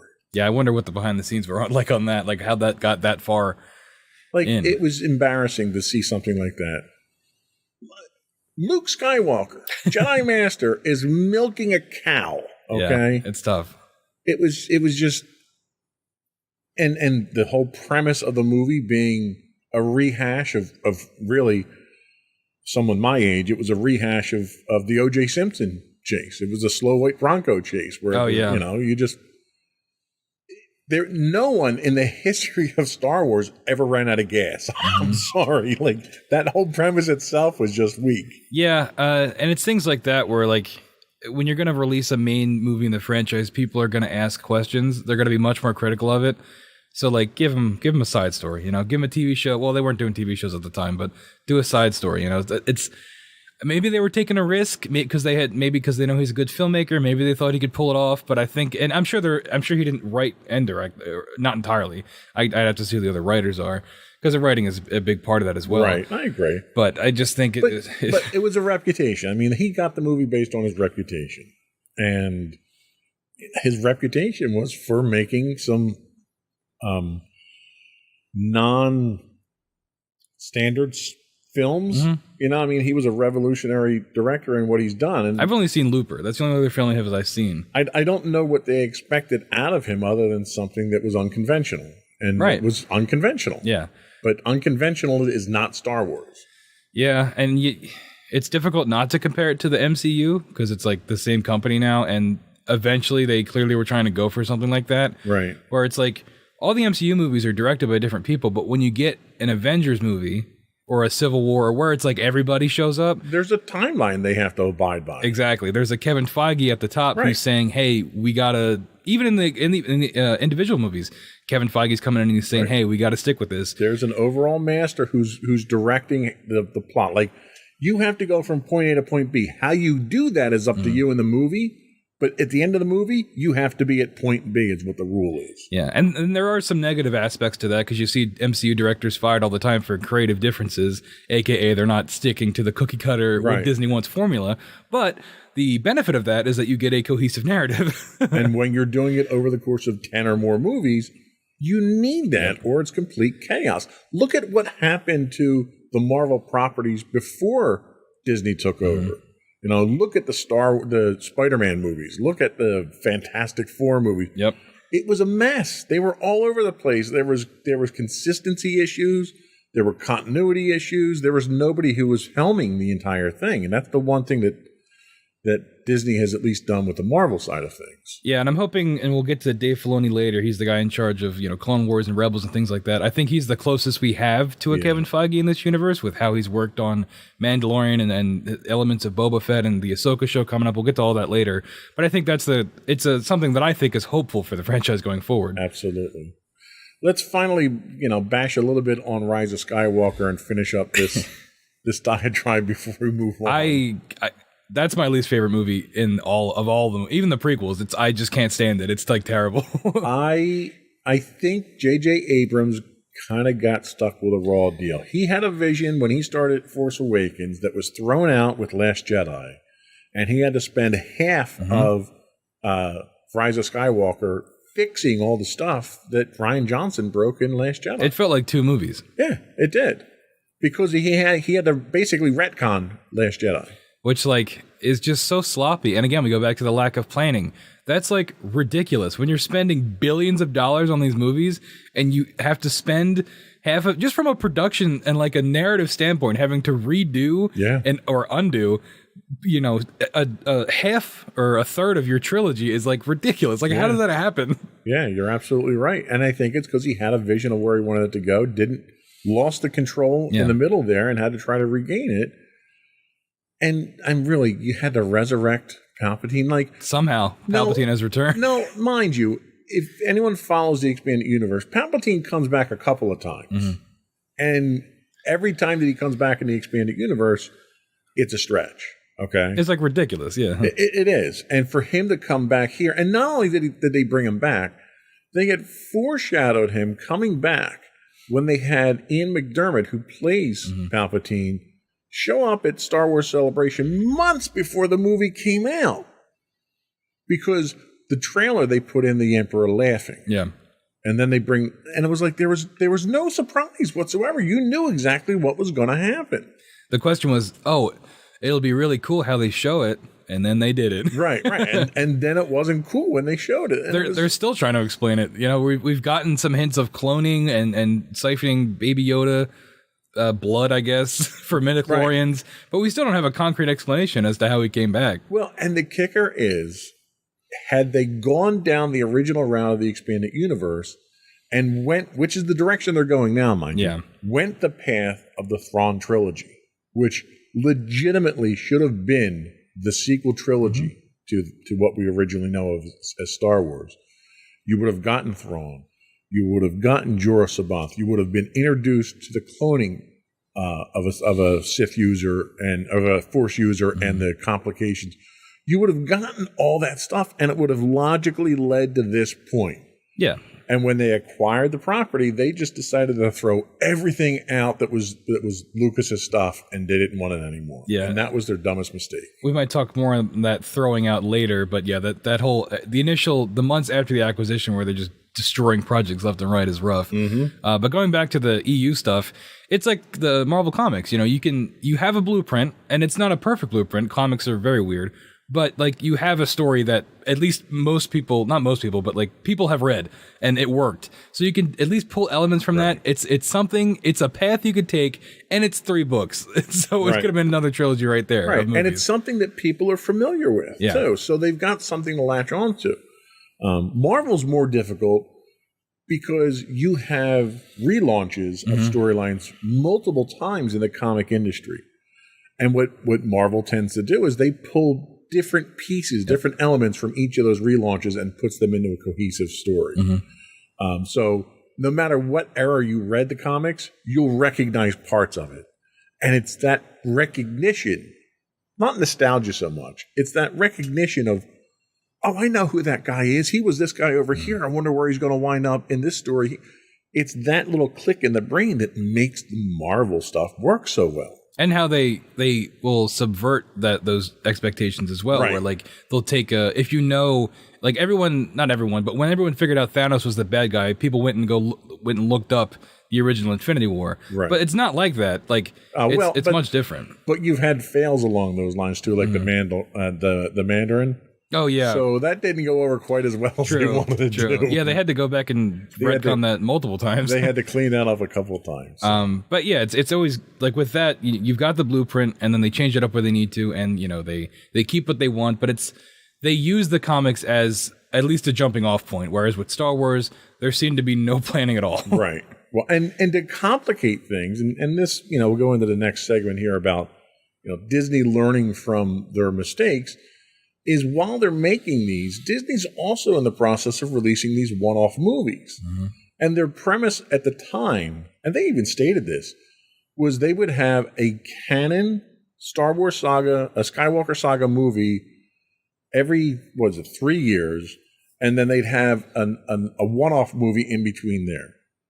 And the idea was to keep interest in Star Wars. Well, everyone who's a Star Wars fan knows that you get a trilogy, there's 3 years between each episode, and then there's like 15 years before anything else happens. And that's kind of the pace that we've lived at. Well, you wind up getting the first example of this in Rogue One, A Star Wars Story, which, in my opinion, is one of the best movies in the entire Star Wars franchise. Yeah, Rogue One's pretty good. It really doubles down on all that nostalgia and like fan service stuff, but it's fun, and I like that movie. And it's not a main trilogy, so it's okay for it to be like that flawed. It's a movie that didn't need to be made. Mm-hmm. It didn't change the overall narrative. It didn't change the overall story. Everything else remains. It's a fringe movie that happens to be made that has beautiful artistry to it, beautiful writing. It ties perfectly into what we know is Star Wars. Mm-hmm. And you get a badass version of Vader out of it, too. Yes. Yeah, that's true. That probably knocks it up like 3 points for you. Yeah. And then, 2 years later, we get Solo, another Star Wars movie that didn't need to be made, which was terrible.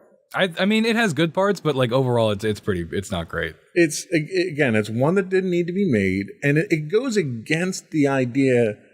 It's basically what they did with Darth Vader and Boba Fett and all the characters that had these brief moments in Star Wars history that were badass characters because you didn't know anything about them. Yep. And you didn't need to know anything about them. That's what makes them cool. Right. Is that you can say whatever you want in your head about them. Right. So no matter what, you're going to look at Darth Vader and he's a whiny little kid now. Yeah. You're going to look at Boba Fett if you watch the Clone Wars and he's a whiny little kid now that misses his dad. Like, you've ruined these characters by doing this stuff. And Lucas tried to ruin Han Solo already in the digital edition of Star Wars by making Greedo shoot first. Oh, yeah. Okay, so we're not even going to get into that debate. I will say on that, though, that Han shooting first defined Han's character. Yeah, he was like a bad guy, basically. Right. He was a murderer. He was that guy on the fringe that was going to play dirty if he had to get the job done. Which is the whole point of his arc in New Hope, is that he learns, he comes back for Luke, he helps. It's a redemption story for Han. Which you don't get in Solo also, because they give him an arc in that movie where at the end of Solo, he's a good guy. Where he shouldn't be. He should be a bad guy. Which doesn't make any sense to me, because he gets betrayed in that movie by his love interest, Kira. Right. You'd think that would harden him. And his mentor. Yeah, everybody basically. You'd think that would harden him and make him bad, but because it's a movie, you can't have an ending with your character being a bad guy. Right. I guess. I don't know. You could have, but they didn't want to. Yeah, so that was where you left some head scratching there. And the other problem that happened with Solo was, again, if you were a fan of the expanded universe, there was a natural story progression of the relationship between Han and Chewie. Han gets his blaster as another storyline. So you have all these different things that define a Han Solo character over the course of years, and they cram it into this movie where it happens in the course of a couple of days. It's like the ending of Revenge of the Sith, where in the last 10 minutes, everything has to get set up for New Hope really fast. Right, exactly. And it just kills the whole premise of what this character has done. So this character has no backstory whatsoever that didn't occur in the last 3 days. Yeah, it's like the opposite of, we'll get into Kenobi at some point. This is probably going to run long, but yeah, it is. Kenobi should have been, in my opinion, should have been a movie. The Solo movie should have been a TV show. Yes. Where it was like serialized, it was almost like designed to be a TV show, especially if you're going to do the forced, here's how Han got his socks, here's how Han got his watch. Like Exactly.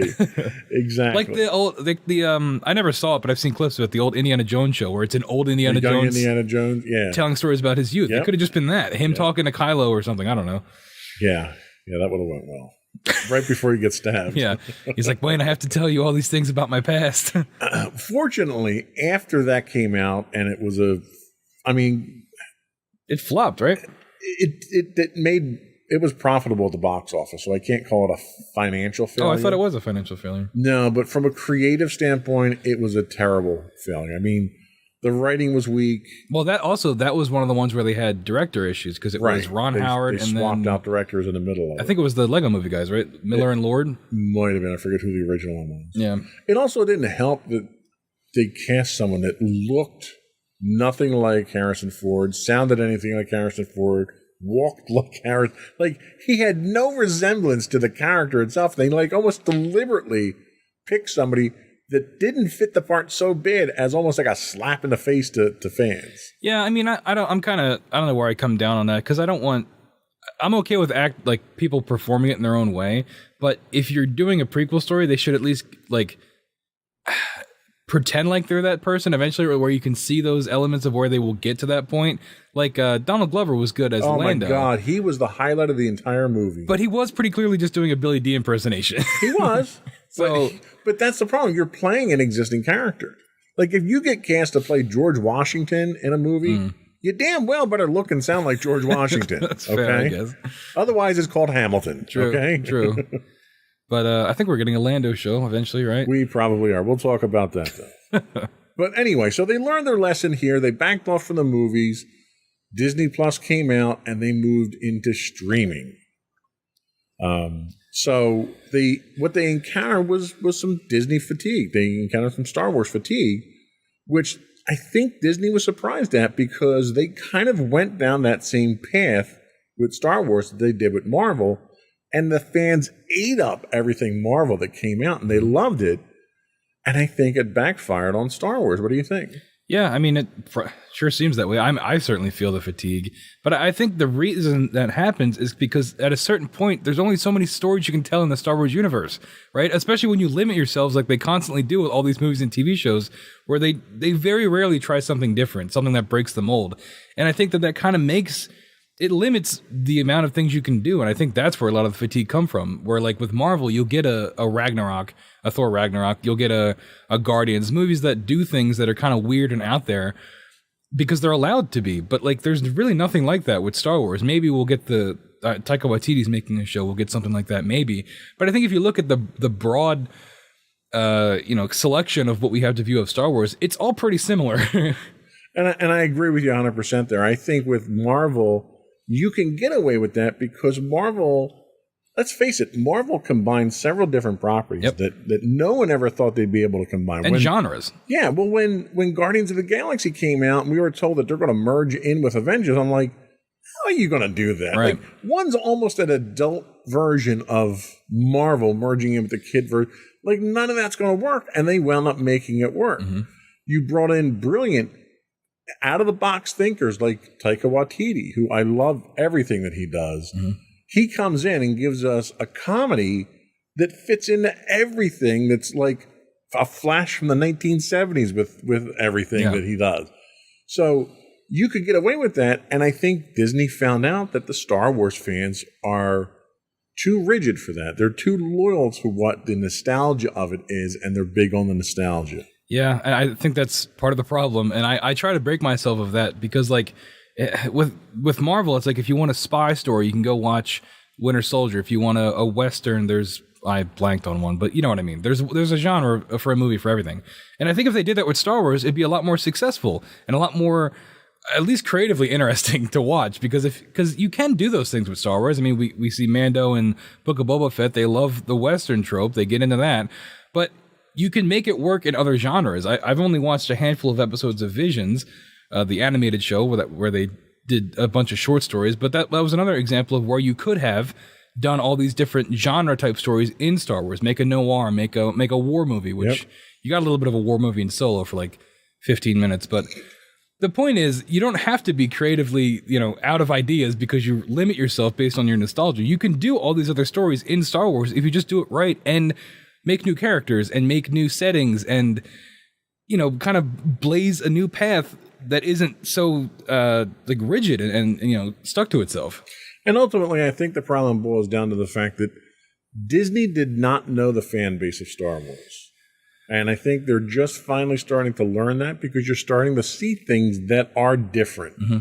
But they're not dramatically different, nor are they canonically impacting on the overall story, which is where Visions comes in. And Visions, with the exception of, I think, 2 or 3 of the episodes of it, every episode of it is different. It's a different style. It's a different story. It's a different impact. It's a different time period. And they do a really good job of that. And the fans accepted it. Because it's a little bit at a time. You can't just come in and throw a Thor Ragnarok in there because the Star Wars fans just aren't going to accept that. Yeah. So you kind of have to lead them down that path. And going back to what I was saying about doing different genre type stories in Star Wars, that's one of the reasons I like the Clone Wars show so much, the animated one, not the Genndy Tartakovsky one, because they did that in that show constantly. They would take an arc, they'd take 3 or 4 episodes and make like a murder mystery, or they'd make like a Western, or they'd make a, or horror. They did a horror series with it. Yeah, and it really showed that Star Wars doesn't have to be the same thing all the time. You can take these tropes, and really, the original trilogy, at least New Hope, was like that too. Lucas being inspired by Kurosawa and things like that. It was all, and Campbell's hero's journey thing, the circle. Like, it's all just taking big idea stories and putting them in a sci-fi fantasy setting. And you can do that more if you don't limit yourself as much. I agree. And I think Disney is finally getting to the point where they're hitting their stride and they're learning how to do that. Yeah. So we're going to take a quick break. We'll be right back. And we're going to talk about the current state of Star Wars. We'll be right back.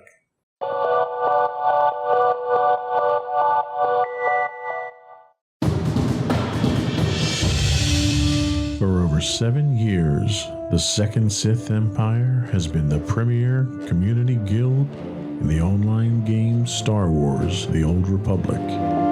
With hundreds of friendly and helpful active members, a weekly schedule of nightly events, annual guild meet and greets, and an active community both on the web and on Discord. The Second Sith Empire is more than your typical gaming group. We're family. Join us on the Starforge server for nightly events such as operations, flashpoints, world boss hunts, Star Wars trivia, guild lottery, and much more. Visit us on the web today at www.thesecondsithempire.com.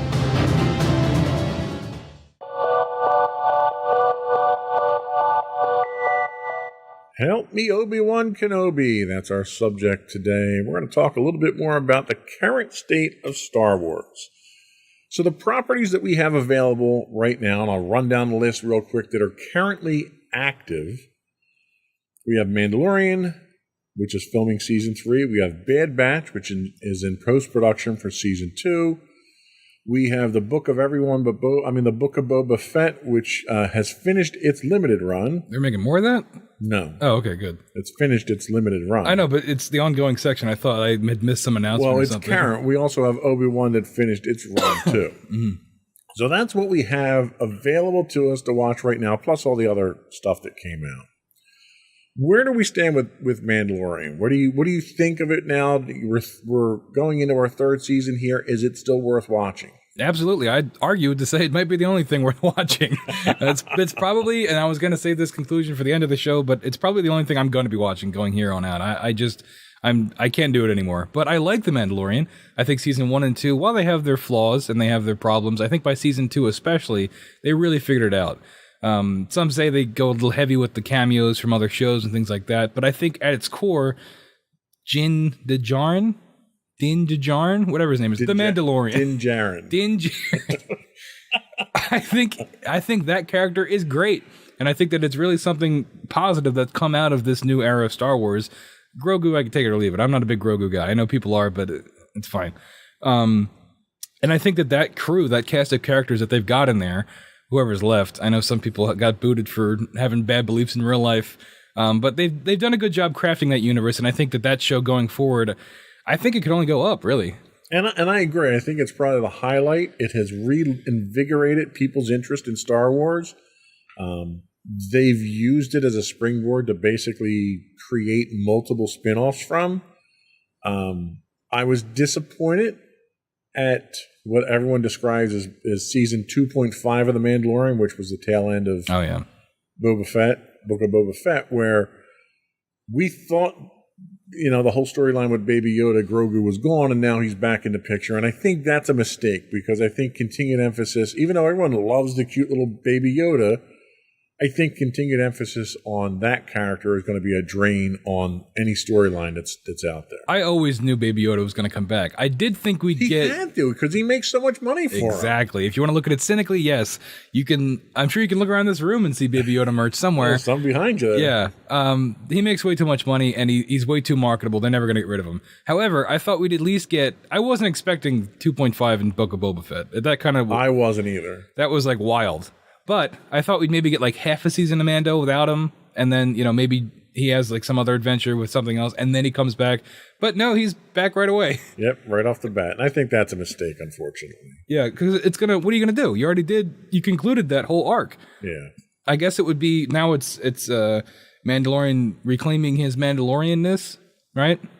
That almost sounds obscene the way you say that. Because didn't in that episode of Boba Fett, he gets kicked out. He gets kicked out by the other two living Mandalorians that are left.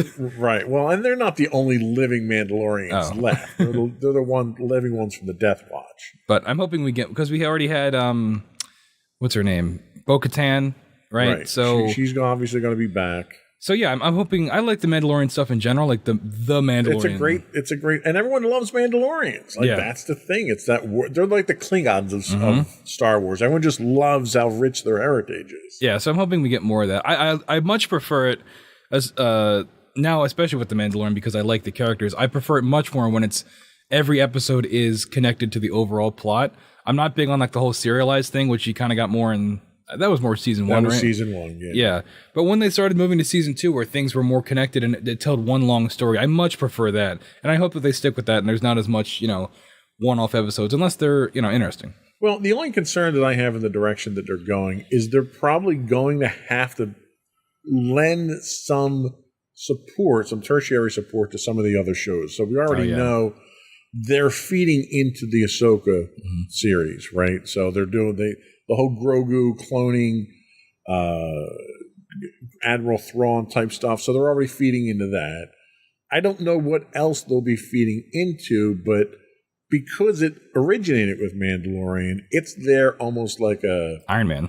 Yeah, it's what the whole Disney Plus stuff is circulating around right now. So you're probably still going to have some drain on the resources for that.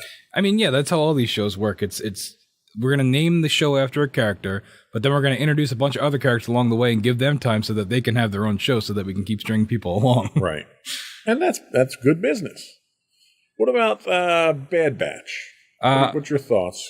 And who's the character, the young one there? Rekka? Omega? Omega. I had to get you to say it. Yeah, Omega. I liked Bad Batch a lot. It was way too long. I can't believe it was like a full season of Clone Wars where it was like 23 episodes. Yeah. That was ridiculous. However, if we can keep making, and they're doing that with... you're scraping the bottom of the barrel when you got the kid in there scamming card games. Yeah, you're putting that into an episode. They should have taken the approach of the Clone Wars final season where it was short.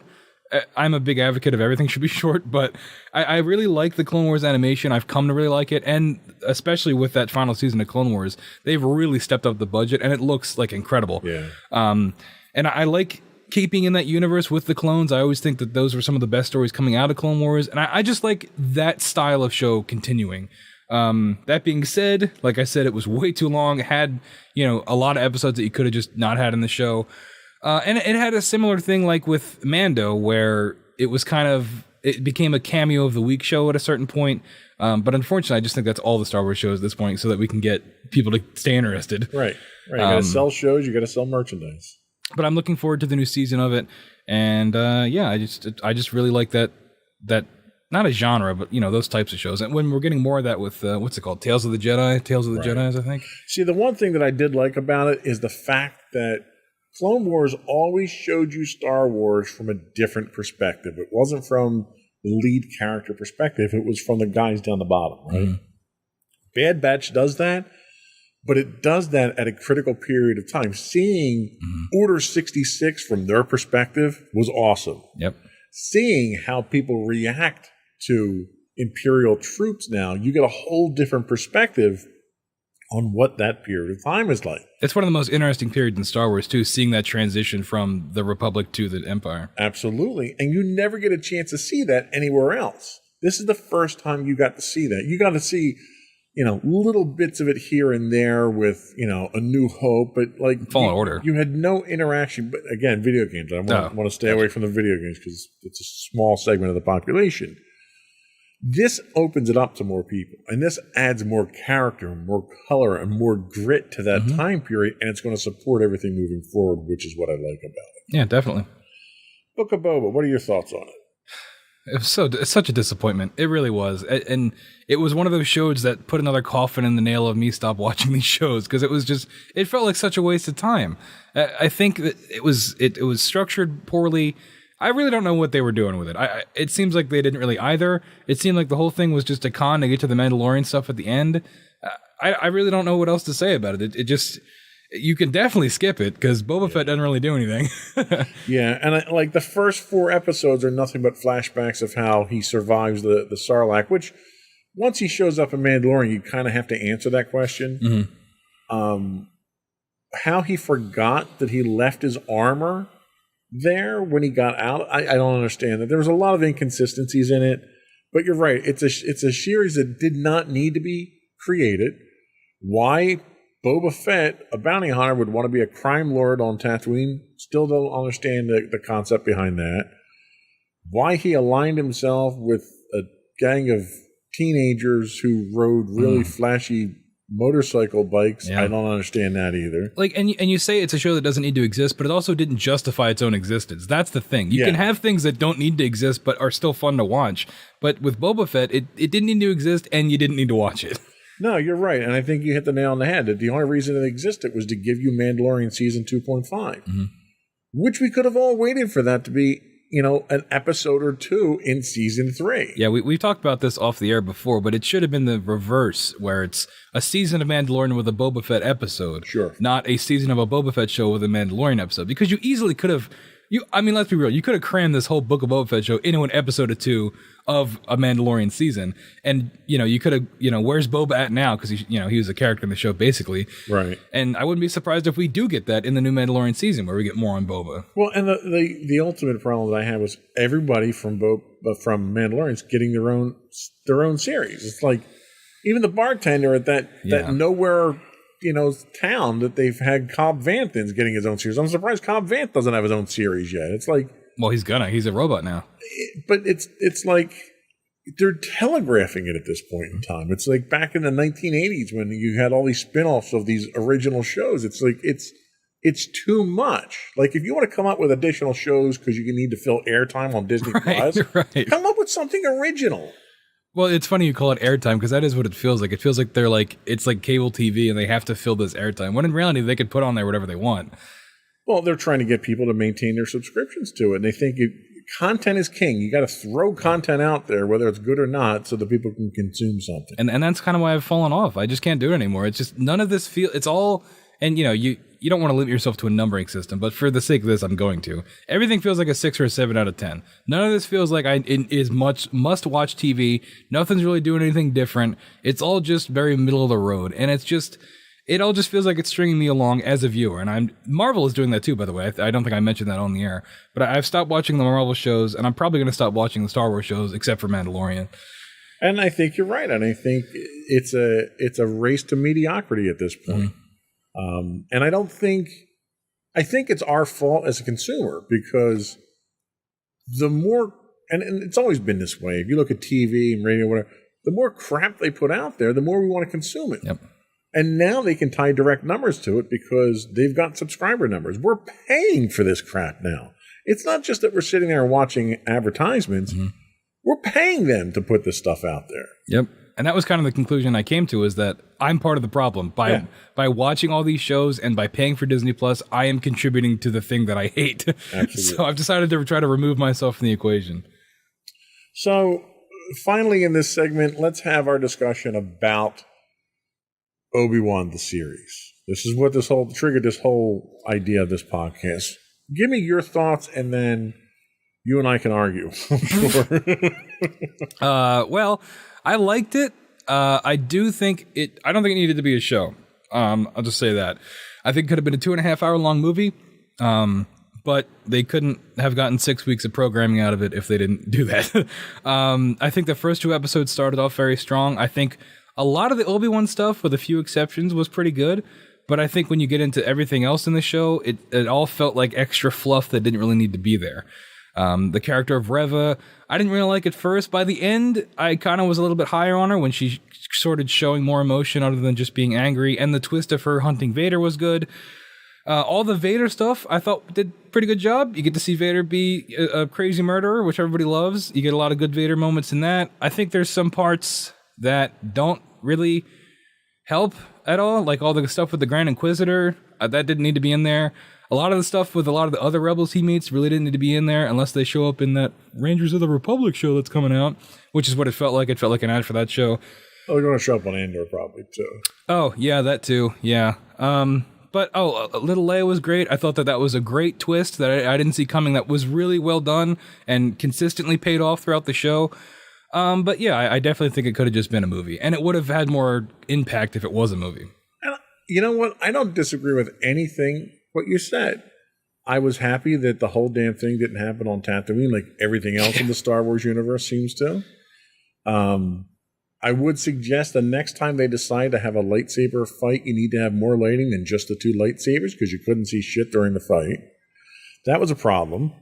And the recreating the Ahsoka fight between Vader and Ahsoka from Clone Wars or from Rebels probably wasn't necessary because you already saw that fight once and it was almost an identical walk for walk through that fight. So that was kind of disappointing. How did you leave Reva alive? She's redeemed. It's fine. Is she? Really? I thought she was going to off herself. I don't know. I don't know what our censorship's like on the show, but I thought she was going to unalive herself. I don't know how, as Obi-Wan, you could let somebody who is a Grand Inquisitor, who now knows about Luke and Leia, live. Well, because she has to have her own show. It's the same reason he let Vader live, because he had to, because that's what the writing dictated. Well, no, from a canonical timeline, you kind of had to let him live. Well, but how do you walk away from that? Like, you literally have a chance right there. Mm-hmm. You thought you killed him before, and you walked away, and he was still breathing, and you thought he was going to die. How do you walk away from him again after doing that? I was telling a friend of mine, we were talking about it, and I was like, big Batman energy with this, where like he has him dead to rights, and he just lets him live, even though he knows that he's going to go on to kill thousands of people. And it's like, but like, didn't we know this going into the show, right? When they confirmed Vader was going to be in it, and they confirmed they were going to fight, we all knew how it was going to end. No, neither of them are going to die. Right. That's what happens when you milk every like moment of this timeline, but you already know the end in the beginning. These things are inevitable. I think if anything, they should have done. Remember in Force Awakens when Rey and Kylo fight, and then an earthquake happened and they're split apart, something like that. Well, and it's funny you mention that because I was having a conversation with a colleague at work, and we said, okay, so we know there's 2 battles. We know that Obi-Wan is going to at least win the last one. Because you have to, in order to fit the line from A New Hope of when last we met, you were the master. So we now know that he had to win that last fight. But everybody else, besides Vader, thought that Obi-Wan was dead. Even Tarkin says, "Oh, he's long dead, right?" Mm.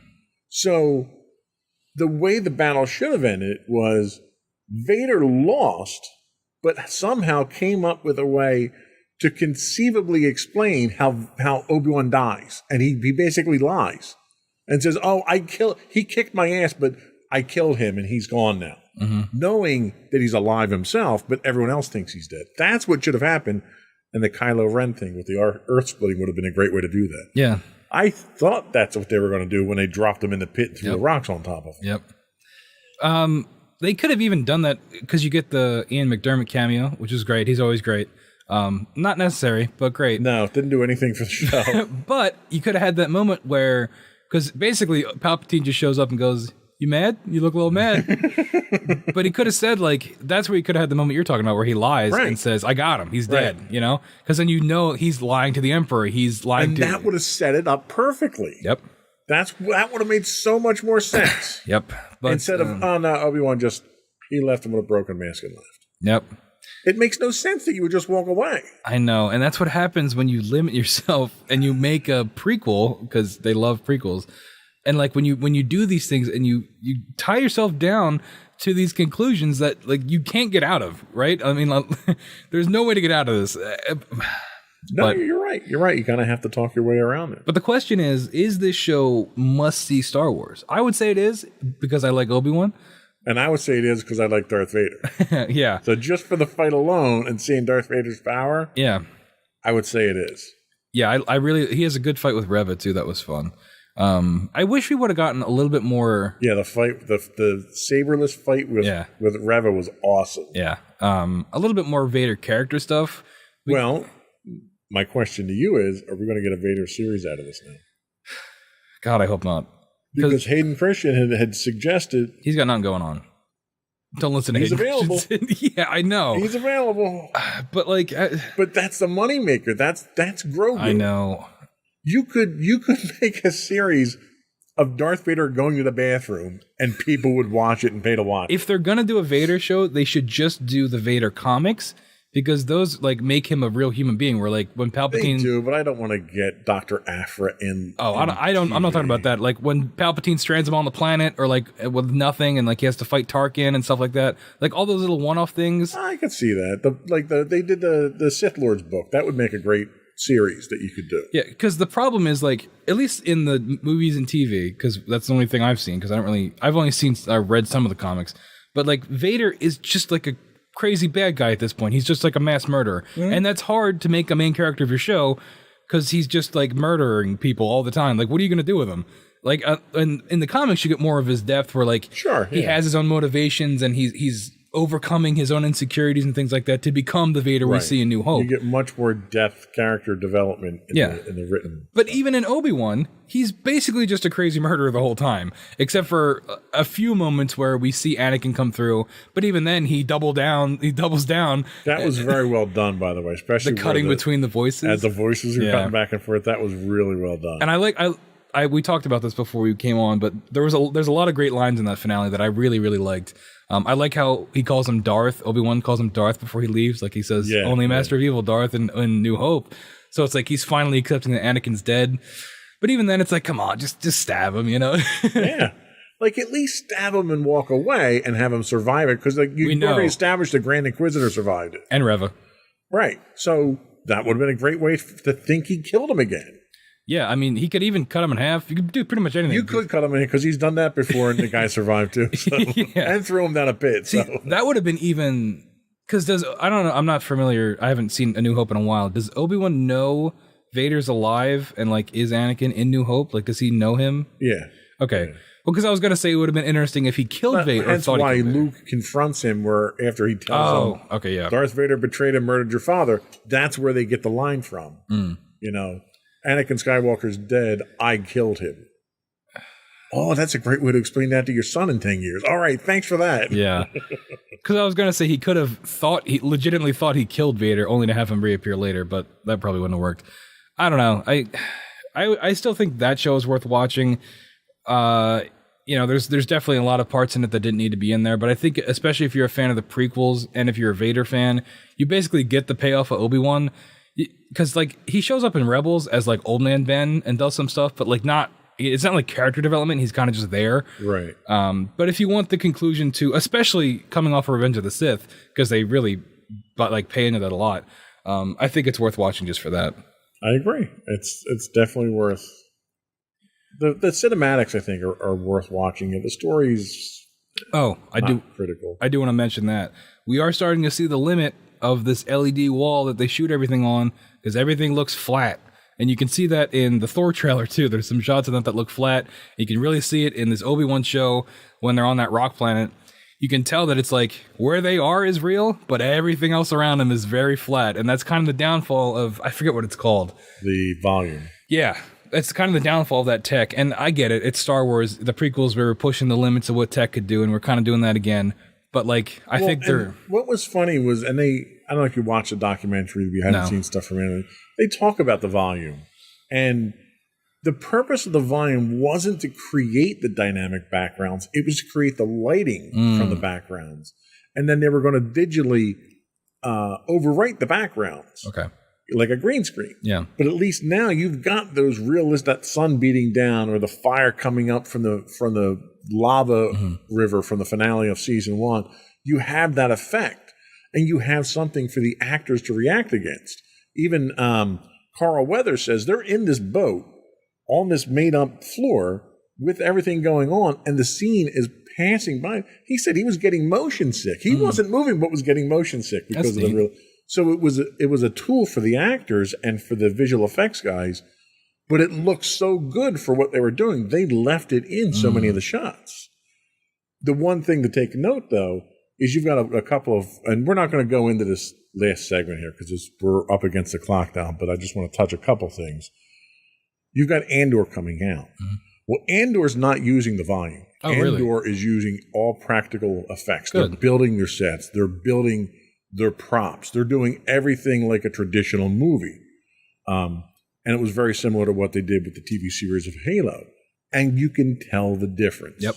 When you open a door, and it's a door. It's not a panel with green on it that they overprint digital stuff on it. It looks and acts like it's real. Yeah, that's good, because I'm definitely, like, I brought it up, but I'm feeling the limits of this volume technology, and I'm hoping they don't, because it makes everything feel flat. But like, end of the day, that's kind of just what it does. And when you're doing outdoor panoramic shots like that, it doesn't always work. Yeah. Where it works is when you're enclosed somewhere and you don't need that depth. But when you're looking at a shot in a desert, and you've got rocks in the foregrounds and rocks out in medium and rocks out, you lose that depth, that perception of depth. So I'm hoping they either, they kind of work out on that, or I didn't realize Andor was being shot all practically. Double down on that. Practically is almost always better, in my opinion. It is, but it costs a fortune. True. So. Yeah. Just raise the price of Disney Plus. There you go. So, yeah, we're at the 1 hour mark, and in this last section was actually going to be the longest section. So I think we're going to hold off on that for another episode. Part 2. We can do a part 2 of Help Me Obi-Wan. Does that mean I have to watch Andor? Not if we do it quick. If we do it in the next week or two, you should be okay. So we'll come back and we'll talk about the future of Star Wars on another episode. Any closing thoughts before we go, though? No, I pretty much said everything. I think after Obi-Wan, because I think if they didn't get above a 7 out of 10 with Obi-Wan, I don't think anything's going to. Yeah. So I think I'm going to bail. I've already bailed on Marvel shows. I think I'm going to bail on Star Wars shows, except for Mandalorian. I'll come back for Mandalorian. It's going to make it hard to get you back on an entertainment podcast if you're not going to watch anything. I know. Unless, I don't know, they always put these articles out to try to get people to watch of like, you'll never believe who showed up in Andor episode 2. So if someone spoils it for me and it's something I actually enjoy, maybe I'll go and watch it. But I just don't see the point. It all just feels like they're stringing me along, and I think I'm pulling the plug. That. I don't see. For me, there's nothing else to watch right now. There's nothing else compelling for me to watch where I don't have the time to ingest this. And it's Star Wars. I feel compelled to ingest Star Wars. It's understandable. So, but that is it for our show today. Before we go, I once again want to invite our listening and viewing audience to subscribe to the podcast. You can find audio versions of this podcast listed as Insights into Entertainment. Audio and video versions of all of our podcasts can be found listed as Insights into Things. We're on TuneIn, iHeartRadio, Stitcher, anywhere you can get a podcast these days. I would also invite you to write in, give us your feedback. You can email us at comments@insightsintothings.com. You can find us on Twitter at insights_things. You can find, we stream 5 days a week on Twitch at twitch.tv/insightsintothings, where you can find links to all those and more on our official website, www.insightsintothings.com. That's it. Another one in the books. Bye.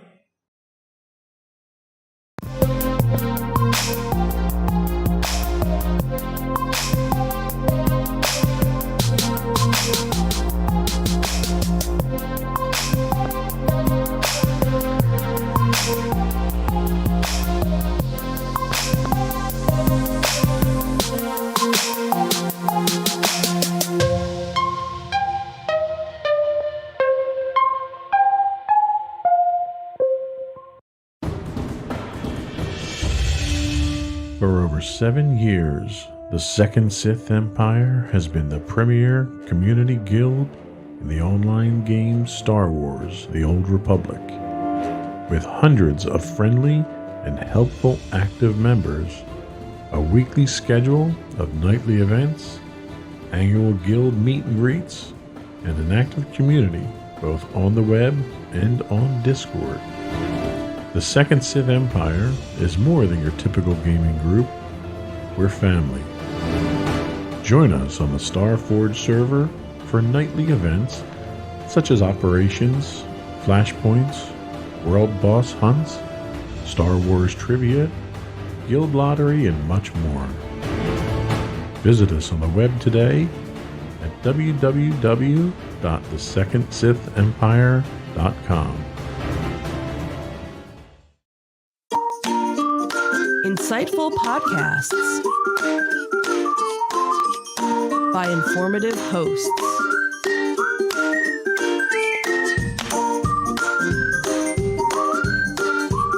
Insights into Things, a podcast network.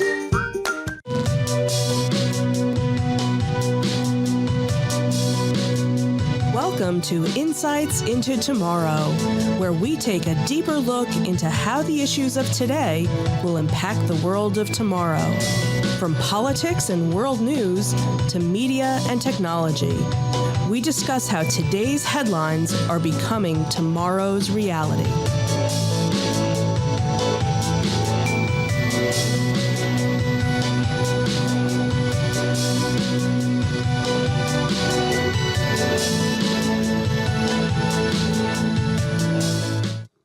Hello everyone and welcome to episode 16 of Insights into Tomorrow, Microsoft's gaming monopoly. I'm your host today, Sam Whalen, and my co-host, Joseph Whalen. How you doing today? Doing good, Sam. How you doing today? Fantastic. We've taken a long hiatus from the show. The holiday break became the almost Q1 of 2022 breaks, but we're back. We're back and we're talking about the Microsoft acquisition of Activision and Blizzard. We're going to break it all down for you on today's episode. But really quick, just a quick summary at the top of the show. So on January the 18th, we're a little bit late on this, but yesterday's news are tomorrow's insights. January the 18th, 2022, Microsoft, you guys may know them from Xbox and from computers, announced that they were acquiring Activision Blizzard in an all-cash transaction valued at $68.7 billion, or $95 per share. Now, this is arguably the biggest piece of news in the history of the games industry, and on today's show, we're going to take a look at what this means, why the acquisition is so important, and honestly, why you should care, because you might, look at this news and say, well, how does this affect me? It might not, but we'll get into it regardless. In addition, we'll hit some key elements, some key elements that should be remembered in this conversation going forward. But before we get into all that, I want to remind you some show plugs. You can subscribe to this podcast and all the podcasts offered from Insights into Things. We're on Apple Podcast, Spotify, Google Podcast, Stitcher, iHeartRadio, TuneIn, Amazon, and Pandora. I know Spotify just introduced a 5-star rating system. So if you can go in there and rate the podcast, it does help our numbers quite a bit. In terms of contact information, we can be emailed at comments at insightsintothings.com. Twitter, we are at insights_things. Facebook, you can just search Insights Into Things Podcast. Instagram, at Insights Into Things. And finally, all these links, as well as more information, are on our website, www.insightsintothings.com. But that's all the housekeeping for today. Let's get right into the program.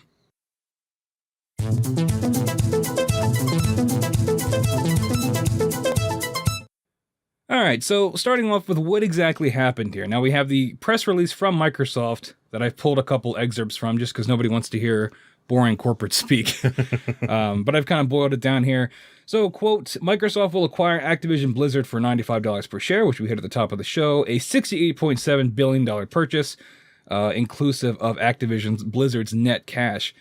Now, when this transaction closes, Microsoft will become the world's third largest gaming company by revenue, and they are behind Tencent at number one.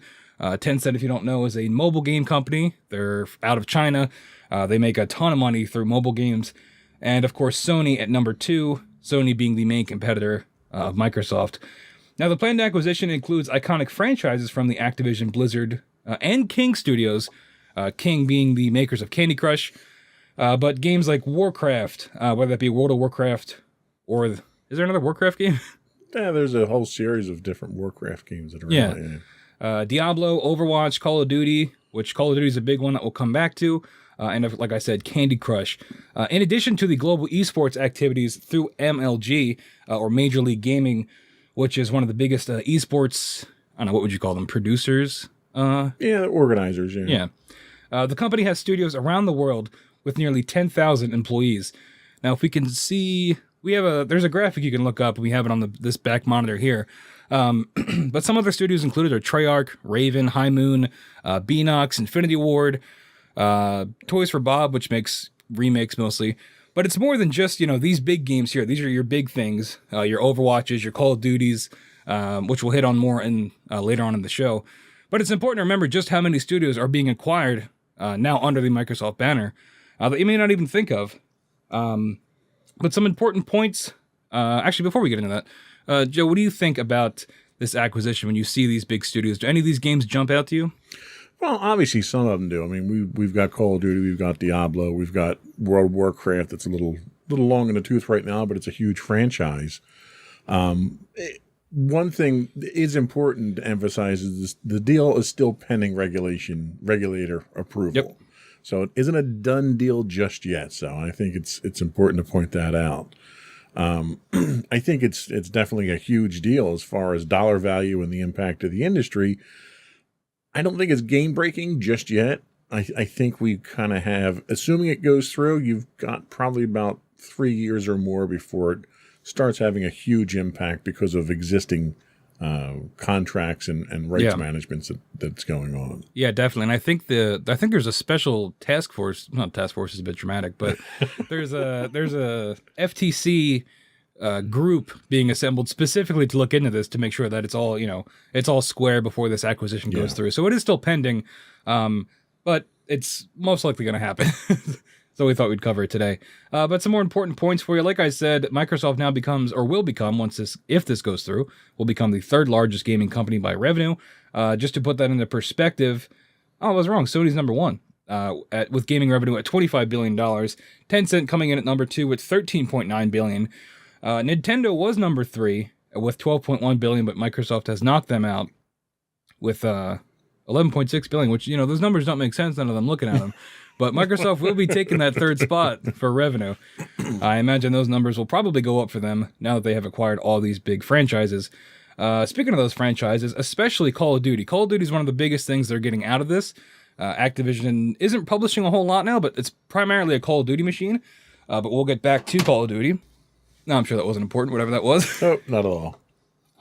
We'll get back to Call of Duty later on because it is something that I think deserves its own segment just because of how much money they're going to be making off it. But another important note is that King, the development studio, the Candy Crush people, gives Microsoft a big foot in the mobile gaming market, which they didn't really have before. They have their xCloud, which they're allowing you to play Xbox games on your phones, but in terms of games specifically developed for mobile, Microsoft didn't really have something like that, except for, there was Spartan Assault, there was a couple Halo games that were... They're not even worth mentioning. Yeah. Yeah, which you can also play on console now anyway. But it's where Tencent dominates, so we're going to see if, Microsoft acquiring this, are they going to try to go after Tencent in that mobile gaming market? But yeah, this is the broad umbrella look at it. This is the kind of the big overview. We'll get into some of the details in just a bit. But were there any thoughts you wanted to add, just big picture about this acquisition? Yeah, I mean, consolidation in the game industry really isn't new, and that's what a lot of people are concerned about with this. For the past 4 or 5 years, we've seen gaming studios gobble each other up. left and right. Epic acquired Tonic in 2021. EA went on its own buying spree, picking up BioWare and all the other known studios in the last, 5 to 6 years. What's significant with Microsoft is that they're not just a game studio. Mm-hmm. They're a platform and a hardware manufacturer. So that's what's got a lot of people concerned, is that they can lock up a lot of exclusives with this. Yeah, exactly. But even the exclusives aren't that concerning, because Sony's had exclusives, for decades now, their entire intellectual property. When Sega liquidated their Dreamcast and their gaming systems, they basically sold off their intellectual property to Microsoft. They divided it between Microsoft and Sony, and each got a couple of pieces of that property. But like I said before, the deal's full impact won't be felt for a few years because of a number of existing licensing agreements. And, a lot can change in 3 or 4 years in the gaming industry. That's true. Yeah, you're going to see these studios shift. A lot of these studios have big games waiting to come out. We have Overwatch 2. Overwatch 1 coming out in 2016, we've seen a ton of gameplay of Overwatch 2, but it's kind of one of those ones that Blizzard has in their back pocket that they're kind of just waiting to drop. Probably a guaranteed hit because, the Overwatch, I'm part of the Overwatch fan base. It's a big fan base, but we're hoping to see that soon with this acquisition as well. But let's we'll take a short break. We'll come back and get into the nitty gritty details.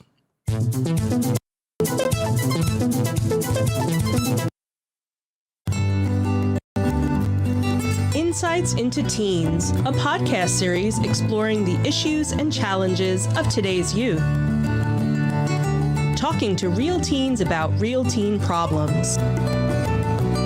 Explore issues from braces to puberty, social anxiety to financial responsibility. Each week, we talk about the topics concerning today's youth. We look at how the issues affect teens, how to cope with these issues, and how parents, friends, and loved ones can help teens handle these challenges. Check out our video episodes on youtube.com/insightsintothings. Catch our audio versions on podcast.insightsintoteens.com or on the web at insightsintothings.com.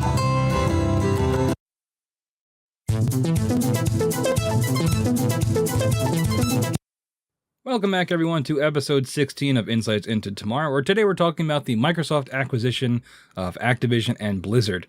So getting into the details here, Activision Blizzard has been making some questionable management decisions in the last few years, and this is something I wanted to put right at the top, just so we can kind of get it out of the way, because there is some controversy there that I think is worth talking about. Mainly from Bobby Kotick, the Activision Blizzard Incorporated Chief Executive Officer, or CEO. This is from Bloomberg, from Devon Pendleton and Scott Carpenter. Activision CEO is looking at a $375 million payout in the Microsoft sale.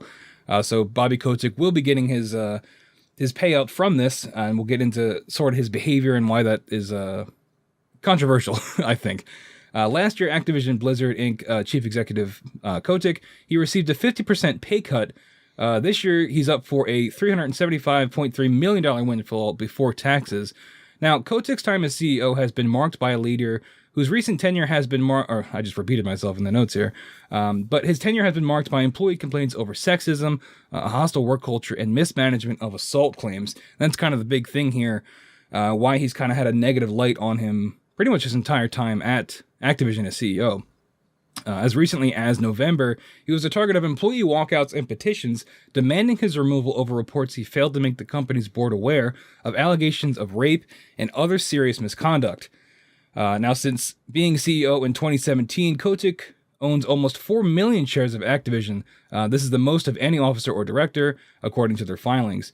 The second largest holder is board chairman Brian Kelly, who owns 1.4 million through trusts and foundations, which his stake is at a value of 137 million based on this deal. So that's where a lot of this money is coming from.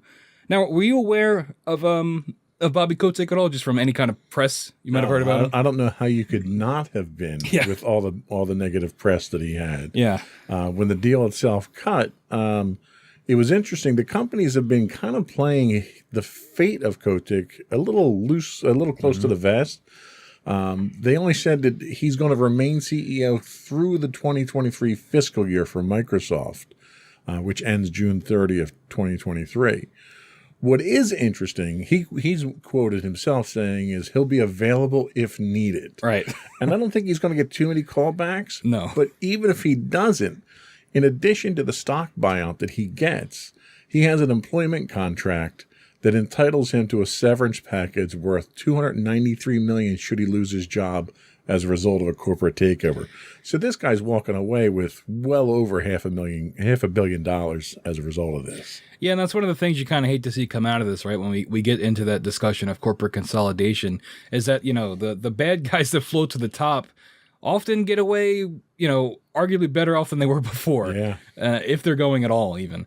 Microsoft, like you had said, were very wishy-washy about it, because that was one of the things, you think, oh, great acquisition. Okay, what happens with Bobby Kotick? Are we getting this guy out of here? Right. Because it's something that's pretty much universally agreed upon, is that he is not a great manager, and these sexual assault allegations and employee walkouts, the hits just kept coming.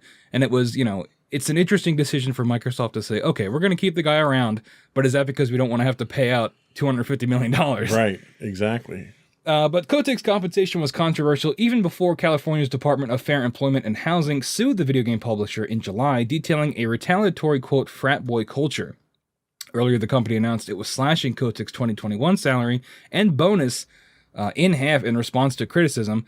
His pay package was excessively lavish compared with his peers. Kotick was also found in Jeffrey Epstein's Black Book, in which he used his company email address, and that's...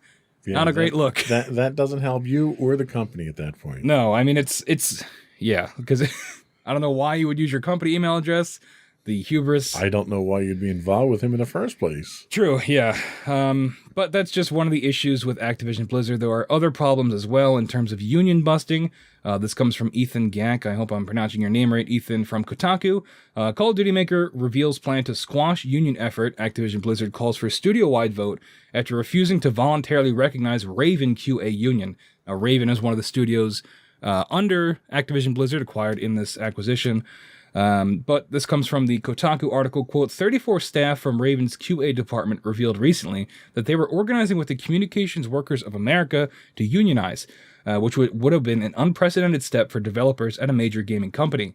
They called on Activision Blizzard to voluntarily recognize the union, which had supermajority support within the QA department. Now, this is where we get into company policy from Blizzard. Their policy essentially boils down to when a company refuses to voluntarily recognize the union, the organizers behind it must win a majority in an election ratified by the National Labor Review Board. Now, this would be a huge hurdle for the folks over at Raven. A hurdle that would have been easy for Game Workers Alliance to overcome within just the QA department, because you have a very small section of employees, would have been very easy to get a majority. By requiring all employees at Raven to have a say, Activision Blizzard is effectively arguing that either the entire studio, not just the QA department, but the whole studio of Raven, unionize or no one does. And that's kind of where you get into these wordsmith sort of, how we're going to use technicalities to kind of break up these unions. How do you feel about that? Well, I think that's one of those things where, one, you're not gonna win against the union at this point in time. All these, if Amazon itself is fighting against the unionization of their facilities and losing, Blizzard's not going to win. And second, if you're trying to force the entire company to unionize rather than just a department, you're shooting yourself in the foot right there. Because all you're going to do is piss off all your employees. Yeah. Then they're all going to unionize, and then you're really screwed in the end. Yeah, but Blizzard had another response to this. This comes from Nicole Carpenter over at Polygon. The situation developed even more back in November. Quote, this is from a company statement. In November, we began the process to convert our temporary employees to full-time employment status. This comes from Raven Software Studio head Brian Raffel in an email to staff. He goes on to say, now I'm excited to share that our QA colleagues will embed directly within various teams across the studio, including animation, art, design, audio, production, and engineering. In the email, Raffel said, the move to our embed, our QA team, has been in the works for several months.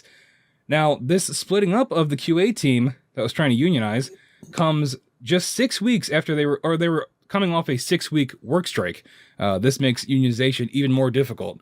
So these folks go on strike for the union, they come back, the QA department is split up among all different parts of Raven, making it even more difficult to effectively unionize.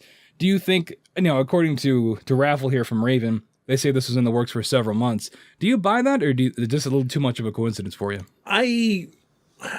There's probably a grain of truth in there, because these guys, as monumental as some of the mistakes are that they're making, they're not stupid. Right. And when they started getting whispers that the QA department was going to unionize, the first way to do that is to liquidate your QA department and dissolve it into everyone else who's not going to unionize. Mm-hmm. So I'm sure there was probably plans for it. I think the strike forced their hand and required them to basically pull the trigger on that decision. Yeah. I don't think they had much of a choice there.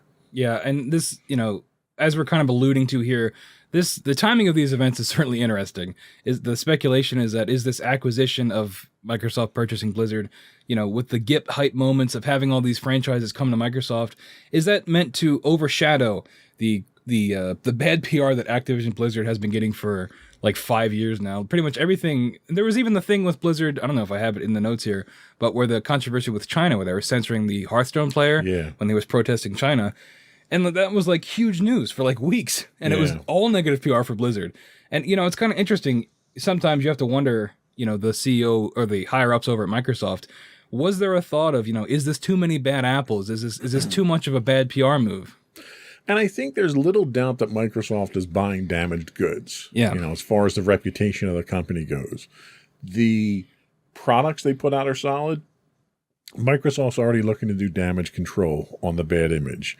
I had found a Wall Street Journal article where Sabina Menschel, who's the president of global investigative firm Nardello and Company, says there's definitely more diligence being done, particularly diligence being done around bad behavior on the part of Microsoft doing their due diligence.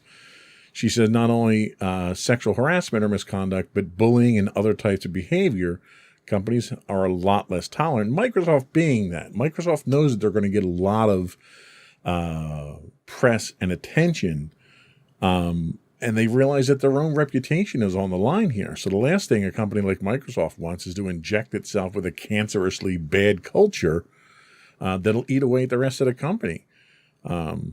Or, certainly more company profits than anything else. So Microsoft's not stupid in this acquisition. They kind of knew what they were getting, which is why I'm pretty sure they're so aloof when it comes to what the management of Blizzard's going to wind up looking like after all this. Yeah, you want to be optimistic, right? You want to say they're being acquired. Maybe we'll get some management shakeups.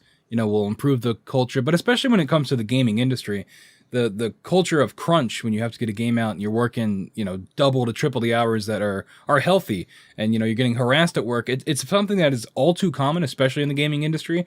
So you want to hope that things will get better, but only time will tell. Especially with something as big as this, it's going to take years to see if there are any changes, what they might be.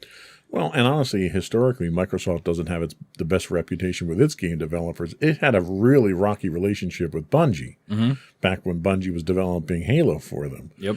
So that was kind of a caustic environment there. Not nearly as bad as what Activision and Blizzard had, but it is. It's a high stress environment. I've worked in development environments doing application development. Game development is on a whole different level. You've got deadlines that are right off the bat, unrealistic deadlines that are being set by salespeople, not set by engineers, and you're driven to the point of collapse by the time the end of the project rolls around. Yeah, we're still seeing the effects of COVID with all this as well. A lot of these studios had to completely shut down and send everybody home with all their equipment, which, we're seeing that with games. I mean, probably the biggest one is Halo Infinite, Microsoft's arguably biggest title in years, got delayed a whole year, to make the game ready and to probably needed to be delayed another couple of months too before launch. But well, yeah, they're still staggering that content. They delayed it for a year and then released 70% of the game. Yeah, and 30% of it was bugged. Yeah, I don't know. When it comes to things like that, it's as a bit of an aside, I would rather just take longer, just so you don't absolutely. Have to, I'm the same way. I play in a game that's owned by EA now, Star Wars: The Old Republic. They had a major content drop that was supposed to happen right after the first of the year, and they had to push it out another month. And it's like, it's okay. I'm all right waiting for that because I've lived through content drops that weren't ready. And it made the game just completely unplayable for a month or two while they went back to the drawing board and fixed it. Yeah. You know, I'd rather stay with the old content and live with it, but still be able to play the game until it's ready to go. And that's not even, the quality of the game and what you're dropping, the kind of content you're dropping is important. But giving it more time also allows the people making this content to not necessarily have to crunch and to have more time to work on it at a healthy pace. And I think that's a lot of the reason we're seeing the delays as well. So hopefully we'll see some more positive management decisions, but unfortunately only time will tell on that. Excuse me. But another big aspect of this is Games Pass. Now, for those of you that might not know, Xbox Games Pass is basically the Netflix of gaming. It's the thing that everybody calls it.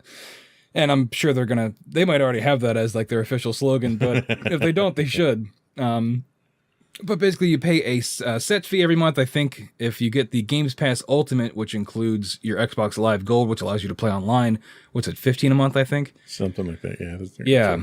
Yeah. But around that price, and you can basically download the library of games, which is like 100-some games, available to play. Now, you also get first-party Xbox Studio games, day and date, Xbox games with gold, EA Play as well, getting a lot of EA titles in there. And there's also Games Pass for PC, so you don't even have to have an Xbox to access a lot of these things because you can get it all through Games Pass with PC, which is a recent addition, but definitely a huge get, which also ties into this acquisition because a lot of these games from Blizzard are primarily on PC. Yeah. But some numbers for you about Microsoft Games Pass. This comes from Tom Warren over at The Verge. Quote, Microsoft Game Pass service now has 25 million subscribers, which is up from 18 million Microsoft reported in January of last year. So in just a year, you're adding 7 million more subscribers. And that's in a year where you acquire Bethesda, you get the EA deal through, so you can get EA Play, you get Games Pass on PC. That's all in a year, and it makes sense why they got 7 million more people on board. Sure. And that's not even accounting the Xbox first-party studios, those games that came out, like Halo, and I'm trying to think of some other ones. There was Rainbow Six, but I don't think that's another big game on Games Pass. It's not an Xbox exclusive, but right. So you had a couple games drops as well to kind of justify those higher numbers. Xbox Games Pass is shifting how gaming companies look at revenue models. It's kind of changing the whole industry. It's changing it from being you pay $60 to $70 for a game the day it comes out, you have a physical disc, you play it, and that's it. Now we're kind of shifting to a more ever-changing thing where you have a library of digital games that you can then download, which some people aren't for because they'd rather have that physical media. Personally, I don't mind, except for when it comes to storage, because I know there's two different models of the newest Xbox out now. Right. There's one that has a disk drive and one that doesn't. You have the non-disk drive one. Do you ever run into storage issues with, having to download everything like that? I don't. And I have the internal storage. I have the external NVMe card storage, plus I offload a good chunk of the games to the slower USB drive on there. So I've got plenty of storage. There's only the newest, latest, greatest games need to be played on the fastest storage. So they've provided enough options that it's manageable, and I'm not too worried about that. And I download all the games anyway. I mean, I couldn't tell you the last time I went to a GameStop or someplace else to buy a physical piece of media for the game. Yeah, absolutely. I'm the same way. I have because I download everything. The second it comes to Game Pass, I'm downloading it to play just because I love video games. And, I think this is a great, this isn't an ad for Games Pass, but I think it's the best value in gaming because if you're someone that doesn't necessarily want to commit to that $60 purchase, you can get Games Pass and have over 100 games available to play like that. Yeah. And, you run into issues. Not like that. You do have to download. Yeah, that's what I was about to say. Yeah, there is the issue, if you don't have the best internet connection or if you don't have the money to shell out for an external hard drive or things like that, there are some barriers to entry there. But you can still only download one game at a time, and, the Xbox can handle that if you're able to download it eventually. But like I was saying, this Games Pass is shifting how game companies are looking at the revenue models going forward. Sony is looking to compete with its PS Now service. It is similar to Games Pass, but not nearly as effective in the marketplace. And a big reason for that is because with PS Now, I don't think you can download the games. I think you have to stream them. You're streaming them, live. Which, even with a good internet connection, you can tell. Yeah. Well, the latency, there's no way you can get around with the technology we have today. You can't get around latency. And latency, especially if you're playing like a first-person shooter or something like that, latency is going to kill you every time. There's no way you can get around the physics of you're trying to send a bit of data from your network all the way across the internet to some server somewhere else and might not even be your region. You physically, even if you are using fiber optics all the way, you're limited by the speed of light. And there is, people don't realize it, but there's this limit to the speed of light when you're trying to go across the country or when you're trying to bounce a signal off a satellite.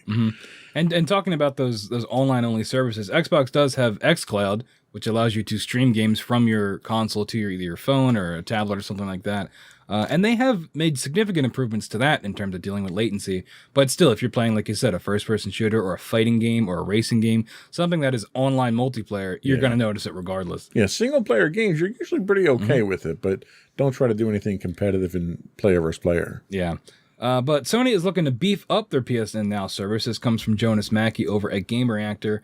Quote, the creator of PlayStation 4 and 5, Mark Cerny, has filed a patent via USPTO for, quote, backward compatibility through use of spoof clock, I don't know what that is, and fine-grained frequency control. So basically, Sony's got some patents on the book for backwards compatibility. So it leads people to speculate that they are going to try to incorporate some more, PS3 games and PS4 games into PS Now to try to make it compete with Games Pass, while also maybe throwing in your PS Plus, which is the equivalent of Xbox games or Xbox Gold, basically the online component, kind of rolling it all into one package, just like you have here with Games Pass. Do you think that would be as effective as Microsoft's Game Pass? It has the potential. I think the problem you run into is that game services is an area where PlayStation is playing catch up. Microsoft is leaps and bounds. They're 10 years ahead of PlayStation when it comes to this service and this ability. PlayStation really abandoned their backwards compatibility as a serious concern years ago. As they were moving past the PS2, PS3, they didn't really worry about supporting backwards compatibility. That was an area that Microsoft really cashed in on because they knew all these people out there had this huge library of games and they were going to be angry if they couldn't play them, moving forward. So Microsoft has been very good about that. And Microsoft, just to talk real quickly about the technology that they're talking about here, the spoof clock. So the problem with the newer game systems is they run fast, right? They're newer processors, they're faster clocks on the processors, and you need all that for the computation. The problem is when you try to run an older system on a clock that fast, it either doesn't work at all or it works at a rate that you can't play that game anymore. So what they do is they try to clock down the processor on there so you can play it at the same speed as the old consoles. Well, Microsoft got around that by using virtual machines, which Microsoft brought in from their corporate world. So when you fire up, an old Xbox 360 game, it fires up a virtual machine and it runs in that virtual machine completely self-contained in there and fully functional. So they're not doing these gimmicky type things like PlayStation's trying to do. Yeah, absolutely. And I think that is kind of a thing, right? That Xbox, when they announced that they were going to have 360 games coming to Xbox One at the time, people lost their minds because, obviously for the reasons you're saying, people didn't want to lose all those games. You can go back and play original Xbox games now. They're making them compatible. Yeah, as a lifelong Xbox and PlayStation fan, it's really, really cool to have access to those old games. Although I think Xbox announced recently that the last batch of what's going to be backwards compatible has been announced. So we are seeing that halt, but it's still a ton of games. Yeah. And, even one game would have made it, over PlayStation in this instance. But let's get into another big aspect of this, which we kind of teased at the beginning of the show, Call of Duty. Let's take a break before we get into that. All right.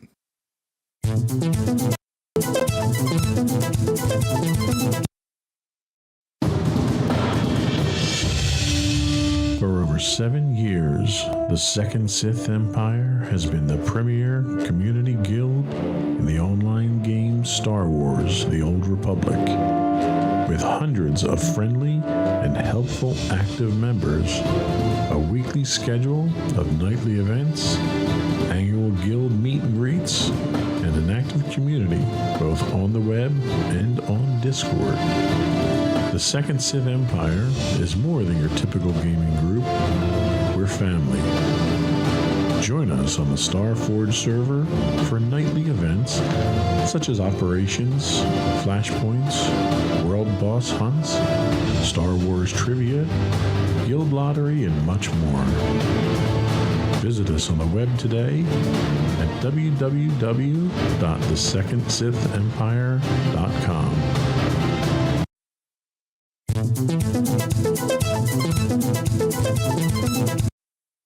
And we're back with Insights into Tomorrow. Today we're talking about Microsoft's gaming monopoly. So like I said before, I'm a little rambunctious. I thought I'd just plow right through it. But, we got bills to pay, got to keep the lights on, so we had to run some ads. But we're back, and we're going to get into talking about Call of Duty. It's one of the biggest, worthy enough that they decided to put it as part of their banner here for the purchase.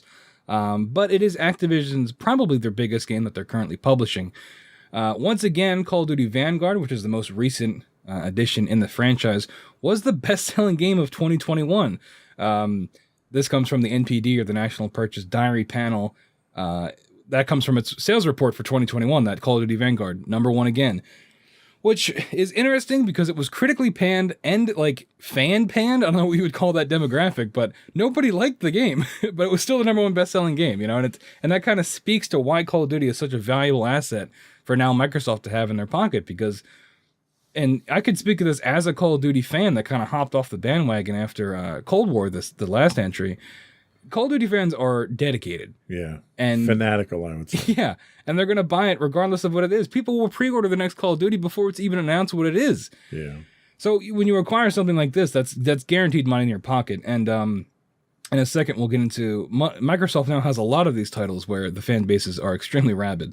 But this comes from Eddie Momakuch over at GameSpot.com. That's a shame. Just work through the name. Yeah, Eddie, if you're listening, I apologize. Change your name, though. Quote, Vanguard was December's best-selling game of December and the full year, and the series has now been the best-selling game franchise for dollar sales for 13 years in a row. How do you feel about that? Because I could not believe that statistic when I saw it. Being a fan of Call of Duty for 13 years, I could totally understand it. That's the one game a year. I don't play games nearly as much as I used to, but the one game a year that I always look forward to is Call of Duty. And Call of Duty is not released by just one development group either. They come out each year. It's a different group that comes out with them. And it's funny looking at the dynamic and almost the personality that you get from game to game. But it totally makes sense to me that you're going to have a group of people that are that dedicated to it, because the big fan base for Call of Duty isn't let's just play through the scenario and be done with it, campaign and be done with it. It's that online cutthroat, super competitive, prestiging 20 times, getting all the bells and whistles and all the toys on my weapons and all the colors. That's what it is. And it's a reward-based system that they run on that keeps people addicted. It's almost like drug addiction, where there's always something for you when you keep playing. It's not like you run the content and the game's over. There's such replayability with it, with the online PvP play. Yeah, and that's not even factoring in Call of Duty Warzone, right? Which dropped, 3-4 years ago, but, kind of became another battle royale in that battle royale wheelhouse that is just a cash cow for the folks over at Activision, because, it's difficult for any game, especially a battle royale, to break out and kind of make its name.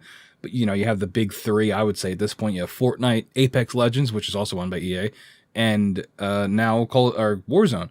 So it's just interesting to think about how much money just Warzone alone is bringing in, which they've already said they're going to continue that, because of course they are. Why would they stop? Why wouldn't you? It's a golden goose. Yeah. But something else I wanted to mention about the Call of Duty thing is that now part of this acquisition, Microsoft now owns Major League Gaming, and I don't know for sure, but there's got to be a Call of Duty tournament with MLG, right? Oh, I'm sure there is. Yeah. So now Microsoft has all that stuff in house. I'm not nearly that good enough to know where it is or how to play in it, but. Yeah, so now Microsoft has all those. They almost have, it's like, the old Paramount decision with movies back in the 30s. They have the distribution, distribution, manufacturing, and what's the other one? Production, maybe. I don't know. There's three things that you need. They produced them, they distributed them. Yeah, they have all these. Oh, exhibition. That's what it is. Like for movies when you go see it in theater. But now they own like the Xbox. I guess would be the movie theater at this point. And that's really where that concern came from. Was that you're not just looking at an EA buying up other development houses. You're looking at the people that bring this to your house that you play on their hardware.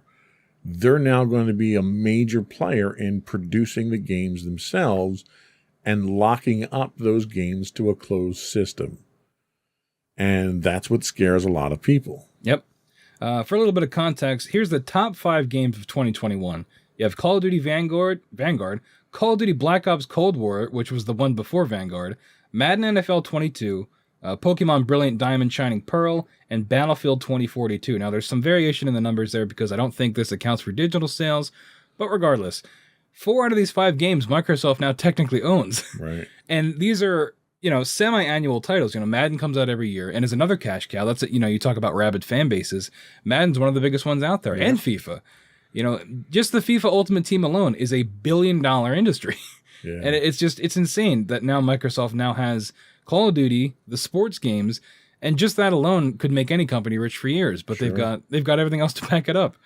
I don't know. And ironically, the place that I think Microsoft is going to make the most money out of this in the short term is going to be mobile. Mm-hmm. Microsoft had no footprint in the mobile market itself now. And now they're going to be probably second place in mobile games at this point in time, just from this acquisition. That's huge. Just the microtransactions associated with the mobile games, huge cash cow for them. Yep, because you have King with Candy Crush, and I'm sure King makes other mobile games. I'm not too familiar with them. But you also have Diablo. Diablo Immortal is a huge mobile game that no one was particularly happy about when it got announced. But it might already be out, or it's coming out. And when you can have games that are terrible games by all accounts, and they still make a fortune, you're doing something right. Yeah, I'm pretty sure when Diablo Immortal got announced, it was booed at E3. But yeah, that's another big mobile title coming out. We're going to see, I wouldn't be surprised if we got a variation on, Warcraft, the original Warcraft, like the RTS, real-time strategy games, ported to mobile, and StarCraft. I think all these things could... They're perfect for it. Yeah, exactly. I think, I would not be surprised at all. There's also Call of Duty Mobile, which is, I think, it's still around, so it's pretty successful. But, you're exactly right. I think we're going to see, Xbox kind of maybe try to dominate this market, assuming it can compete with Tencent. That's also counting xCloud, which you can play games mobily, which I think is really cool technology, especially if you're someone that travels a lot. I've not had a good experience with it. Oh, really? And it's more because of the controls. Oh, yeah. It's really tough to play a console game on a tablet or a phone without having a proper controller. Yeah, that's kind of been why I don't use it often as well, because I have to hook up the controller to my phone, and it's like, you've kind of lost me with that step. But, if they're going to double down on this mobile market, I could see them making, an easier to use interface, or make games specifically for mobile that you don't have to worry about translating that controller interface. As long as Microsoft doesn't try to make phones again, we should all be okay. I had that Microsoft phone, by the way. I wanted that thing, and it was terrible. So yeah, I think they learned their lesson there.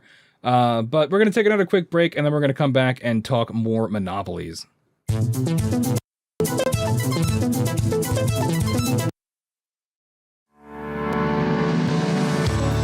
Insights into Entertainment, a podcast series taking a deeper look into entertainment and media.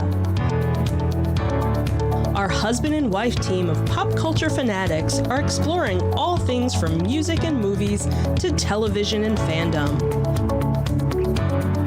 We'll look at the interesting and obscure entertainment news of the week.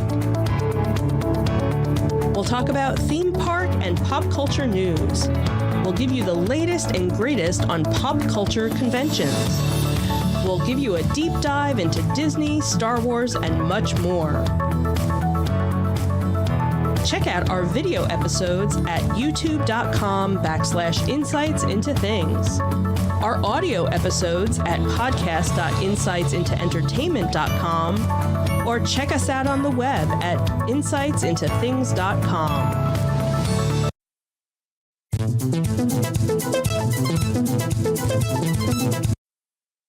We're back with Insights into Tomorrow, episode 16, where we are talking about Microsoft acquiring Blizzard. So we've kind of been leading up to this entire show, the discussion of Monopoly. What does this mean for... What does this mean, Jenny? What does this mean for Microsoft monopolizing the games industry? Should PlayStation gamers be worried that they